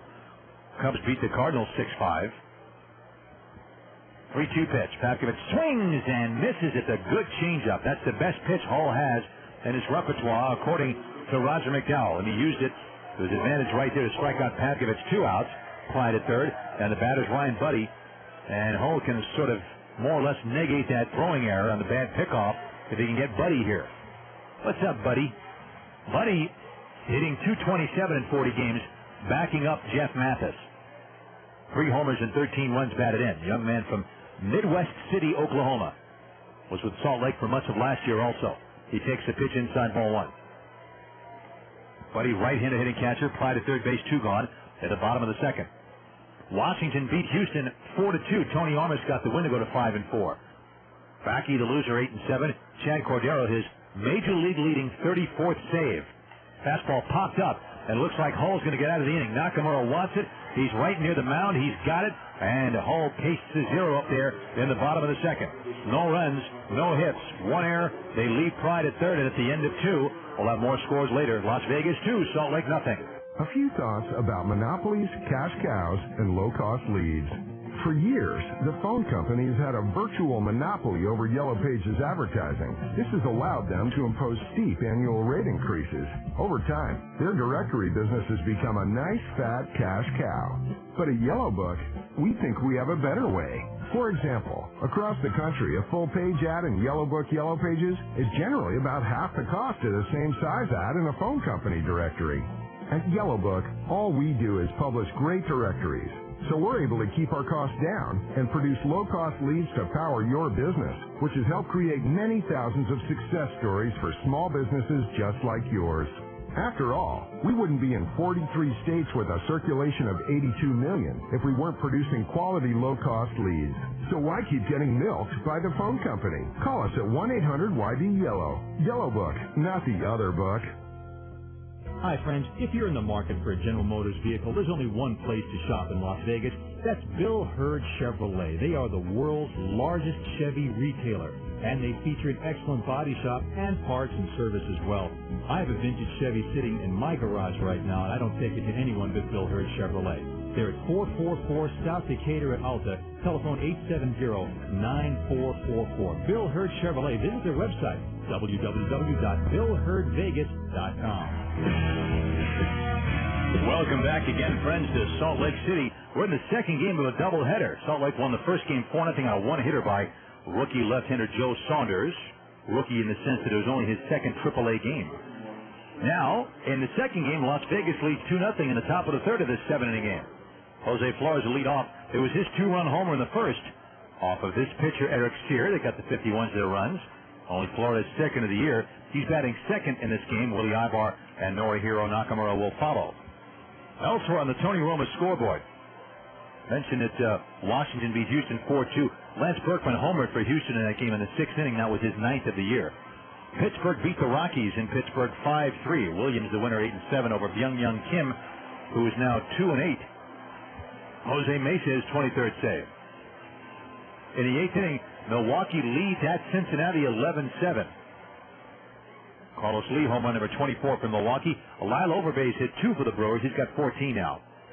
In the bottom of the second, Arizona now in the top of the third. Arizona and Atlanta no score at Bank One Ballpark. Flores takes one low, ball one. Flores just dropped the bat head on the low off-speed pitch and golfed it over the left field fence in the first. 1 ball, no strikes. Flores having a great series. He hit 3 hits yesterday and hit the ball hard all 4 times he was up. The pitch is a strike. They count as 1-1. Meanwhile, Florida and San Francisco are held up by rain right now. Josh Beckett versus Brad Hennessy if and when they get going. 1-1 on Flores. The pitch. Fastball, a fly ball to deep right center field. Pride and Allen on the run. On the dead run, Allen dives, can't get it. The ball goes to the wall. Allen is on the ground. Pride picks it up and gets it back in. Flores goes into third base with a stand-up triple. Jose Flores hitting everything hard in this series. Splits the gap for a triple. For Flores, his 4th triple of the year. And Ibar will try to pick him up now.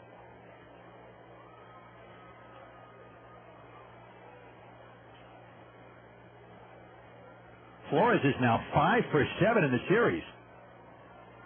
And he's got the 2 toughest components of the cycle out of the way, a home run and a triple, and this is only a 7-inning game. We'll see. Ibar struck out his first time up looking, and the Salt Lake Stingers pull the infield in. It's 3 hits for Las Vegas. And the pitch. Ibar swing sends a high fly ball to left field. Medium depth. Gordon getting under it, tagging is Flores. He makes the catch. Here comes Flores. The throw will not be close. Flores crosses the plate as the throw is way late. A sacrifice fly by Ibar. Las Vegas leads 3-0 now in the top of the third. Ibar really got under that ball, but he hit it out there deep enough. And for Ibar, RBI number 51. He is second on the team behind Brian Myro and runs batted in. And with one out and nobody on, here's Nakamura, who struck out looking in the first. Yankees got a run on the top of the first inning against Irvin Santana. They're still batting with 2 outs and a man on. And Kevin Brown, the schedule started for the Yankees in Anaheim. Top of the 8th inning, Oakland 5, Texas 4. Bunch of home runs in that game. Nakamura lines one foul to the right. Into the seats it goes. Guy in a black T-shirt who brought his glove stood up and tried to catch it, and the ball went off the end of his mitt and back into the seats behind him. Okay, 0-1. Jay Payton, Eric Chavez, Nick Swisher, and Dan Johnson have all homered for Oakland. Alfonso Soriano and Mark Teixeira for Texas. Nakamura hits a ground ball to the right side. Diving stop by Smith. From one knee, he throws to Cyr, covering in time. Fine play by Casey Smith.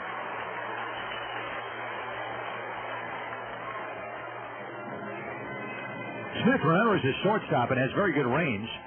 They insert him at first base for this game, and he takes an infield hit away from Nakamura. Nakamura's struggles at the plate continue. 2 outs. Here's Ross, who flied out to right his first time up. We're in the top of the third. In the nightcap of this doubleheader, Las Vegas leads 3-0. Mark Teixeira's home run for Texas was his 27th. Alfonso Soriano, number 24. Here's Ross. And Cyr with the pitch. Breaking ball low and inside, ball 1. Toronto beat Kansas City 9-4. The Blue Jays trying to hang in there in that very tough American League East. Bush, the winner, 1-5 over Snyder, who's 0-1. Toronto used a 6-run 5th inning to put the game away. Ross swings and misses. It's 1-1. Minnesota beat Detroit 5-2. Baker, the winner over Verlander. The Minnesota Twins prospect Baker got that win. Nathan is 27th save.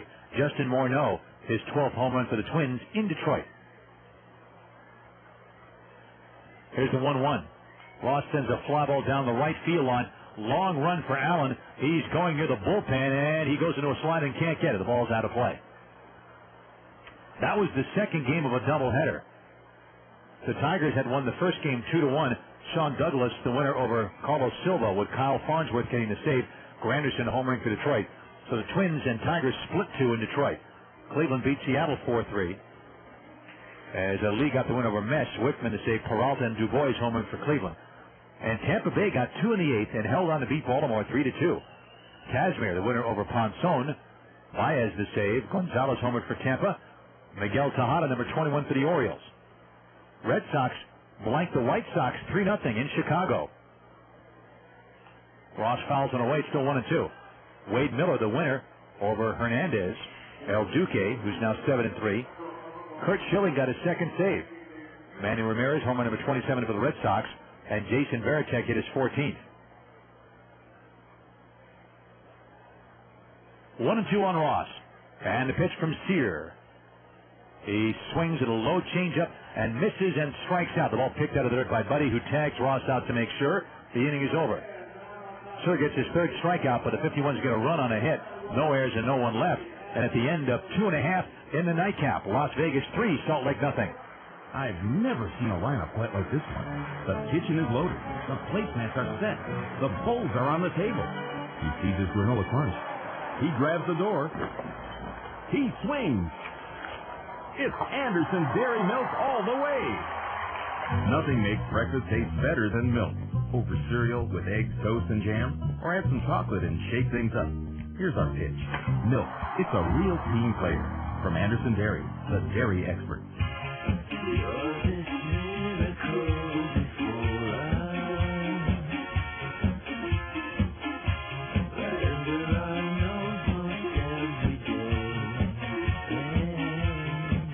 What does a good time taste like? Twist open an ice-cold Budweiser and let it out. Bright, crisp, clean, pure. The signature taste of the king of beers. This is Budweiser. This is beer.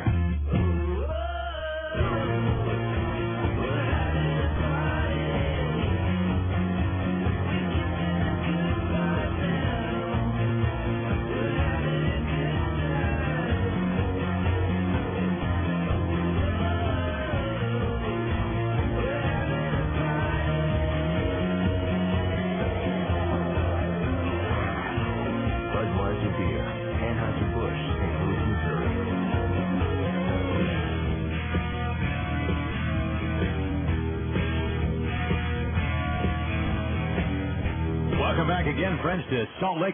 Bottom of the third, second game of a doubleheader. And Las Vegas leads 3-0. Two-run home run by Jose Flores in the first, and a run-scoring fly ball by Willie Ibar to score Flores, who tripled opening up the third. So Flores in the middle of the 51 scoring innings, and Eric Hull, in his AAA debut, has gone 2 hitless innings. He walked Curtis Pride to lead off the second, and then Pride got to third base on Hull's bad pickoff throw. But Hull, with 1 out, struck out Adam Patkovich and got Ryan Buddy to pop out, and that's it. So now in the bottom of the third, Casey Smith leads off. And then Jose Caldera, and the top of the order, Alberto Callaspo.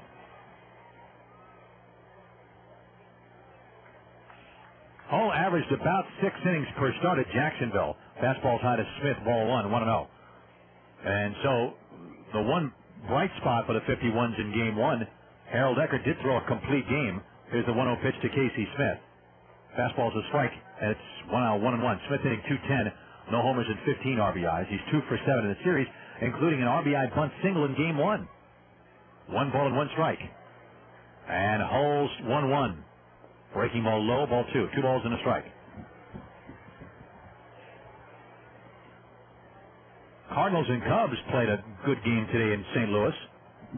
Tight game. Here's the 2-1 pitch. Fastball popped up the first base side. Nakamura calling everybody away down the line. He's now in foul ground by a couple of feet to make the catch about halfway down the line. Smith fouls out to Nakamura. And with 1 out, here's the shortstop, Jose Caldera.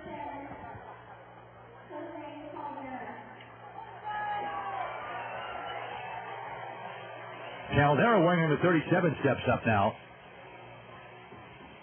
He's only played in 3 games since arriving here, but he's 2 for 6, hitting .333. No homers and 1 RBI. Caldera is 5'10", 160. He's only 19 years old. He won't be 20 till December. From Venezuela. It's a ground ball to first. 2 easy hops for Nakamura, who goes to the bag himself, and they're 2 down. In the bottom of the third, and the batter is Alberto Callaspo. Derek Lee has matched his career best for home runs with 65 games to spare, which is scary. Anybody who's got to play the Cubs from here on out. Of course, his biggest concern is whether or not the Cubs can make a playoff run. It is 32nd home run today as the Cubs beat the Cardinals in St. Louis 6-5. That leads the major leagues. Cubs are 49-48. Callaspo takes a pitch up and in ball 1. He grounded out to first in the first. They're in third place in the National League Central, 13 games behind the Cardinals. 1-0 pitch. Callaspo takes a little outside 2-0. Jeremy Burnitz and Aramis Ramirez also homer for the Cubs. Ramirez had 3 hits. 2-0. And Hull to the motion. 2-0 pitch. Fastball's high.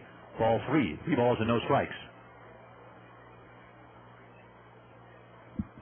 Cardinals have had a lot of injuries. Albert Pujols was scratched today with a mild left shoulder strain. He came in as a pinch hitter and got an intentional walk. There's a 3-0 pitch.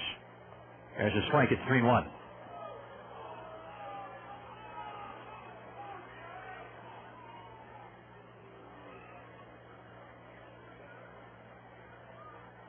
Scott Rowland, of course, out with a shoulder injury. Here's a 3-1 to Callaspo.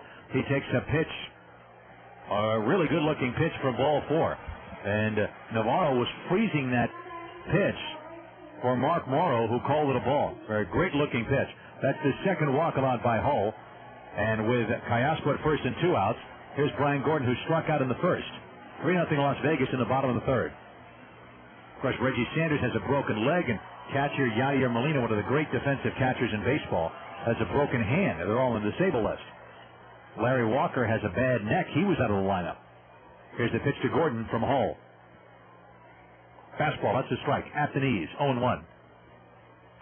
Rookie John Rodriguez, who has 2 homers in 6 games since replacing Reggie Sanders in left field, left the game with a sprained right ankle in the third after he doubled for the second time. He actually sprained the ankle while swinging the bat. He rolled his right foot over. That's what did it. There's the 0-1 stretch by Hull. The runner goes, the pitch is a pitch out. Throw to second by Navarro, and he's out. A great throw by Navarro. The 51's guess right with a pitch out, and Callaspo is nailed. 2-6. Schrager tagged him out. No runs, no hits, no errors, and no one left. And at the end of 3, Las Vegas 3, Salt Lake nothing. Hey, you know what's cool? Strutting into a downtown Las Vegas classic like you own the place. Hitting the casino for some gambling like it used to be.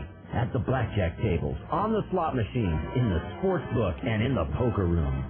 Having a meal that makes the chefs at some of the new frou-frou joints on the Strip question their own culinary credentials. Or hanging with your friends before catching the headliner in the showroom, and the whole time getting treated with the kind of service that snatched the AAA 4-Diamond Award for 28 consecutive years. You locals know what I'm talking about. Golden Nugget Las Vegas. It's been the jewel of downtown since 1946, and yeah, that's cool. Golden Nugget Las Vegas. That's downtown Las Vegas. Come in, and like the boys with the 51s know, you better come to play. Get more at goldennugget.com. Planning on vacationing with a family on a road trip? Let the outstanding GM Good Wrench Service Department at Desert GMC Buick help you to get out of town, not into trouble. Desert GMC Buick has been rated #1 in customer service satisfaction in Nevada with the latest diagnostic equipment, GM-certified technicians, and genuine GM parts. So be sure your car is ready for that out-of-town trip. Come visit your GM Good Wrench Service Center, Desert GMC Buick at 6400 West Sahara in Las Vegas. Great service is something to be thankful for, and you'll find it at Desert GMC Buick. Welcome back again, friends. We're in the top of the fourth inning of this 7-inning game. Salt Lake won the first game of this doubleheader 4-0 on a one-hitter by lefty Joe Saunders, getting his first win. This is being called up from Double-A Arkansas, the Arkansas Travelers of the Texas League. Now in the top of the fourth inning, Eric Hull, making his Triple-A debut, has now given up a hit through 3. He's walked 2. One of them gunned down a moment ago by Deanna Navarro on a pitch out with Brian Gordon hitting and Alberto Callaspo running, and he was gunned down. Here's Navarro. Fly ball to center, hit pretty well, but Pride should get it, backing up for it. Now he turns and makes the two-handed grab. Navarro popped out just short his first up, so he's now 0 for 2. One gone for Theodoro with a ground ball to deep short to the hole in the second. The ball went off the glove of Jose Caldera, and he was given an error on that, and Theodoro, as a result, is 0 for 1.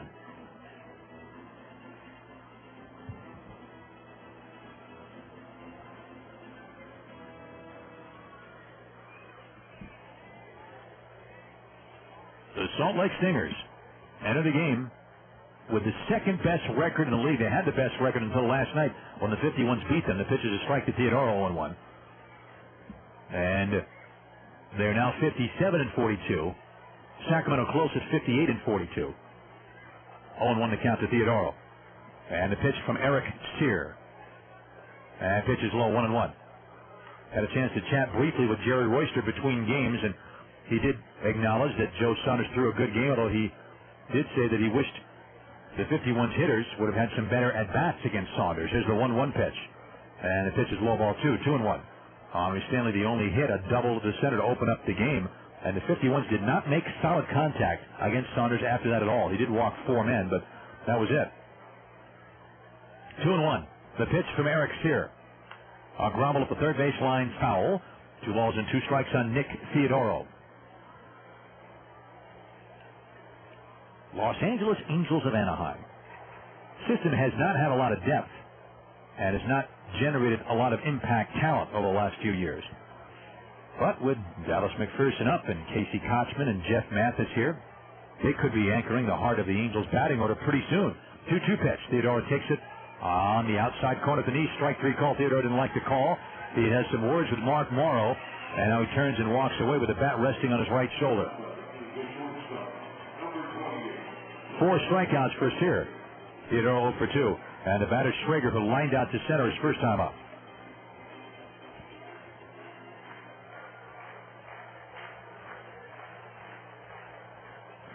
Alberto Callaspo playing second base right now, a guy the Angels like. Here's Schrager. He swings, sends a fly ball to deep center. Going back is Pride. Pride on his horse. Pride way back. That ball's over his head, up against the fence. Pride drops it. Now Schrager races around second, heads for third. Here he comes. He's in standing. And Tony Schrager's at third base with 2 outs. Don't know if it'll be a triple all the way or a double and an error, because Pride had it when Schrager was about 2/3 of the way to second base, and if he turned and made the throw, Schrager probably would have been held to a double. But as he fielded it off the wall, he promptly dropped it. and Schrager took the extra base. Schrager stands at third base with 2 down, and the batter, Mike Nixon. For the moment, it's a triple until they tell us otherwise. Here's Nixon. He hit that little goofy pop fly between the mound and first base, and Cyr and the first baseman Smith went to get it. The ball was only off the ground about 20 feet high, a little looper, and neither one of them could catch it. It fell in for an error. It was charged. The error was charged to the pitcher, Cyr. Nixon takes a strike, 0-1. Well, apparently it's a... Nope, now they're saying double and an error on Pride. Okay. So Schrager doubles, and Pride gets the error. That's the third error for Salt Lake. Pitch is fouled off by Nixon. The count is 0-2. So for Tony Schrager, that is his 12th double of the year. That would have been his first triple, but it is a double and an error. It looked like it was from up here. 0-2 to count to Mike Nixon. Schrager at third base, 2 away. And Cyr gets set. The 0-2 pitch. Fastball's up high, ball 1. 1 ball and 2 strikes now to Mike Nixon. Eric Ivar, Willie's brother in the Angels system in the lower minors. He and Cayaspo were all-star teammates in 2002 and 2003. Here's the 1-2 to Nixon. He swings and pops it up, way up there, toward third. Pavkovich wants it, and he's about even with the bag at third, backing up to make the catch, and the inning is over. For Las Vegas in the fourth, no runs a hit, 1 error, 1 left. We go to the bottom of the fourth inning in the nightcap. Las Vegas 3, Salt Lake nothing. There is no doubt that Vista Chevrolet offers the hottest prices under the sun. Clear and simple. That's right. Vista Chevrolet, home of Mr. Goodwrench, features the best in sales, service, and Chevrolet parts. Conveniently located at US 95, exit 90B at Ann Road. Vista Chevrolet is open Monday through Saturday, 8 a.m. to 10 p.m. Call them at 967-5686 or visit their website at www.VistaChevy.com. Vista Chevrolet. Getting a mortgage shouldn't take forever, and it shouldn't be a big headache. Introducing hassle-free mortgages with 80% less paperwork only from Bank of America. For your next mortgage, Bank of America has what you want. Competitive rates, lots of choices to reduce or eliminate fees and closing costs, convenient ways to apply, in person, by phone, or online, plus 80% less paperwork. So you don't waste your time tracking down hundreds of old financial documents. Discover hassle-free Bank of America mortgages for yourself. Call 1-800-900-9000. Visit your local Bank of America banking center or go online to bankofamerica.com/loans. Not all applicants will qualify for reduced paperwork benefit. All credit is subject to approval. Normal credit standards apply. Terms and conditions are subject to change without notice. Bank of America. Higher standards. Member FDIC. Equal housing lender. Hello again, my friends. We're in Salt Lake City, bottom of the fourth inning. Las Vegas leading 3-0 over the Salt Lake Stingers. Stingers don't have a hit yet into the fourth inning against rookie Eric Hull making his AAA debut. And Brian Gordon was at the plate when Alberto Cayaspo was thrown out trying to steal on a pitch out. Good throw by Navarro to Schrager, got him. So Gordon is up there with a fresh count. He's batting second. He struck out in the first. And Casey Kotzman and Curtis Pride will follow. Talked about the Angels system before. Now, they're beginning to produce more good players than they did some years ago. And guys like Eric Ivar and Cayaspo could settle into the Anaheim infield together in a couple of years. Here's Gordon, the pitch from Hull. Breaking ball, missing low, ball 1. Injuries really have been a curse to a lot of Angel pitching prospects in recent seasons. But with Irvin Santana, who's pitching against the Yankees as we speak now, Gordon swings and misses. It's 1-1. And guys like Steve Shell, there's hope in some of the fellows that they're trying to develop. And of course, Saunders, who threw the gem in game 1 here. Another example. Here's the 1-1 pitch to Brian Gordon. Fastball, foul back. It's 1-2. Gordon hitting .291. And a host of others could emerge from an Angel system that is a lot better stock now than it was a few short years ago.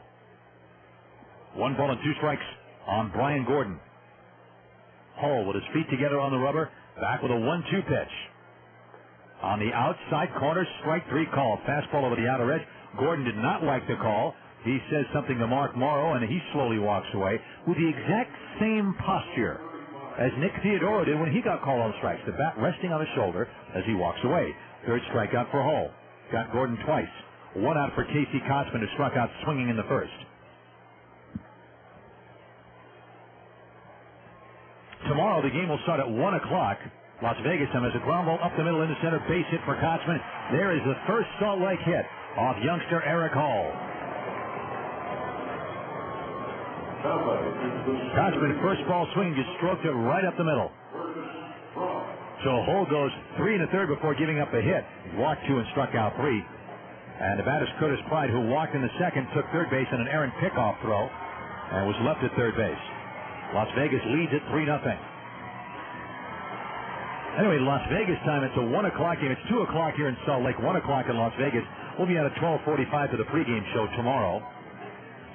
And tomorrow, it'll be lefty Eric Stoltz for Las Vegas. He's 1-2, opposed by righty Chris Buchek, who's thrown some good games against Las Vegas the last couple of seasons. He's 4-3. Here's Pride. 1 on and 1 out. Hull gets set, and the pitch. Slider is low, ball 1. 1-0. Boston's win over the White Sox. Manny Ramirez homered. Wade Miller got his first win since May 30th by pitching 7 good innings, which is good news for the Sox. As the Red Sox beat the White Sox 3-0 in Chicago. Miller's now 3-4. 1-0 pitch to Pride. He takes it low, ball 2. 2-0. Ramirez hit his home run off El Duque, Orlando Hernandez, after a walk to David Ortiz. He's got 89 RBIs now, Manny Ramirez. Jason Varitek homered in the ninth, a solo homer off Damaso Marte. Here's the 2-0 to Pride. Fastball, that's a strike on the outside half of the plate. The count is now 2-1.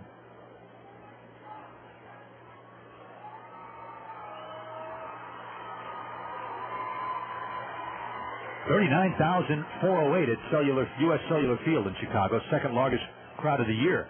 Here's the 2-1 stretch. And the pitch. Fastball. Pride swings and misses. That time Hull simply challenged him. That low 90s fastball. He'd been working Pride away. He came on the inside half that time, and Pride swung and missed. Strike 2. 2 balls and 2 strikes.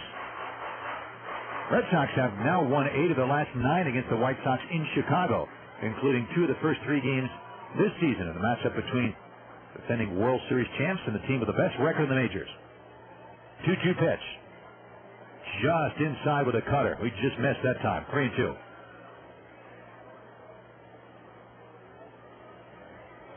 Kotzman at first base being held on by Nakamura. Las Vegas leads 3-0 in the bottom of the 4th. Big crowd for the doubleheader, and the fireworks show to follow. Hull looks in. Navarro sets up the target for him. Hull peeks over his shoulder to see where Kotzman is.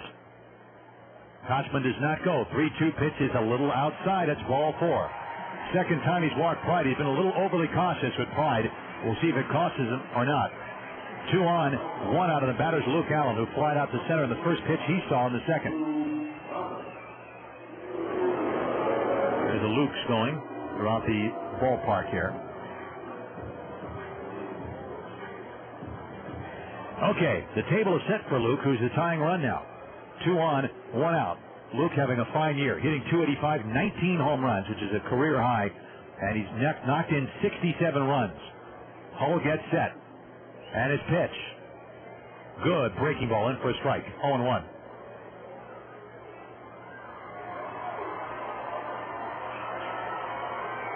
One strike on Allen. Kotzman at second, Pride at first base, 1 gone, and we're in the bottom of the 4th inning. This is Hull's first jam of this particular game. The 0-1 pitch. Fastball, foul back. Strike 2 to Luke Allen. Interesting matchup. Hull, a confident type. I had a chance to meet him when he arrived at the hotel yesterday. Very happy to be here. Pleased with the season so far, Jacksonville. His best game, he threw a complete game shutout against Chattanooga back on June 4th. 9 innings, no runs, 5 hits. He struck out 9 and walked 2. The 0-2 pitch to Allen. And the pitch. Fastball just outside, ball 1. 1 ball and 2 strikes to Luke Allen out of Georgia.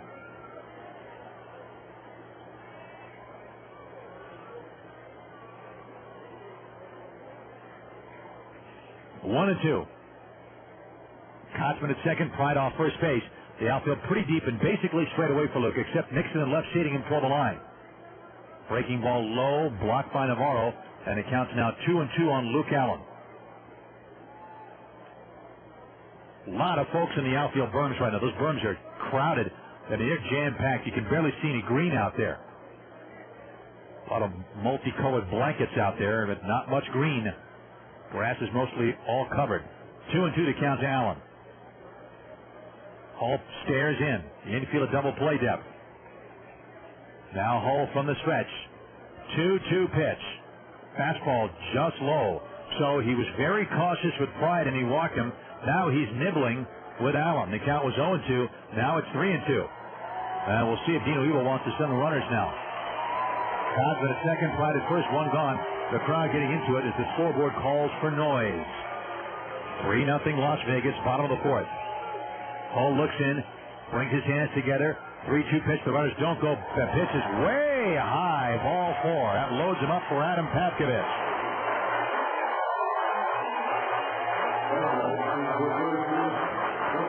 Navarro walks out to say something to Hull. Here comes pitching coach Roger McDowell. 51's bullpen's going to get busy for the first time today.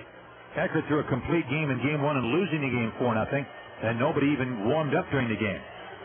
But now in this inning, a one-out single by Kotzman, and Hull overly cautious with Pride walked him. He had Luke Allen 0-2, and he walked him. That 3-2 pitch was terrible. Navarro had to stand up and fully extend his left arm to prevent the ball from going to the backstop. So McDowell out there to try to settle the young man down. And Adam Patkovich, who struck out in the second, will come up as the plate umpire, Mark Morrow, goes out to speed things up a little bit. Now McDowell trots back to the third base dugout. Dino Evil, the manager of the Salt Lake Stingers, also a Las Vegas resident, and the third base coaching box, reminding his runners there's one out. You got a go on a ground ball. Patkovich struck out in the second. He's up again. That's 4 walks, by the way, for Hull, and 3 in the third. Patkovich waiting. Right-handed hitting third baseman to pitch. Fastball line to left center field. Racing over Theodore. He won't get it. The ball gets past him all the way to the wall. Kotzman scores. Pride scores. Allen scores.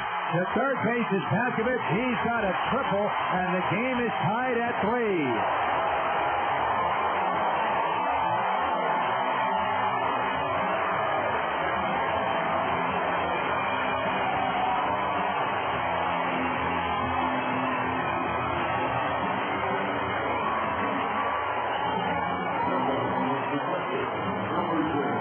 Second triple of the year for Patkovich, and the youngster Eric Cole, who did not give up a hit till this inning, is learning a little bit about the Pacific Coast League right now. Patkovich at third base, the tie-breaking run. The game now tied at 3. The infield is in for catcher Ryan Buddy, who popped out to first his first time up. Bo Danamo throwing in the Las Vegas bullpen, and he's throwing like he means business. 3-3 game. Infield in. All set. The pitch to Ryan Buddy. Fastball grounded foul to the third base dugout. Strike 1. Well, when I say he's learning about the PCL, in the PCL we have a lot of ballparks at high altitudes. This is one of them where the ball can really carry. You won't generally get hurt by the extra base hit if there's nobody on. The solo homer won't hurt you too often because even though the 51s have been struggling to score runs lately, generally speaking, your offense is going to score some runs for you. Breaking ball fouled away by Buddy, 0-2. But when you walk people ahead of the home run or ahead of the extra base hit, that's when you're going to get hurt. And Hull looked great in the first 3 and a third. In the single by Kotzman, the walk to Pride, he had Allen 0-2 and walked him. And the first pitch, Patkovich looking dead red, got the fastball, boom, a triple. And the game tied. 0-2 on backup catcher Ryan Buddy, hitting .226, choking up on the bat. There's the 0-2 pitch. Breaking ball. He swings and he misses strike 3. Good pitch by Hull to get his 4th strikeout there. 2 outs. The infield can back up now, and first baseman Casey Smith comes up.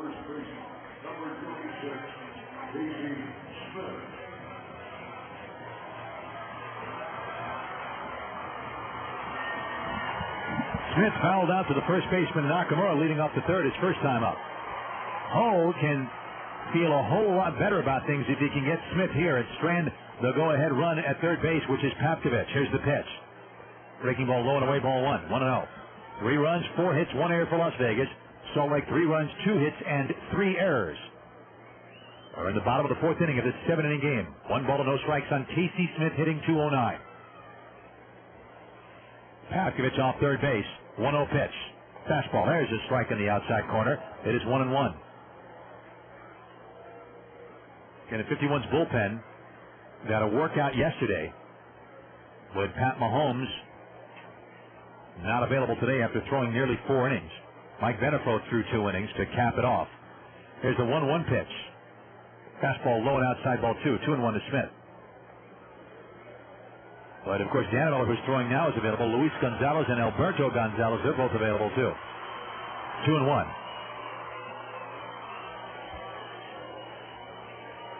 Papkovich off third base with 2 gone. The stretch by Hull, the pitch. Breaking ball, a strike at the knees in the outside corner. Good curveball. It is 2 balls and 2 strikes on Casey Smith. Atlanta and Arizona, no score. In the bottom of the 4th inning, the Braves don't have a hit yet against Brad Halsey in the 4th inning. Yankees and Angels now 1-1 in the 2nd in Anaheim. Kevin Brown against Irvin Santana. 2-2 to Casey Smith. Hull nods yes to Navarro. From the stretch, Papkovich off third, the pitch. Fastball up and away, it's 3-2. They're underway now in San Francisco, bottom of the 2nd. Marlins 3, Giants 1. Home run by Ray Durham for the Giants run off Josh Beckett. Full count on Smith. Holds off the rubber just for a second here. Smith in the series, 2 out of 8. Right-handed batter with an open stance. Danilo has stopped throwing with Demetri and Tate down there to see how Hull makes out. 3-2 stretch, and the pitch. Fastball fouled in and out of the mid, and Navarro, who jumps up in the air, upset with himself that he cannot hang on to what would have been the 3rd strike to end the inning. 3-2. With 1 out, Kotzman stroked a single at the middle for the first hit of the game for Salt Lake. Clyde walked. Allen up with an 0-2 count walked. And Papkovich tripled in 3. Buddy struck out. Now it's 3-2 on Smith. 3-3 tied, bottom of the 4th. Hull's payoff to Casey Smith. Fastball foul back. It looked like he went for a high pitch that time. It's still 3-2. Final from Cincinnati. Milwaukee beat the Reds 11-7. Victor Santos, the winner. He's 3-10. He beat Brendan Clausen, who's 4-8.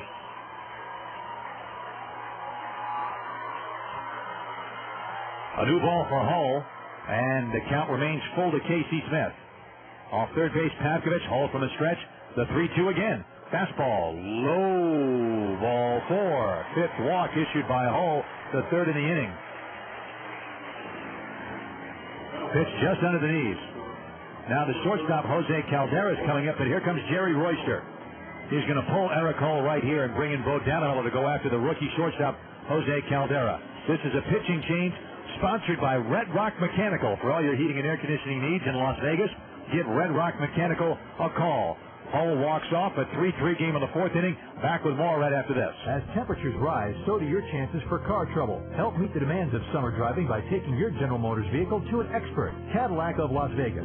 Let Cadillac of Las Vegas give your car a seasonal checkup to make sure it's ready for virtually anything summer can dish out. Cadillac of Las Vegas is your GM Goodwrench Service Center, featuring GM-certified technicians, advanced diagnostic equipment, and genuine GM parts. So stop by your GM Goodwrench Service Center, Cadillac of Las Vegas at 2711 East Sahara in Las Vegas, and keep yourself and your car cool this summer. Hey, you know what's cool? Strutting into a downtown Las Vegas classic like you own the place. Hitting the casino for some gambling like it used to be. At the blackjack tables, on the slot machines, in the sports book, and in the poker room. Having a meal that make the chefs at some of the new frou-frou joints on the Strip question their own culinary credentials. Or hanging with your friends before catching the headliner in the showroom, and the whole time getting treated with the kind of service that snatched the AAA Ford Diamond Award for 28 consecutive years. You locals know what I'm talking about. Golden Nugget Las Vegas. It's been the jewel of downtown since 1946, and yeah, that's cool. Golden Nugget Las Vegas. That's downtown Las Vegas. Come in, and like the boys with the 51s know, you better come to play. Get more at goldennugget.com.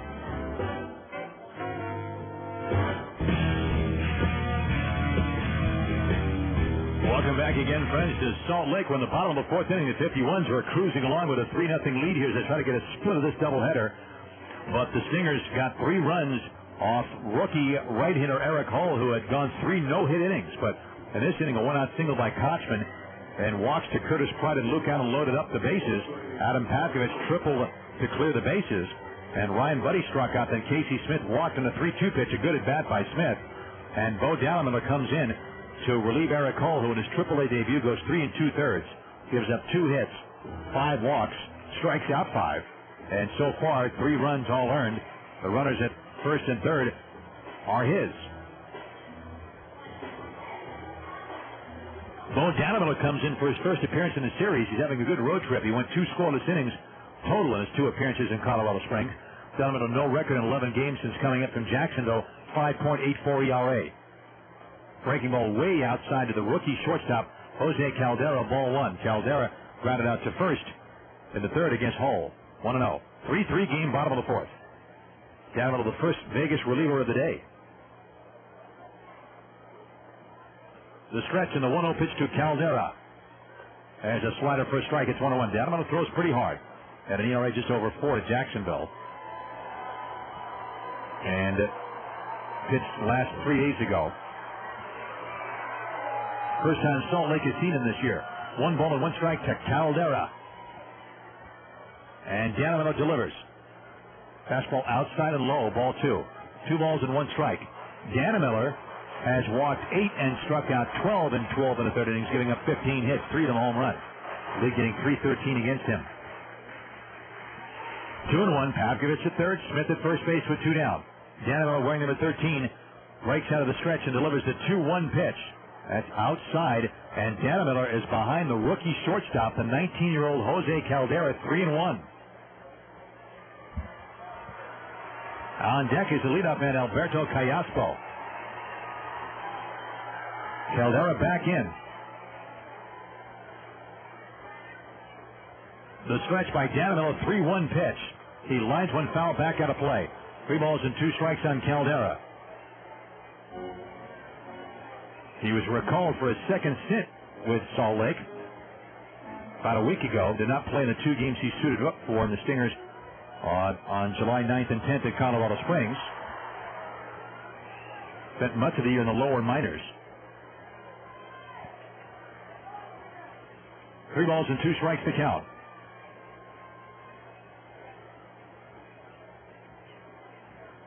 On the next pitch, Smith will take off from first.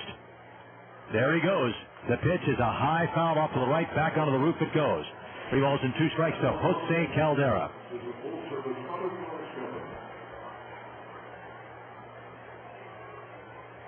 Caldera was at Orem, which is the very low minors.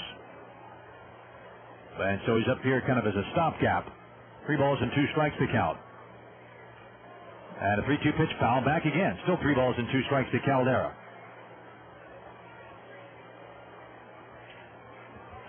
Pavkovich at third base, Smith at first. And they're 2 gone at a very long bottom of the 4th inning.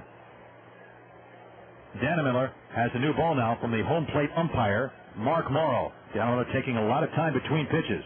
Again, Caldera, only 19 years old, and Dallimiller trying to work on him here with a 3-2 count. He delivers. The pitch is outside. Ball 4. The 19-year-old shortstop, Jose Caldera, draws a walk. Another walk. That's the 4th walk of the inning for Las Vegas pitching. And the bases are loaded now for Alberto Callaspo. You know, the Stingers have a pretty good lineup. When you get past the 6th spot of this lineup, past Pavkovich, you got Buddy hitting .227. Hull struck him out, but you got Casey Smith, who's barely hitting his way to .208. He walked. Caldera doesn't have anything. He walked. The pitch is a strike to Callaspo. Callaspo, the 9th man to bat in the inning. And yet, despite that, if Dannemiller can get Callaspo, the 51s are out of the inning with the game tied, and that's cheap enough given the way things have gone here. 0-1. Callaspo against Hull, grounded out, walked, and was caught stealing in the third. Bases loaded, 2 outs, the 0-1. A drive into right center. It's in there for a base hit. Petkovich scores. Smith scores. Here comes Caldera. The throw home, he slides, he scores. The throw gets away to the backstop. Down to third goes Callaspo. It is 6-3 Salt Lake.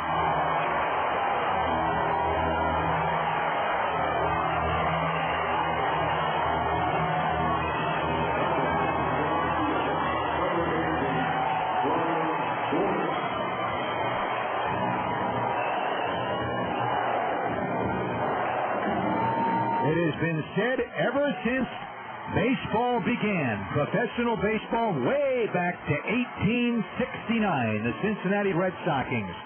Oh, those bases on balls. Casey Smith hitting 208 to a walk. Jose Caldera hitting about 100 points below the Mendoza line, 19 years old, he drew a walk, and Callaspo doubles in 3, then takes third on the throw-in. The pitch is a strike to Gordon. It is now a 6-run inning for the Salt Lake Stingers. The pitch is a breaking ball for a strike, and it's 0-2. And you can talk about the hits all you want. Petkovich, Callaspo, but it is the walks. Believe it, it is the walks that have killed the 51s in this inning. 0-2 on Gordon. The fourth inning was a nightmare yesterday for the 51s. That's when the Stingers got 7. 51s were able to overcome it and win the game. There's a check swing, ground, a foul outside first, 0-2 still. Can they overcome this? 0-2. They've decided to give Jose Flores a throwing error on the throw home that got away, but quite honestly, Callaspo was going to get third anyway in the throw in. So it is a double and a throwing error. 3 RBIs for Callaspo. 0-2 pitch to Gordon. He swings, misses, and strikes out. But that out came way too late for the Las Vegas 51s, who continue to walk Salt Lake Stingers left and right. 6 runs in the inning on 3 hits, plus 4 huge walks, and all 4 men who walked came in to score. 1 man left after 4, 6-3 Salt Lake. Check out the locals' true favorite, the Silver Nugget Casino in beautiful North Las Vegas. Whether you're looking for hot gaming action, great dining, bowling, or you just want to shoot some pool over an ice cold one, we've got it all. This week in Touchdown Sports Lounge, 30-cent wings and dollar draft. Catch your favorite games on our 10-foot wide screen here on Las Vegas Boulevard, just north of Lake Mead. Stop by today and try the locals' true favorite, the Silver Nugget. Bob, what are you thinking right now? I'm thinking that I'm currently uncertain about our future. I'm afraid that if I tell you how much I love you, I'll chase you away. Bob has ESP. Oh, Bob, that's exactly what I'm thinking. But clearly Bob doesn't have ESPN. I love you, Susan. Sad. It's just sad. But this isn't. Right now, get our best deal of the year. Cox Digital Cable free for 2 months. You'll get 185 channels featuring ESPN, Fox Sports, NBA TV, Golf Chess, and many more. All your favorite channels free for 2 months, including the highly anticipated July 29th launch of the NFL Network with on-demand technology so you can watch highlights of every NFL game on game day and throughout the week. You can't get that with satellite. Don't delay. Get your 2 free months of Cox Digital Cable today. Call 967-3603. That's 967-3603. Limited time offer. Restrictions apply. Call for details. Welcome back again. We're here in Salt Lake City. The Las Vegas 51s have just handed the Stingers a whole bunch of runs, and the Stingers lead it by a score of 6-3. Stingers got some couple of clutch hits, but the 51s helped them by walking 4 men, all of whom scored. So now, Eric Cyr, who was down 3-0, now leads 6-3. And because it's a 7-inning game, 51s don't have a whole lot of chances to get back in the game now. Jose Valentin is scheduled to lead it off. And the pitch is ball 1 to Valentin. Valentin has doubled and scored and popped out to third. So the 51s will try to bounce back now against Eric Cyr, who came in 4-2. The 1-0 pitch to Valentin. He takes a fastball for a strike, 1-1. Jose Flores next, and Willie Ibar in the top of the 5th inning.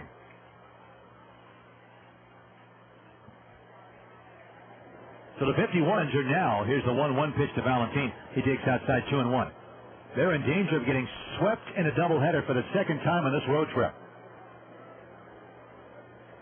The first doubleheader in Colorado Springs, they were never in the first game.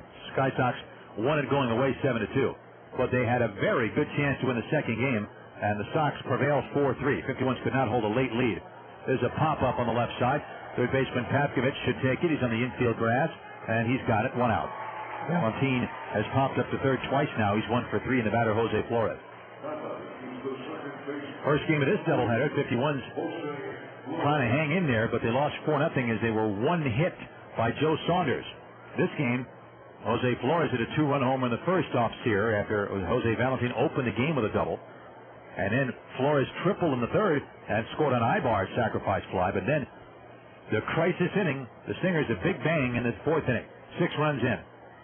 Fastball is high ball 1. So Flores, meanwhile, has homered and triple. 1 ball, no strikes. His average is now .314 with 2 homers and 23 RBIs. 1-0 pitch. Flores takes it inside ball 2, 2-0. Derek Jeter and Robinson Cano have homered for the Yankees. At the top of the 3rd, they lead the Angels by a score of 3-1 now behind Kevin Brown. 2-0 pitch to Flores. He takes a strike. It's 2-1. Willie Ibar waits on deck. So the question now, can the 51s battle back here on the road in front of a huge crowd in Salt Lake? Here's a 2-1 pitch to Flores. That's foul back, 2-2, fastball. And if they're going to do it, they're going to have to get their offense going, which is something that has only happened twice this entire road trip. Happened the first game when Eckert beat the Sky Sox 6-1, and it happened last night when they were down 7-3 in the 4th inning and won the game 11-7. Flores reaches out and pokes one foul to the backstop again, 2-2 still. Keep an eye on the Diamondbacks-Braves game because Brad Halsey has not given up a hit through 5 innings to the Braves in Phoenix. Yeah, I know it's way early, but worth watching. 2-2 to count. And Cyr delivers. There's a fly ball to right field. That's where Luke Allen, as he comes in a few steps and grabs it. And Flores retired for the first time. 2 down for Willie Ibar. 6-3 Salt Lake in the top of the 5th inning.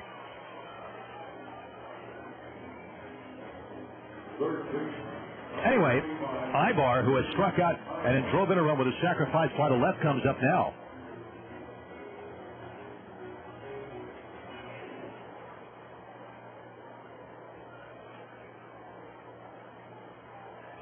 All right, Ibar steps in against Eric Cyr, who was 1 out away from qualifying for a win for the Salt Lake bullpen.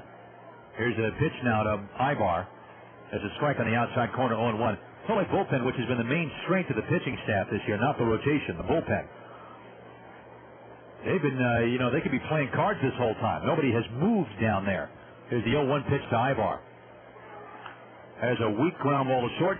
Caldera charges, picks it up, and throws to first and gets Ibar, and the inning is over. So the 51s go very, very quietly in the 5th inning.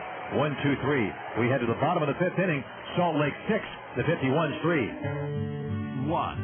One company, Advanced Imaging Solutions. One company providing total document imaging solutions from Kia Saramita. One company with experienced local professionals who offer a powerful lineup of fully networkable Kia Saramita office technology. Copying, network printing, document finishing, scan to fax or email. Kia Saramita document solutions that streamline workflow and help your people work more productively and efficiently. Advanced Imaging Solutions. One company that builds strong, long-lasting customer service relationships based on honesty, integrity, and respect. Total Document Solutions from Kia Saramita and Advanced Imaging Solutions. A partnership that will simply improve your business. To see the full line of digital document solutions from Kia Saramita, call Advanced Imaging Solutions, 951-4AIS. Kia Saramita from Advanced Imaging Solutions, providing total document solutions. What a game this is turning out to be. But hey, while there's a lull in the action, why not grab a cold one? After all, it's pretty warm out there. In fact, make mine a cold, refreshing glass of water from Crystal Pink Water Company. You see, Crystal Pink Water uses a meticulous 6-step process for absolutely pure and noticeably better tasting water. For easy startup delivery service to your home or office, call 88 Water. That's 889-2837. Crystal Pink Water Company. Clearly better tasting water. Welcome back again, friends. We're here in Salt Lake. The Stingers trying to sweep the 51s after the 51s got off to a good start in the series last night, coming back to win 11-7. Remember what we were talking about earlier in the first game, if you're with us. 51s had a miserable travel day yesterday. They got back to the hotel about 12:30 in the morning after the end of the game and had 3 a.m. wake-up calls. And then took a flight from Colorado Springs here. Got here early in the morning. And then played and then won. Here's the pitch to Casey Kochman from Bo Dannemiller. Fastball for a strike, 0-1. Kochman has struck out. Then, in the jackpot inning for the Stingers in the fourth, he began the rally by stroking a ground ball single up the middle off Hull. That was the beginning of Hull's trouble. And big trouble it was. Here's the 0-1 pitch. It's up and away, 1-1. Hull goes 3 2/3, is charged with 5 runs earned on 2 hits, 5 walks, 5 strikeouts. 1 ball and 1 strike. And Dannemiller now comes back with a 1-1 pitch to Kochman. Breaking ball is inside, ball 2, 2-1. But it's happened before over the years where a team that has a tough travel day gets amped up enough to come out really playing well, and they'll win a lot of times. There's a strike to Kochman at the knees, 2-2. But sometimes it's the next day when the jet lag and the other factors catch up, and then they'll come out flat. That appears to be the case today with the 51. It's happened before, not just with Las Vegas, but other teams. 2-2 pitch to Kochman. Fastball is outside, 3-2. I mean, they looked like gangbusters last night. They gave up that one big inning, the fourth, and they allowed 7 runs, but with all the odds against them, after the tough travel day, and Mike New, who was only making his second pro start, working on 2 days rest, there's a ground ball to deep short, backhanded by Tony Schrager. He throws to first, and Nakamura can't handle the throw, and so Kochman goes to second base. He's in there standing.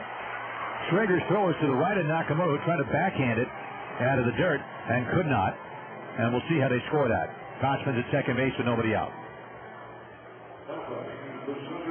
And the bat is Curtis Pride, who's walked twice and scored a run.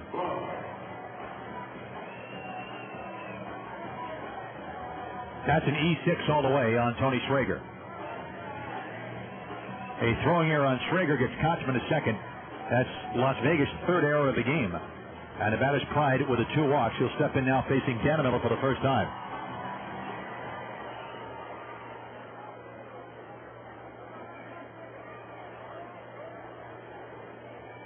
Here's the stretch in the pitch.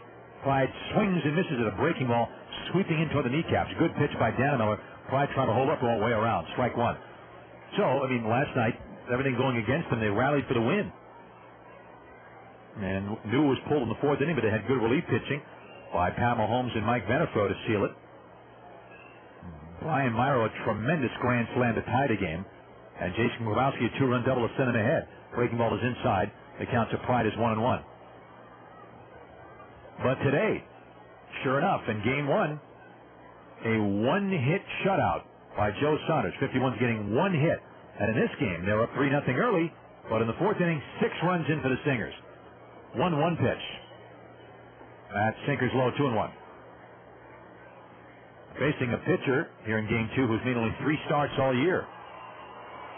And in game 1, Saunders making his second AAA start ever. 2-1. Of course, jet lag or no, 51s have had trouble scoring runs for the most part over the last 2 weeks. Here's a 2-1 pitch. Pride takes a sinker low at 3-1. And on deck is Luke Allen. But Dannemiller, who is prone to having control trouble now and then, he had the 2 very good outings in Colorado Springs. But in this game, he came in with 2 outs and 2 on and walked the number 9 hitter, the rookie Jose Caldera, the teenager. Then Callaspo doubled in 3. That was a big hit. One of the big hits in the inning. That pitch is way outside and not even close. Pride walks for the 3rd time. At 7 walks, count them, 7 for 51's pitchers in this game. And here's Allen, who's fly out and walked and scored. That was the key at bat for Salt Lake in the fourth inning, as key as any at bat. Allen was up with first and second and one out. Hull got him 0-2 and then began to nibble, and he walked him. And he paid the price. Pavkovich tripled in 3, and that was it. Beginning of the end for Hull. 2 on and nobody out. Gentlemen are all set, and the pitch to Luke Allen. Fastball, he checks his swing, takes it low, ball 1. The Dodgers Double-A team. Jacksonville got a win in Zebulon, North Carolina. They beat the Carolina Mudcats 5-4. Here's a 1-0 to Allen. Slider swung on and missed. One-handed cut. Good pitch that time. 1 ball and 2 strikes. On his 24th birthday, the Korean lefty, the relief pitcher we've spoken about before, Hong Chi-Ko, pitched 2 hitless innings, got his first career save. Dodgers are keeping their fingers crossed, hoping that he can stay healthy. A line drive foul to the right by Allen on a breaking ball. The count is 1-2.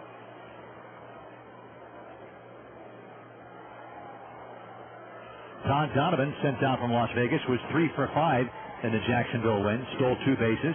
Got a 14-game hitting streak for the Suns. Here's a 1-2 pitch to Allen. 2 on, nobody out. Fastball's outside, ball 2. 2 balls and 2 strikes. Donovan now has 46 steals for Double-A, which is the 4th highest in Suns history, passing Shane Victorino, who had 45 3 years ago. Allen swings and misses and strikes out. Donovan gets his second strikeout, 1 out in the bottom of the 5th inning, and the Stingers lead at 6-3. The batter's Pavkovich, who has struck out, and then he tripled the left center, clearing the bases and tying the game in the 4th inning, and sparking this crowd.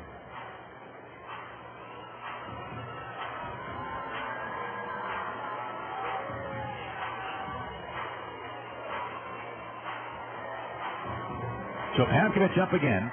First and second, 1 out in the bottom of the 5th inning. We'll have the General Motors trivia question coming up in just a little bit. That pitch is a strike, and the count is 0-1. So the left-hander going in this game for Salt Lake. Jerry Royster again doing some juggling. Sitting down Henry Stanley, Joe Thurston, Jason Grabowski, and Brian Myro all in this game. There's the 0-1 pitch.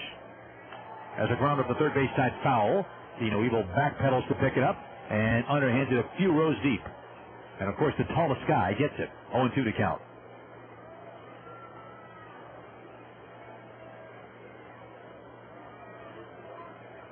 Two strikes to count on Adam Pavkovich. Kotzman at second, Pride at first base, 1 out. Then the bottom of the 5th inning, 6-3. Stingers leading it. They won the first game 4-0 in this doubleheader. 0-2 pitch, a swing and a miss, strike 3. So Denova comes back after walking Pride to strike out Allen and Pavkovich. And now the batters, the catcher, Ryan Buddy.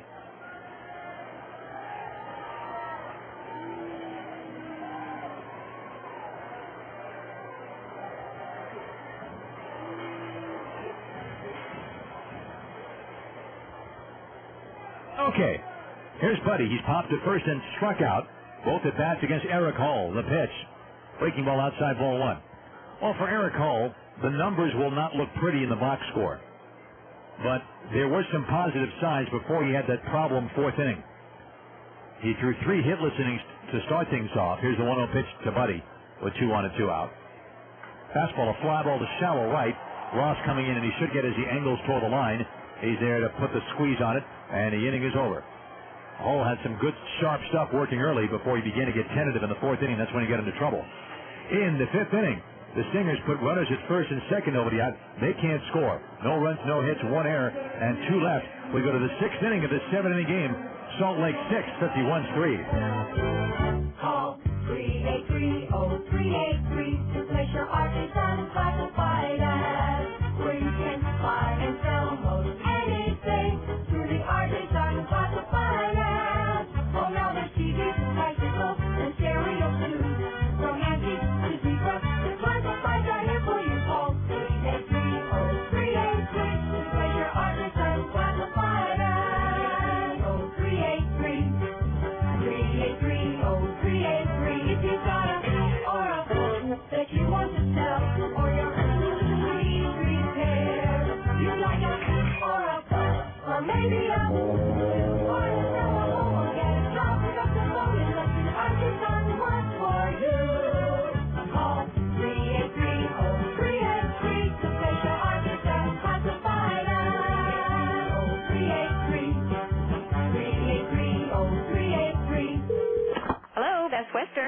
I'd like to book a room. Sure, for how long? 5 months, so 161 days. 161 days? Yep. I don't want to miss out on any bobbleheads. Wow, I guess so. Stay at any Best Western in California, Nevada, and Hawaii between April 7th and September 15th and ask for the baseball rate. You'll get up to 25% off your stay and get a free limited edition bobblehead, a different Major League star in their minor league uniform with each stay. Log on to TravelBestWestern.com for additional terms or call 1-800-WESTERN. Guests must register in advance and quantities are limited.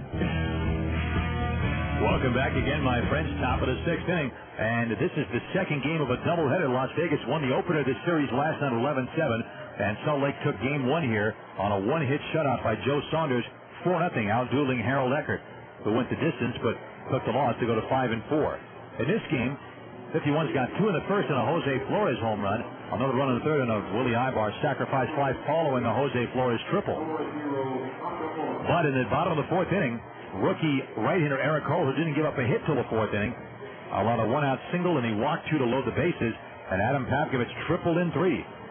After a strikeout to Ryan Buddy, he walked Casey Smith. That was all for home. Bo Danamiller came in and walked Jose Caldera, the shortstop, batting 9th, the teenager, and then Alberto Callaspo doubled to clear the bases and broke the tie, made it 6-3 Salt Lake.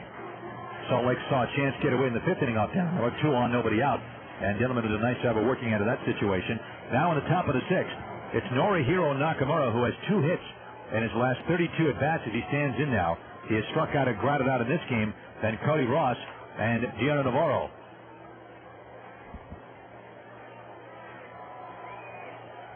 Cyr has retired 9 of the last 10 men he's faced since the triple by Flores in the 3rd. And he's only allowed 4 hits in the game. Here's the pitch to Nakamura. And pitch is high, ball 1. 1 ball and no strikes.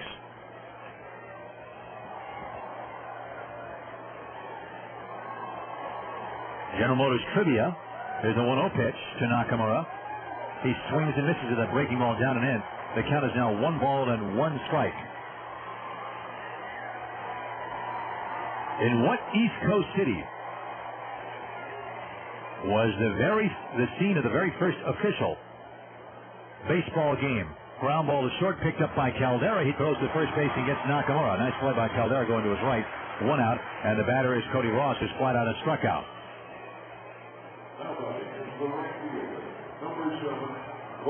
What East Coast city was the scene of the first official New York rules baseball game? It was back in 1846. If you know that one, you know your stuff. Or maybe you visited the Hall of Fame. 1 out, and the batter is Cody Ross. No, it's not Cooperstown, but it's an East Coast city. Here's the pitch to Ross. There's a line drive over a leaping Pavkovich in the left field for a base hit. 51s have their 5th hit now as Gordon gets it back in, and Ross is now 1 for 3. The batter's Navarro, who's popped to short and flat out to center. 6-3 Stingers. Time running out for the 51s. This is the 6th inning, but it's like the 8th because it's a 7-inning game. And the Stingers bullpen, those guys might as well have been on vacation someplace up until now because Saunders threw the gym in game 1, and Cyr had been pitching well until this inning. And finally, a right-hander gets up against the throw down there. Navarro getting set to step in. Answer the General Motors trivia question coming up in just a little while. 6-3 Stingers. In the top of the 6th of game 2 of this twin bill. Cyr gets ready, his pitch. Fastball, last in for a strike. It is 0-1 on Navarro.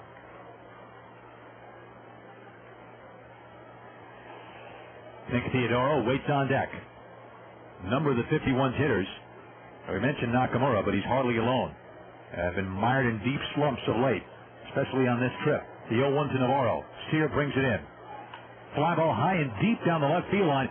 Moving over is Gordon. Gordon at the line now to make the catch. Ross goes back to first base. Navarro just missed that one. He just got under it a little bit. 3:45 to the left field line here. 2 outs. Navarro 0 for 3. Here's Theodoro, who has reached on an error and also struck out. He is 1 for 2. We talked about it earlier, but with Milton Bradley, who had 2 hits today in his return to the Dodgers for the first time since late May, after rehabbing with a 51. With him being activated, the Dodgers designated Chin Feng Chen for assignment, meaning the Dodgers have 10 days now to trade him High foul to the right by Theodoro back into the upper deck. 1 strike on Theodoro. Cut him loose, or if he clears waivers and he accepts the assignment, he would come back to Las Vegas, in which case the 51s would in turn have to make a move to accommodate Chen. 0-1 the count on Theodoro. He already made a move to accommodate Grabowski when they sent Todd Donovan down. 0-1 the count. Ross off first, and the pitch. Fastball up and away. It's 1-1. Doesn't mean that the 51s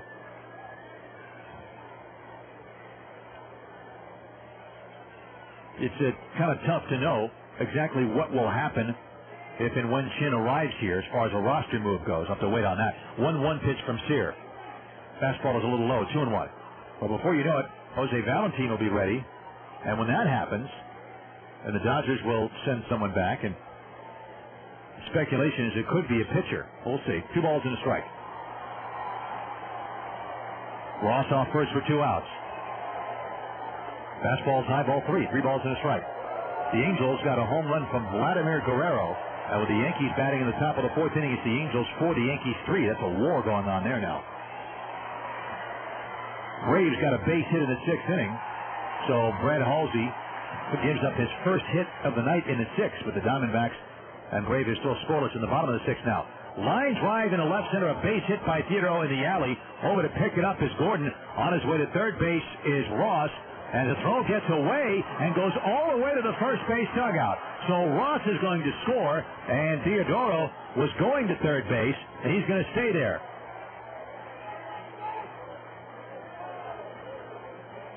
It's now 6-4 in favor of Salt Lake. Theodoro line drive in the left center for a base hit. Gordon went to pick it up. Picked it up and did a 360 throwing towards second, but somehow it eluded everybody. Caldera, Callaspo, and it rolled by the mound. Buddy, the catcher, couldn't get it. It went all the way to the first base dugout. So Ross scores, and Theodoro goes to third base. I don't know if it's going to be a single and an error or a double and an error. I think it's going to be a single and an error because it looked like Theodoro was going to be satisfied with a single. It's going to be an error charged to the center fielder, Curtis Pride.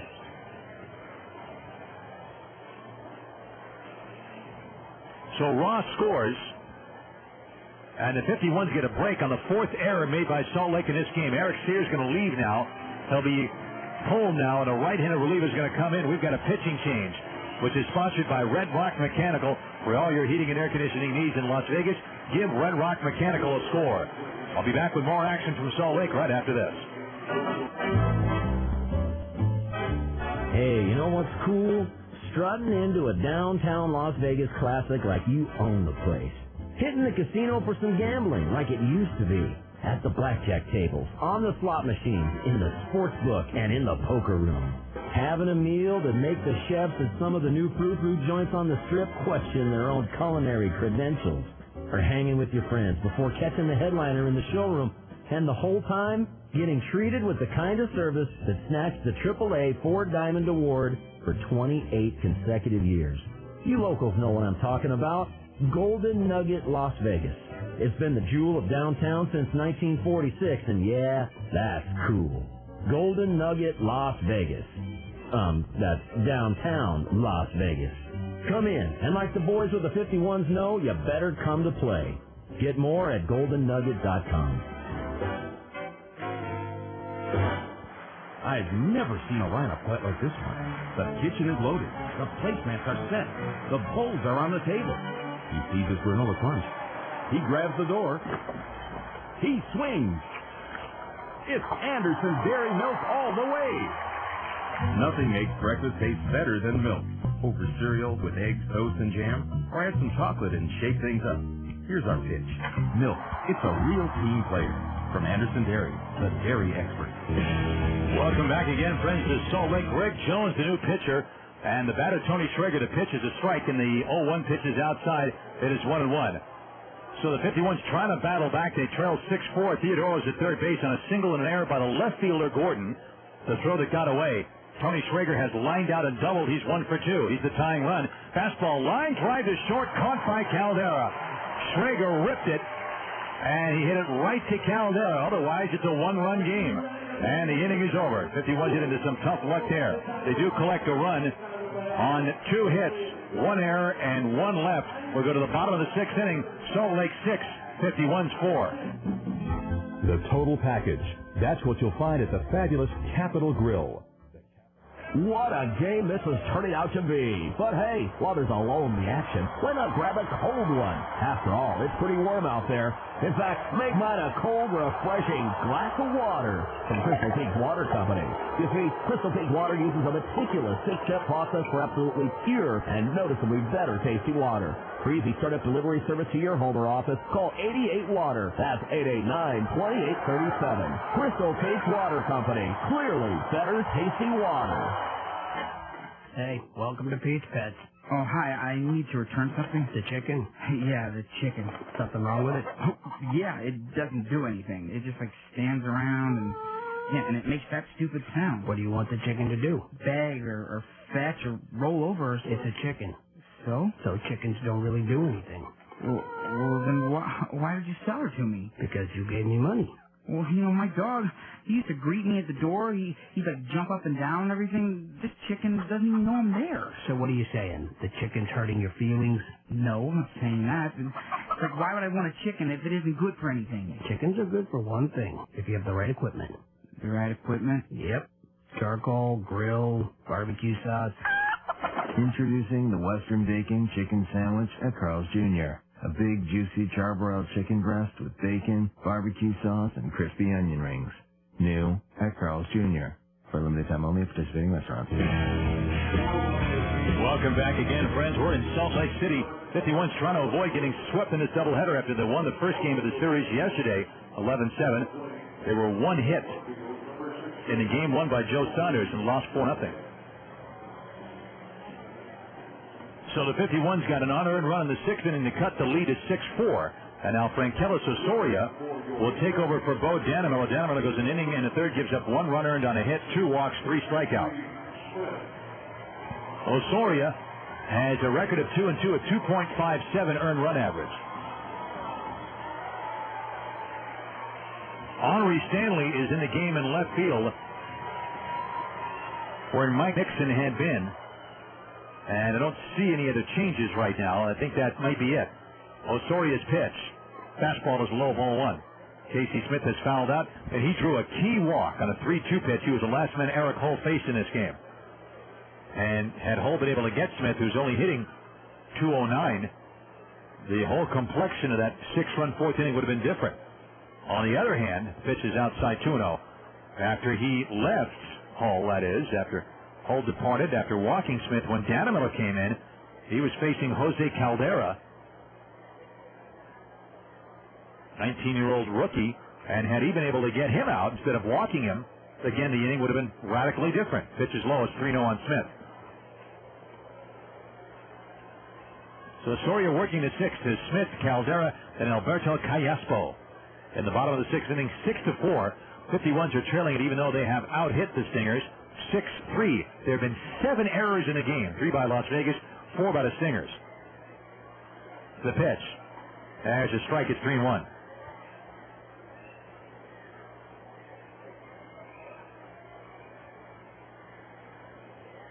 None of the 3 Las Vegas errors have led to a run. For the Stingers, one of their errors have led to a run. There's a ground ball to short. Schrager handles it on 2 hops, fires to first base, and he gets his man there by a step. Nice play by Schrager on a ball hit to the hole by Smith. 1 out of the batter is Jose Caldera. Okay, the answer to the General Motors trivia question. And what East Coast City was the first official baseball game played with official New York rules? As in 1846, it was Hoboken, New Jersey. How are you? That's right. 1 out for Caldera, who's grounded out to first and walked and scored. The pitch. Stinker grounded up the third base side foul. Strike 1. 0-1 to count. An indie rock band from Hoboken adopted the phrase Yola Tango as its name. And it's funny because it goes back to the great story that we've told over these airwaves a number of times about Mets shortstop Elio Chacon colliding with Richie Ashburn. And for the 62 Mets repeatedly, there's a ground ball up the middle, a base hit by Caldera. And the batter's going to be Alberto Callaspo. It's the fourth hit of the night for Salt Lake in the nightcap at his twin bill.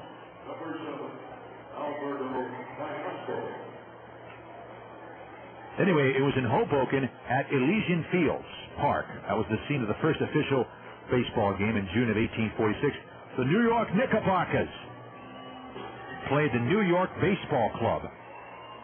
Not exactly the most imaginative names, but, well, at least Knickerbockers was. But the Knickerbockers lost 23-1. Here's the pitch to Callaspo. Osoria delivers. There's a strike, and the count is 0-1.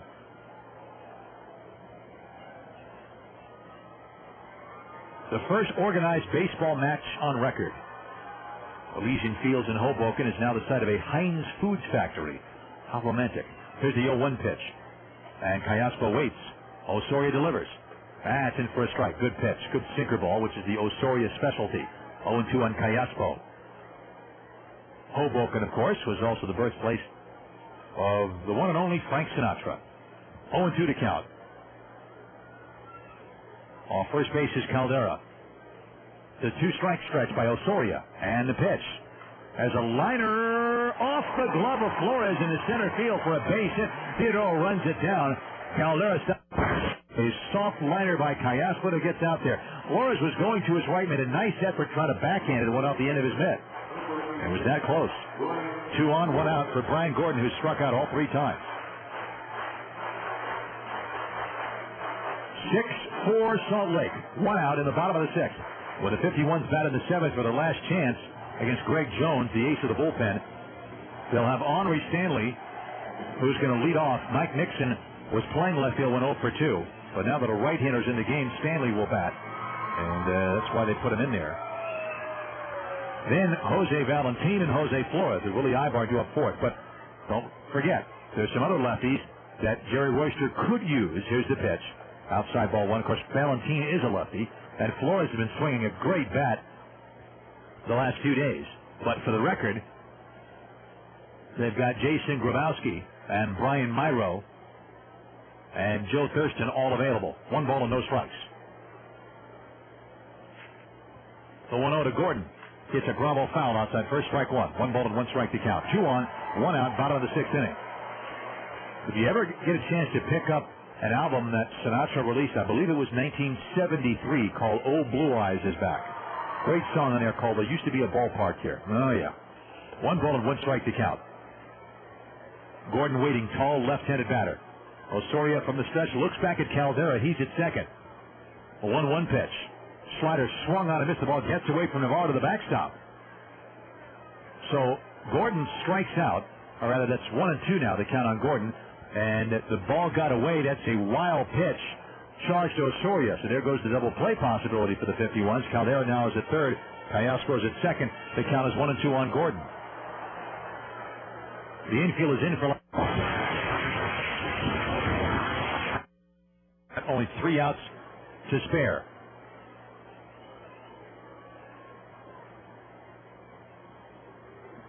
The stretch. 1-2 pitch. Slider swung on a missed strike 3. And Brian Gordon, a tough night in the nightcap. He goes 0 for 4 with 4 strikeouts. There are 2 outs. The infield can back up. And the batter's Casey Kotzman, who has struck out, singled and scored, and reached on a Tony Schrager throwing error in the 5th inning. He is 1 for 3.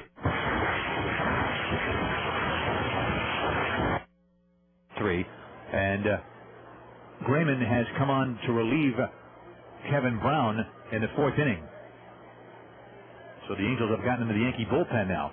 Here's the pitch to Kotzman. Sinker lined to short right at Schrager. Well, turnabout is fair play. Schrager hit a line shot at Caldera to end the 6th inning against Greg Jones with Theodoro at third base. Now Kotzman lines one to Schrager with second, third, and 2 down, and the inning is over.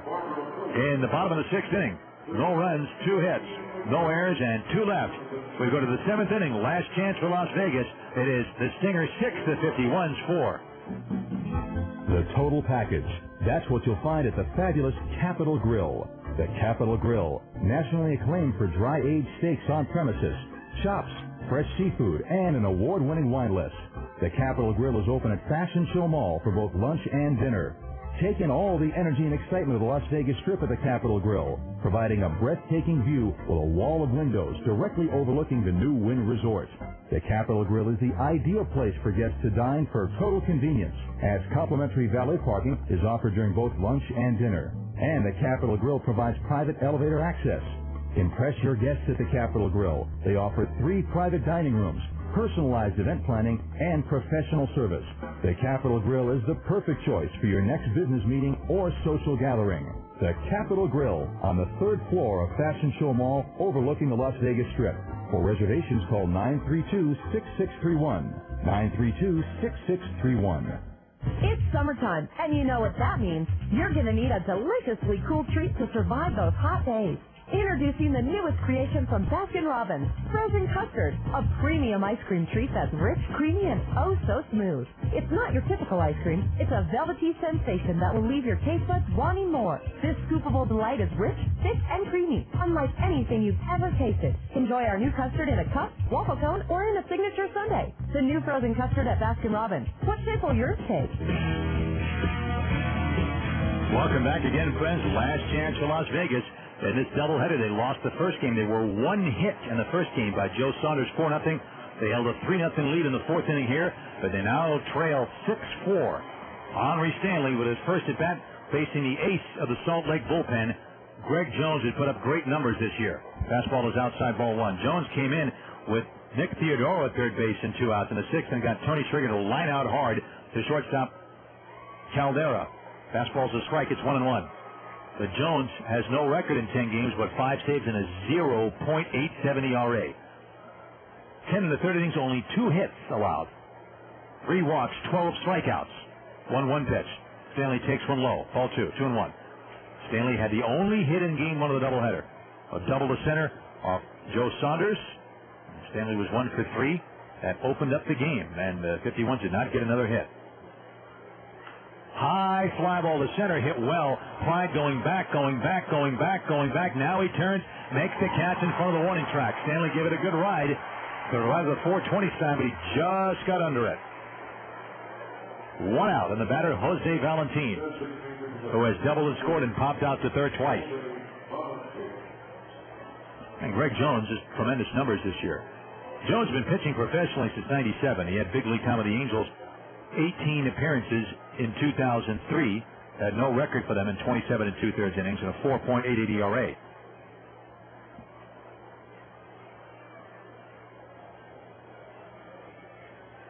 Valentin takes a strike. It's 0-1. Jose Flores is on deck, and Willie Ibar would be up after that. 1 out, nobody on, top of the 7th inning. The 0-1 pitch. Valentin takes a strike called, borderline pitch right near the outside corner. It is now 1-1. Greg Jones has never had a season like he's having now. Career ERA coming in with 4.84. So, pitch is outside. 1 ball and 2 strikes to Valentin.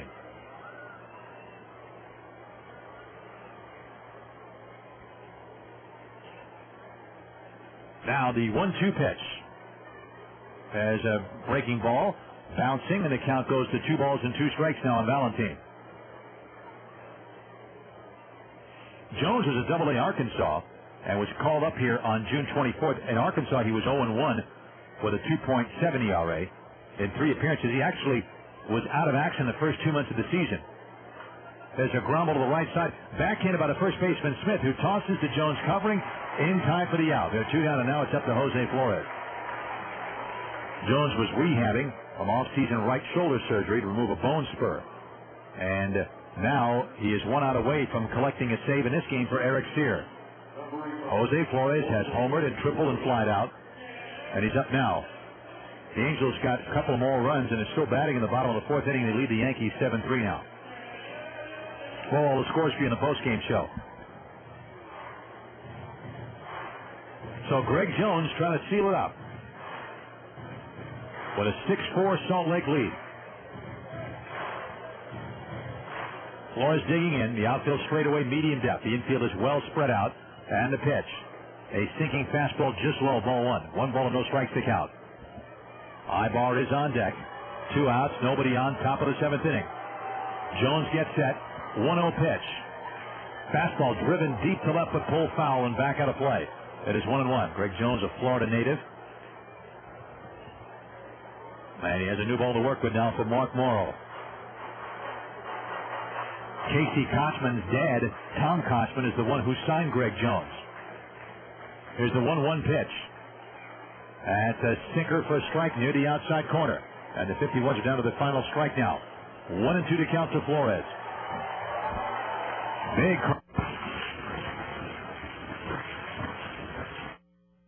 2 pitch. Breaking ball in the dirt, ball 2. 2-2. Flores out of the box, takes a half swing. 6-4 stingers, 2 outs in the top of the 7th inning.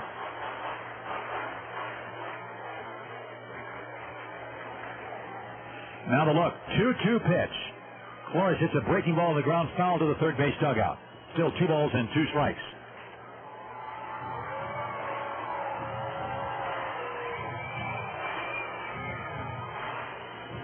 Jones with a new ball, walks around behind the mound now. Now he's up top again. 2-2 on Flores, hitting .313. The stretch by Jones and his pitch. Flores takes a fastball. Strike call.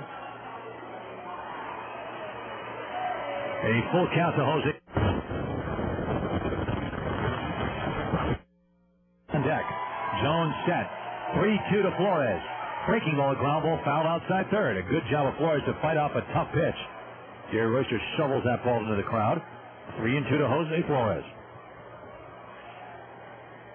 Day game tomorrow, day game Monday to wrap up this series and the road trip. 3-2 to count. Flores digs back in. Jones stares in it, buddy. Now he's ready. Another 3-2 to Flores. By Flores. And Jones really throwing him some tough pitches here. 3-2.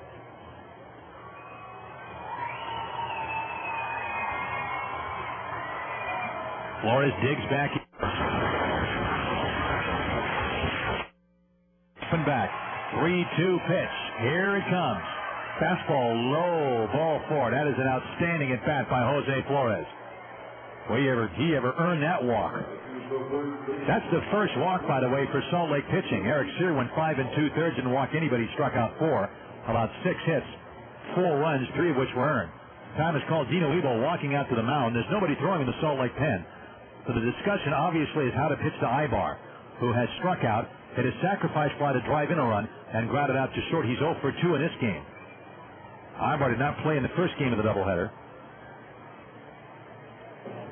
He's 2 for 7 in the series. The entire infield is on the chat, and it's a quick one. Ebo turns and walks back toward the first base dugout. 6-4 stingers. 51's down to the last out, and Flores was up with an 0-2 count. And he worked a walk after fouling off several tough pitches from Greg Jones. So again, that's the first walk for Salt Lake pitching, while the 51s have walked 7, which is the big difference in this game. Make no mistake. Here's Ibar. He grounded out to short in the 5th in his last at bat against Cyr. Now batting left-handed for the first time. Oh, that run is meaningless. Ibar is the tying run. Flores goes. The pitch is fouled off to the left, way back into the upper deck. Strike 1, 0-1. 1 strike to count. They're playing the no doubles defense. Allen straight away and right at about 10 feet in front of the warning track. Curtis Pride way back there in center field, walking a couple of steps toward right center. And Gordon deep and straight away and left. 0-1 the count on Willie Ibar, hitting .300 with 5 homers, 51 RBIs. The pitch. Flores goes. Line drive into center. That's a base hit. Flores goes to third. Pride gets it back in.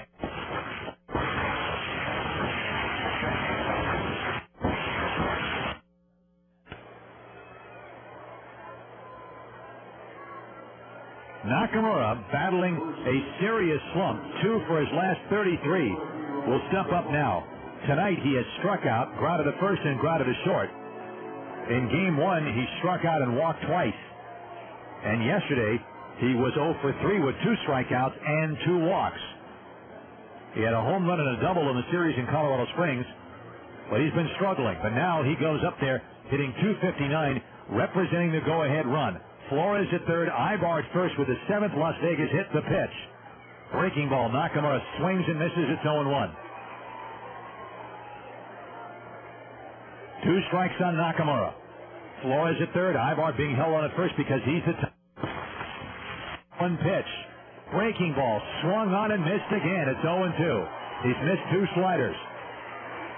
And for the second time in the inning, the 51s are down to their final strike with Cody Ross on deck. 0-2. Jones looks in for a sign. The outfield stays deep. The pitch. Breaking ball. He lifts that one foul to the right. That'll make the roof. It's still 0-2 on Nakamura. 3 straight sliders in this at-bat. Nakamura steps back in.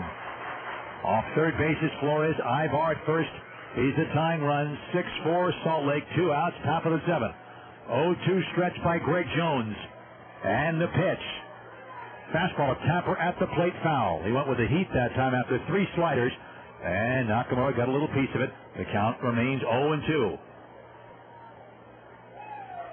Jones, wearing number 9, walks back to the top of the mound with a new ball from Mark Morrow.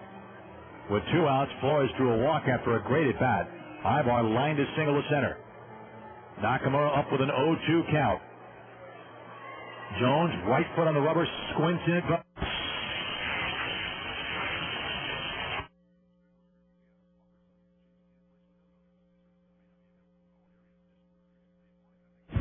You probably don't know me.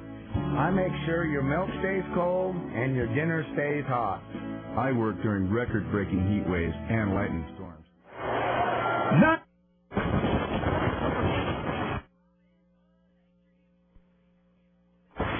You probably don't know me. I make sure your milk stays cold and your dinner stays hot. I work during record-breaking heat waves and lightning storms to replace a downed power line. 3-run home run over the left field fence on an 0-2 pitch. And the 51s have a 7-6 lead with 2 outs in the top of the 7th inning. The batter is Cody Ross. Here's the pitch from Jones, and it's a strike 0-1. The 51s twice in the inning were down to their final strike, and Nakamura, in a miserable slump, got an 0-2 slider and hit it over left field fence. The 51s have a 7-6 lead as a high drive to deep center by Ross. Back goes Clyde. He makes the catch, and the inning is over. But Norihiro Nakamura goes sayonara for his 18th home run, a 3-run homer to give the 51s a 7-6 lead. 3 runs, 2 hits, no errors, nobody left. We go to the bottom of the 7th inning. Las Vegas 7, Salt Lake 6. You probably don't know me. I make sure your milk stays cold and your dinner stays hot.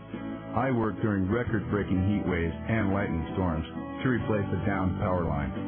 I take your calls 7 days a week, 24 hours a day. I find new sources of power that are better for the environment. I create programs to reduce costs for small businesses. I provide low-income families with energy assistance. I show homeowners simple ways to keep energy costs down. When I listen, I understand.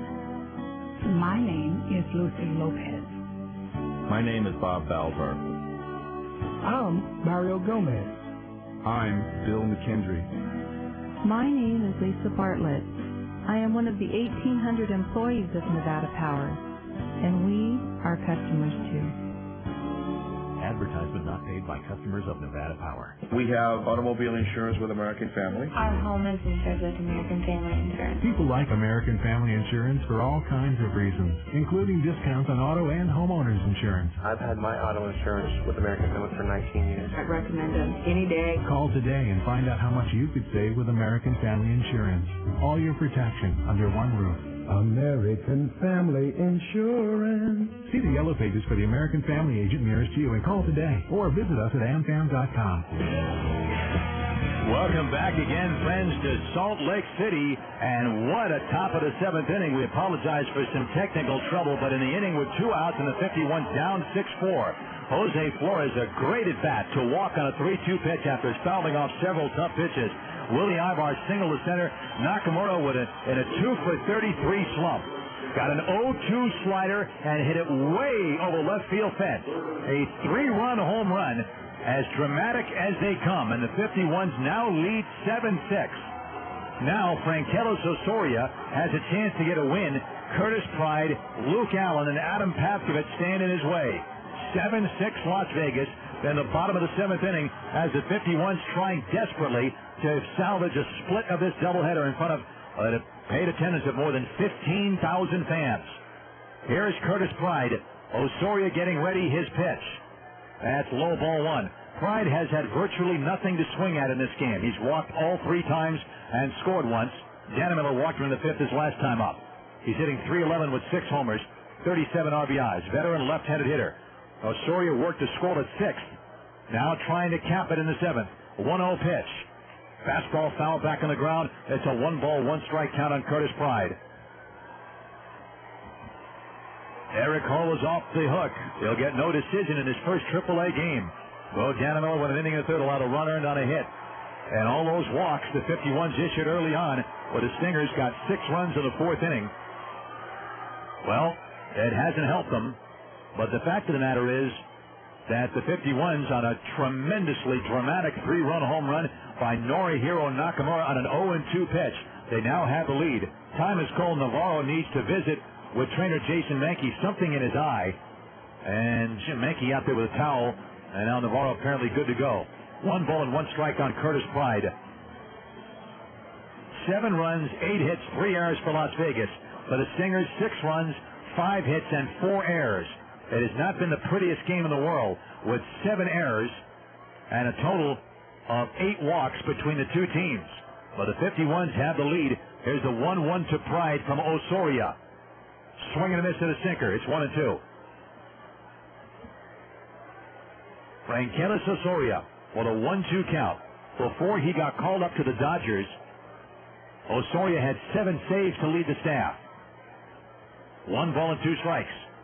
Osorio staring in at Navarro. The outfield deep and straight away to the no doubles defense now for Las Vegas. 1-2 pitch. That's low with an off-speed pitch. Ball 2. 2 balls and 2 strikes.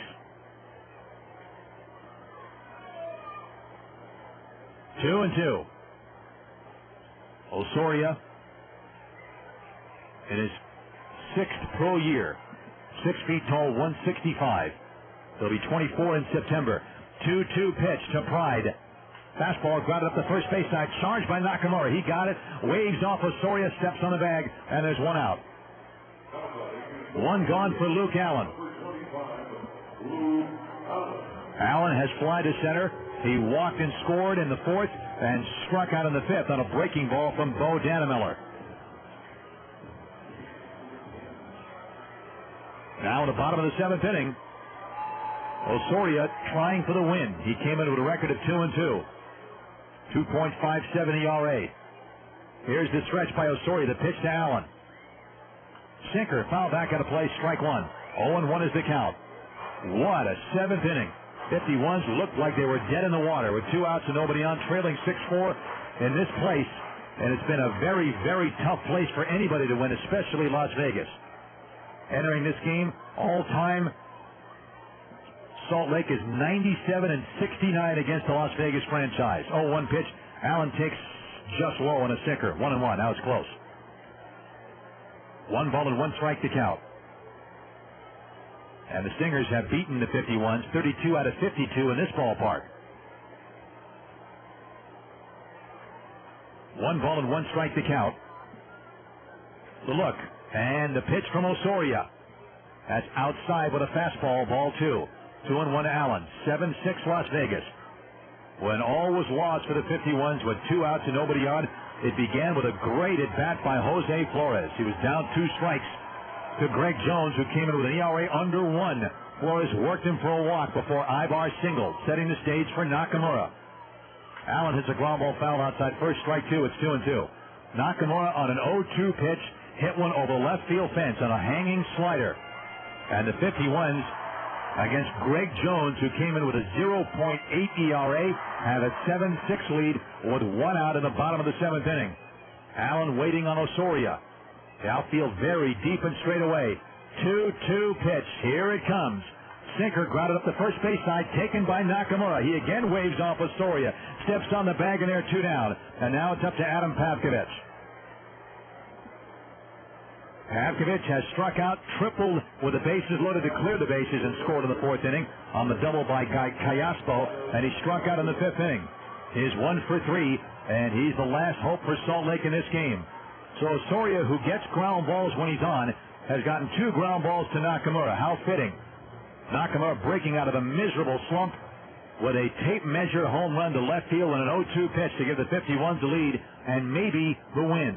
Osorio gets ready. His pitch to Pavkovich. Here it is. Breaking ball ground up the third base side, foul. It just missed the bag. That was a close call for the 51s. Ibar had no chance to get that ball. 1 strike to count. 0-1 on Adam Pavkovich. Young man from Venice, Florida. Pavkovich hitting .275, 6 homers, and 38 runs batted in. The outfield still playing him deep and straight away. 0-1 the count. Osorio looking into Navarro. Still checking. Now he okays the sign. The slender right-hander's 0-1 pitch.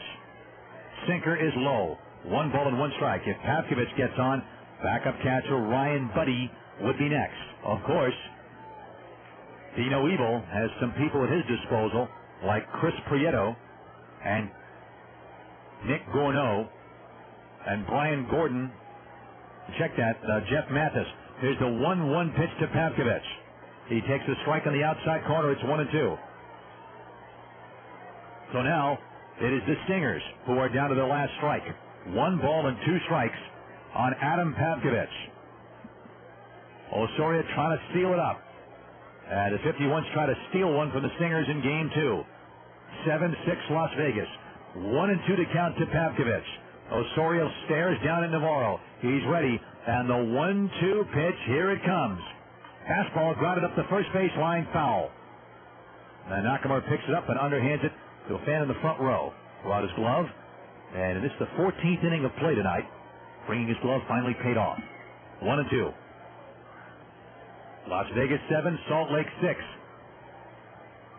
1-2 to count on Adam Pavkovich.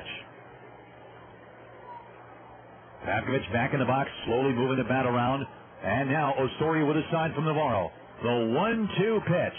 Slider lined to the left. That's a base hit down the line. Over to get it is Stanley. Pavkovich wants 2. Here he comes. Here comes the throw. He dives. He's got a double. And the tying runs at second base with 2 outs. It was a 1-2 slider. It was down. Pavkovich dropped a bat head and hooked it down the line for a double. The batter is scheduled to be Ryan Buddy, but as I said, Dino Evil has some options now on his bench, and Buddy has gone back into the dugout while Jerry Royster steps out of the third base dugout and vigorously is motioning for Cody Ross to move in. He's saying, come in, come in, come in. He wants Ross in because if the next man gets a base hit, he wants Ross to have a chance to throw out Pavkovich, who's the tying run. Meanwhile, I don't know what's going on in the Salt Lake dugout, but nobody has come out on deck. The only guy out there is Casey Smith. He's due to bat next. But the next hitter is supposed to be Ryan Buddy. Stingers better send somebody up to the plate. The home plate umpire, Mark Morrow, standing there saying, okay, let's get going. It is 7-6 Las Vegas. 2 outs, bottom of the 7th inning. Out of the dugout is the primary catcher, Jeff Mathis, who is a right-handed hitter. And he will bat here. Mathis caught game 1 of this doubleheader. Roger McDowell now calls time and goes out to talk with Frankelos Osorio. Mathis in game 1 had a single and 2 at-bats, a stolen base, a walk, and a run scored. He is 1 for 6 in the series. And Mathis hitting .278 entering the day, but his average is now .280 with 13 homers and 48 runs batted in. He's getting loose right now. The question is, with McDowell talking with Osorio, A, do they want to pitch to Mathis? It'd be very unorthodox strategy to put the winning run on, but you do have a much weaker hitter on deck in Casey Smith, who's hitting .209. Okay, Pavkovich the tying run at second base. McDowell back in the third base dugout. Mathis the pinch hitter coming up with Pavkovich at second, 2 down. Las Vegas leading 7-6. with 2 outs in the bottom of the 7th inning. The infield is at regular depth. The outfield playing kind of shallow. Here's the pitch. Low and outside with a fastball, ball 1. Now the question is, they're pitching to Mathis. It's not an intentional walk, but will he get anything to hit? With Casey Smith on deck. 1 ball and no strikes. Mathis cranks the bat up and back.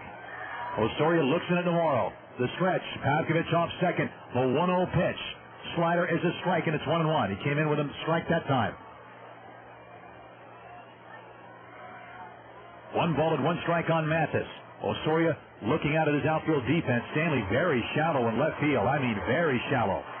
Theodoro medium depth in center and straightaway. Ross rather shallow in right and straightaway.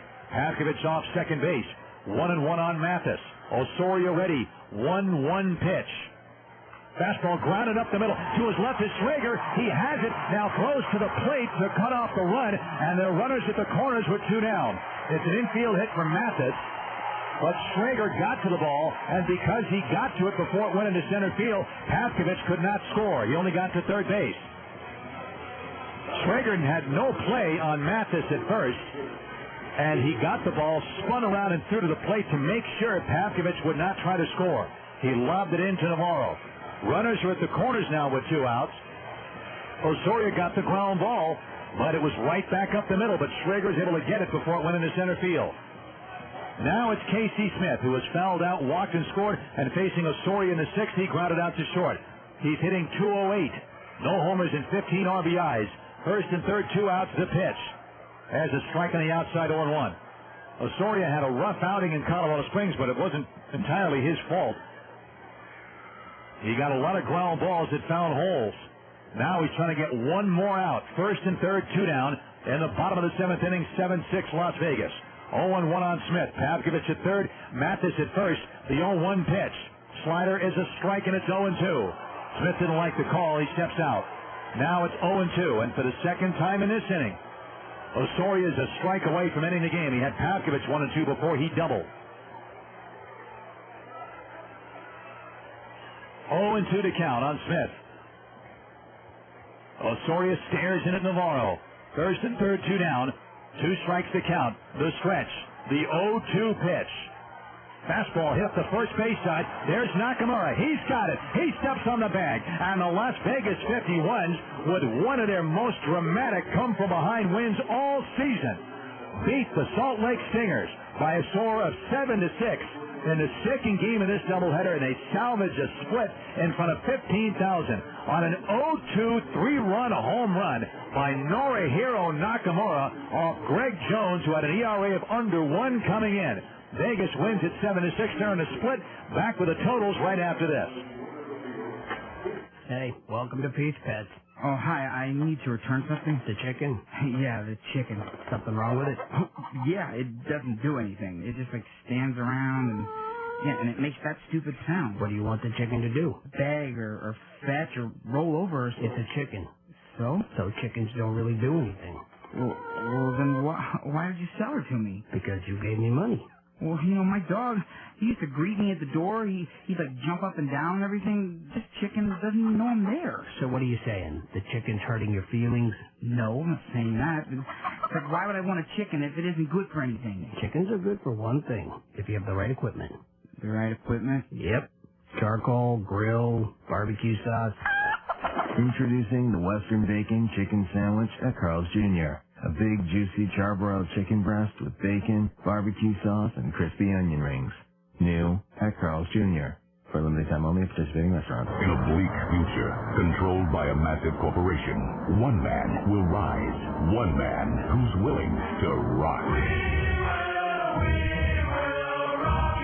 We Will Rock You, the London smash hit musical from Queen and then Elton. Join our hero and his band of bohemians on their wild journey to save rock and roll. We Will Rock You. Now at Paris, Las Vegas. Tickets start at $45. Call 877-ROCK-SHOW, Ticketmaster, or visit ParisLasVegas.com. Welcome back, friends, to Salt Lake City. This will go in the books as a doubleheader split for the Las Vegas 51s, but it has the feel of a sweep for them because they came from behind when they were 1 strike away from being swept. and they were facing Greg Jones, who had an ERA of under 1, and Norihiro Nakamura, who was 2 for his last 33 at the plate when he hit a 3-run home run with 2 outs in the 7th inning when all seemed lost for the 51s, and the 51s won the ball game 7-6. What a great game for the 51s to win, and a tough loss for the Salt Lake Stingers, who are fighting for first place in the Pacific Coast League's Pacific Northern Division. And how fitting that in the 7th inning, with Osorio pitching, all 3 groundouts went to Nakamura, who made the 3 putouts, and the 51s win to lift their record to 43-58. They get 7 runs on 8 hits and 3 errors, leaving 4. Salt Lake's now 57-43 with 6 runs on 5 hits and 4 errors, leaving 6 on base. 51s on this road trip are now 3-5 with 2 games left to be played, day games tomorrow and Monday. And the 51s in this series have won 2 of 3. Winning pitcher Frankello Osorio at 3-2. The loss goes to Greg Jones. He is 0-1. Home runs, Jose Flores hit a 2-run home run the first for Las Vegas, his second of the year with Jose Valentin aboard. And then the big one by Norihiro Nakamura, who on an 0-2 pitch got a hanging slider, hit it out with 2 aboard to make a winner of Osorio. And for Nakamura, his 18th of the year, he's got 50 RBIs. And that home run means another $50 go to Special Olympics from Bank of America as part of the Dingers for Dollars program. 51s win it by a score of 7-6 in front of 50,628. And the game took 2 hours and 28 minutes to complete. On the postgame show, we'll have a look at this one in closer detail. We're going to make it rather abbreviated because of the impending fireworks show. Before we go to break, we'll give you the scores in the Pacific Coast League, and we'll do the big leagues when we come back after the break, when we wrap things up here from Salt Lake City. First of all, scores in the Pacific Coast League from today, and there are some games that are still going on. First of all, the finals, New Orleans beat Albuquerque by a score of 8-4. It was Omaha over Nashville 14-6. Memphis beat Round Rock 6-2. And Oklahoma beat Iowa 11-0.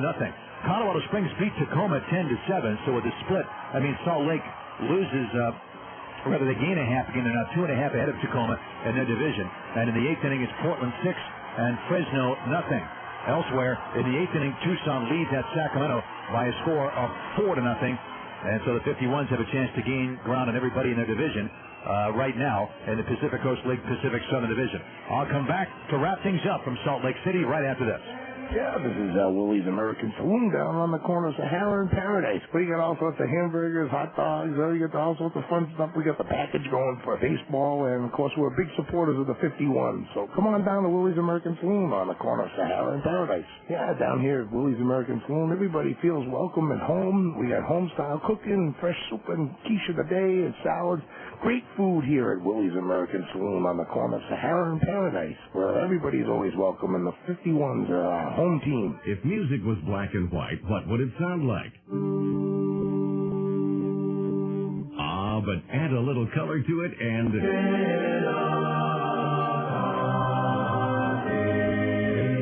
can hear and see the difference. Now let's apply this to, say, advertising.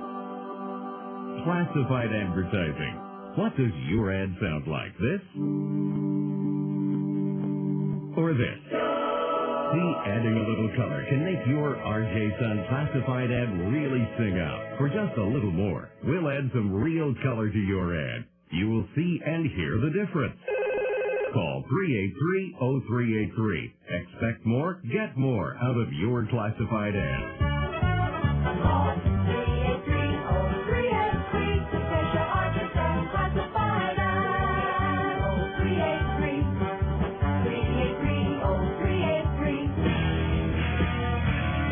Welcome back again, friends, to Salt Lake City. Las Vegas earns a split the hard way in this doubleheader. They lost the first game 4-0 on a spectacular one-hitter by Joe Saunders, who allowed a hit to Henry Stanley opening up the game, a double to center field, and he did not give up another hit the rest of the way. But in the second game, the 51's down with 6-4 with 2 outs in the 7th and final inning.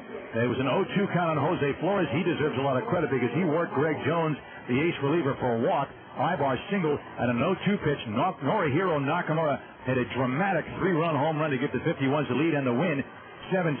In the bottom of the 7th inning with 2 outs, Pavkovich doubled, and then Mathis, the pinch hitter, singled to put runners at the corners, and then Casey Smith's ground ball to Nakamura. Fittingly, he made the last out, all 3 outs in the 7th inning, as the 51s win 7-6, and a huge win for Las Vegas to salvage a split of this doubleheader. Let's check some big league scores now before we wrap things up from Salt Lake. In the National League in the 7th inning, Florida now leads the Giants by a score 12-2 in San Francisco. It's Atlanta 2, Arizona 1 in the 8th inning. Earlier, Milwaukee beat the Reds 11-7. It was Pittsburgh over the Rockies 5-3. Washington beat Houston 4-2. The Cubs beat the Cardinals in St. Louis 6-5. It was San Diego getting shut out in Philadelphia 2-0. The Phillies win it. And the Mets beat the LA Dodgers 7-5. In the American League, the game going on in Anaheim right now is in the bottom of the 5th inning. The Angels lead the Yankees by a score of 8-4 as we speak. Other games are final. Oakland beat Texas 5-4. It was Toronto 9 and Kansas City 4. Minnesota and Detroit split a doubleheader. The Tigers won the first game 2-1. Minnesota came back in the nightcap 5-2. Cleveland beat Seattle 4-3. It was Tampa Bay 3, Baltimore 2, and the Red Sox blanked the Chicago White Sox by a score of 3-0.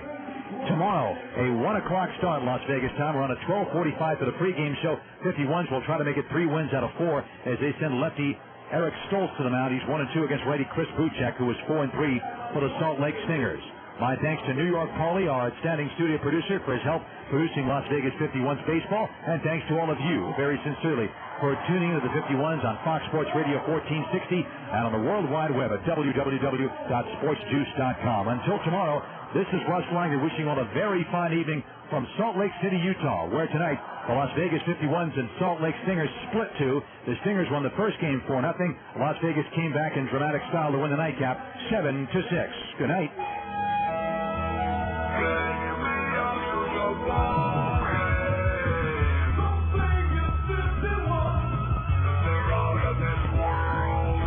You've been listening to the Las Vegas 51 on Fox Sports Radio 1460. 51 Baseball is brought to you by Carl's Jr., Budweiser, Cox Communications, and by the Las Vegas Review Journal. You're listening to Fox Sports Radio 1460.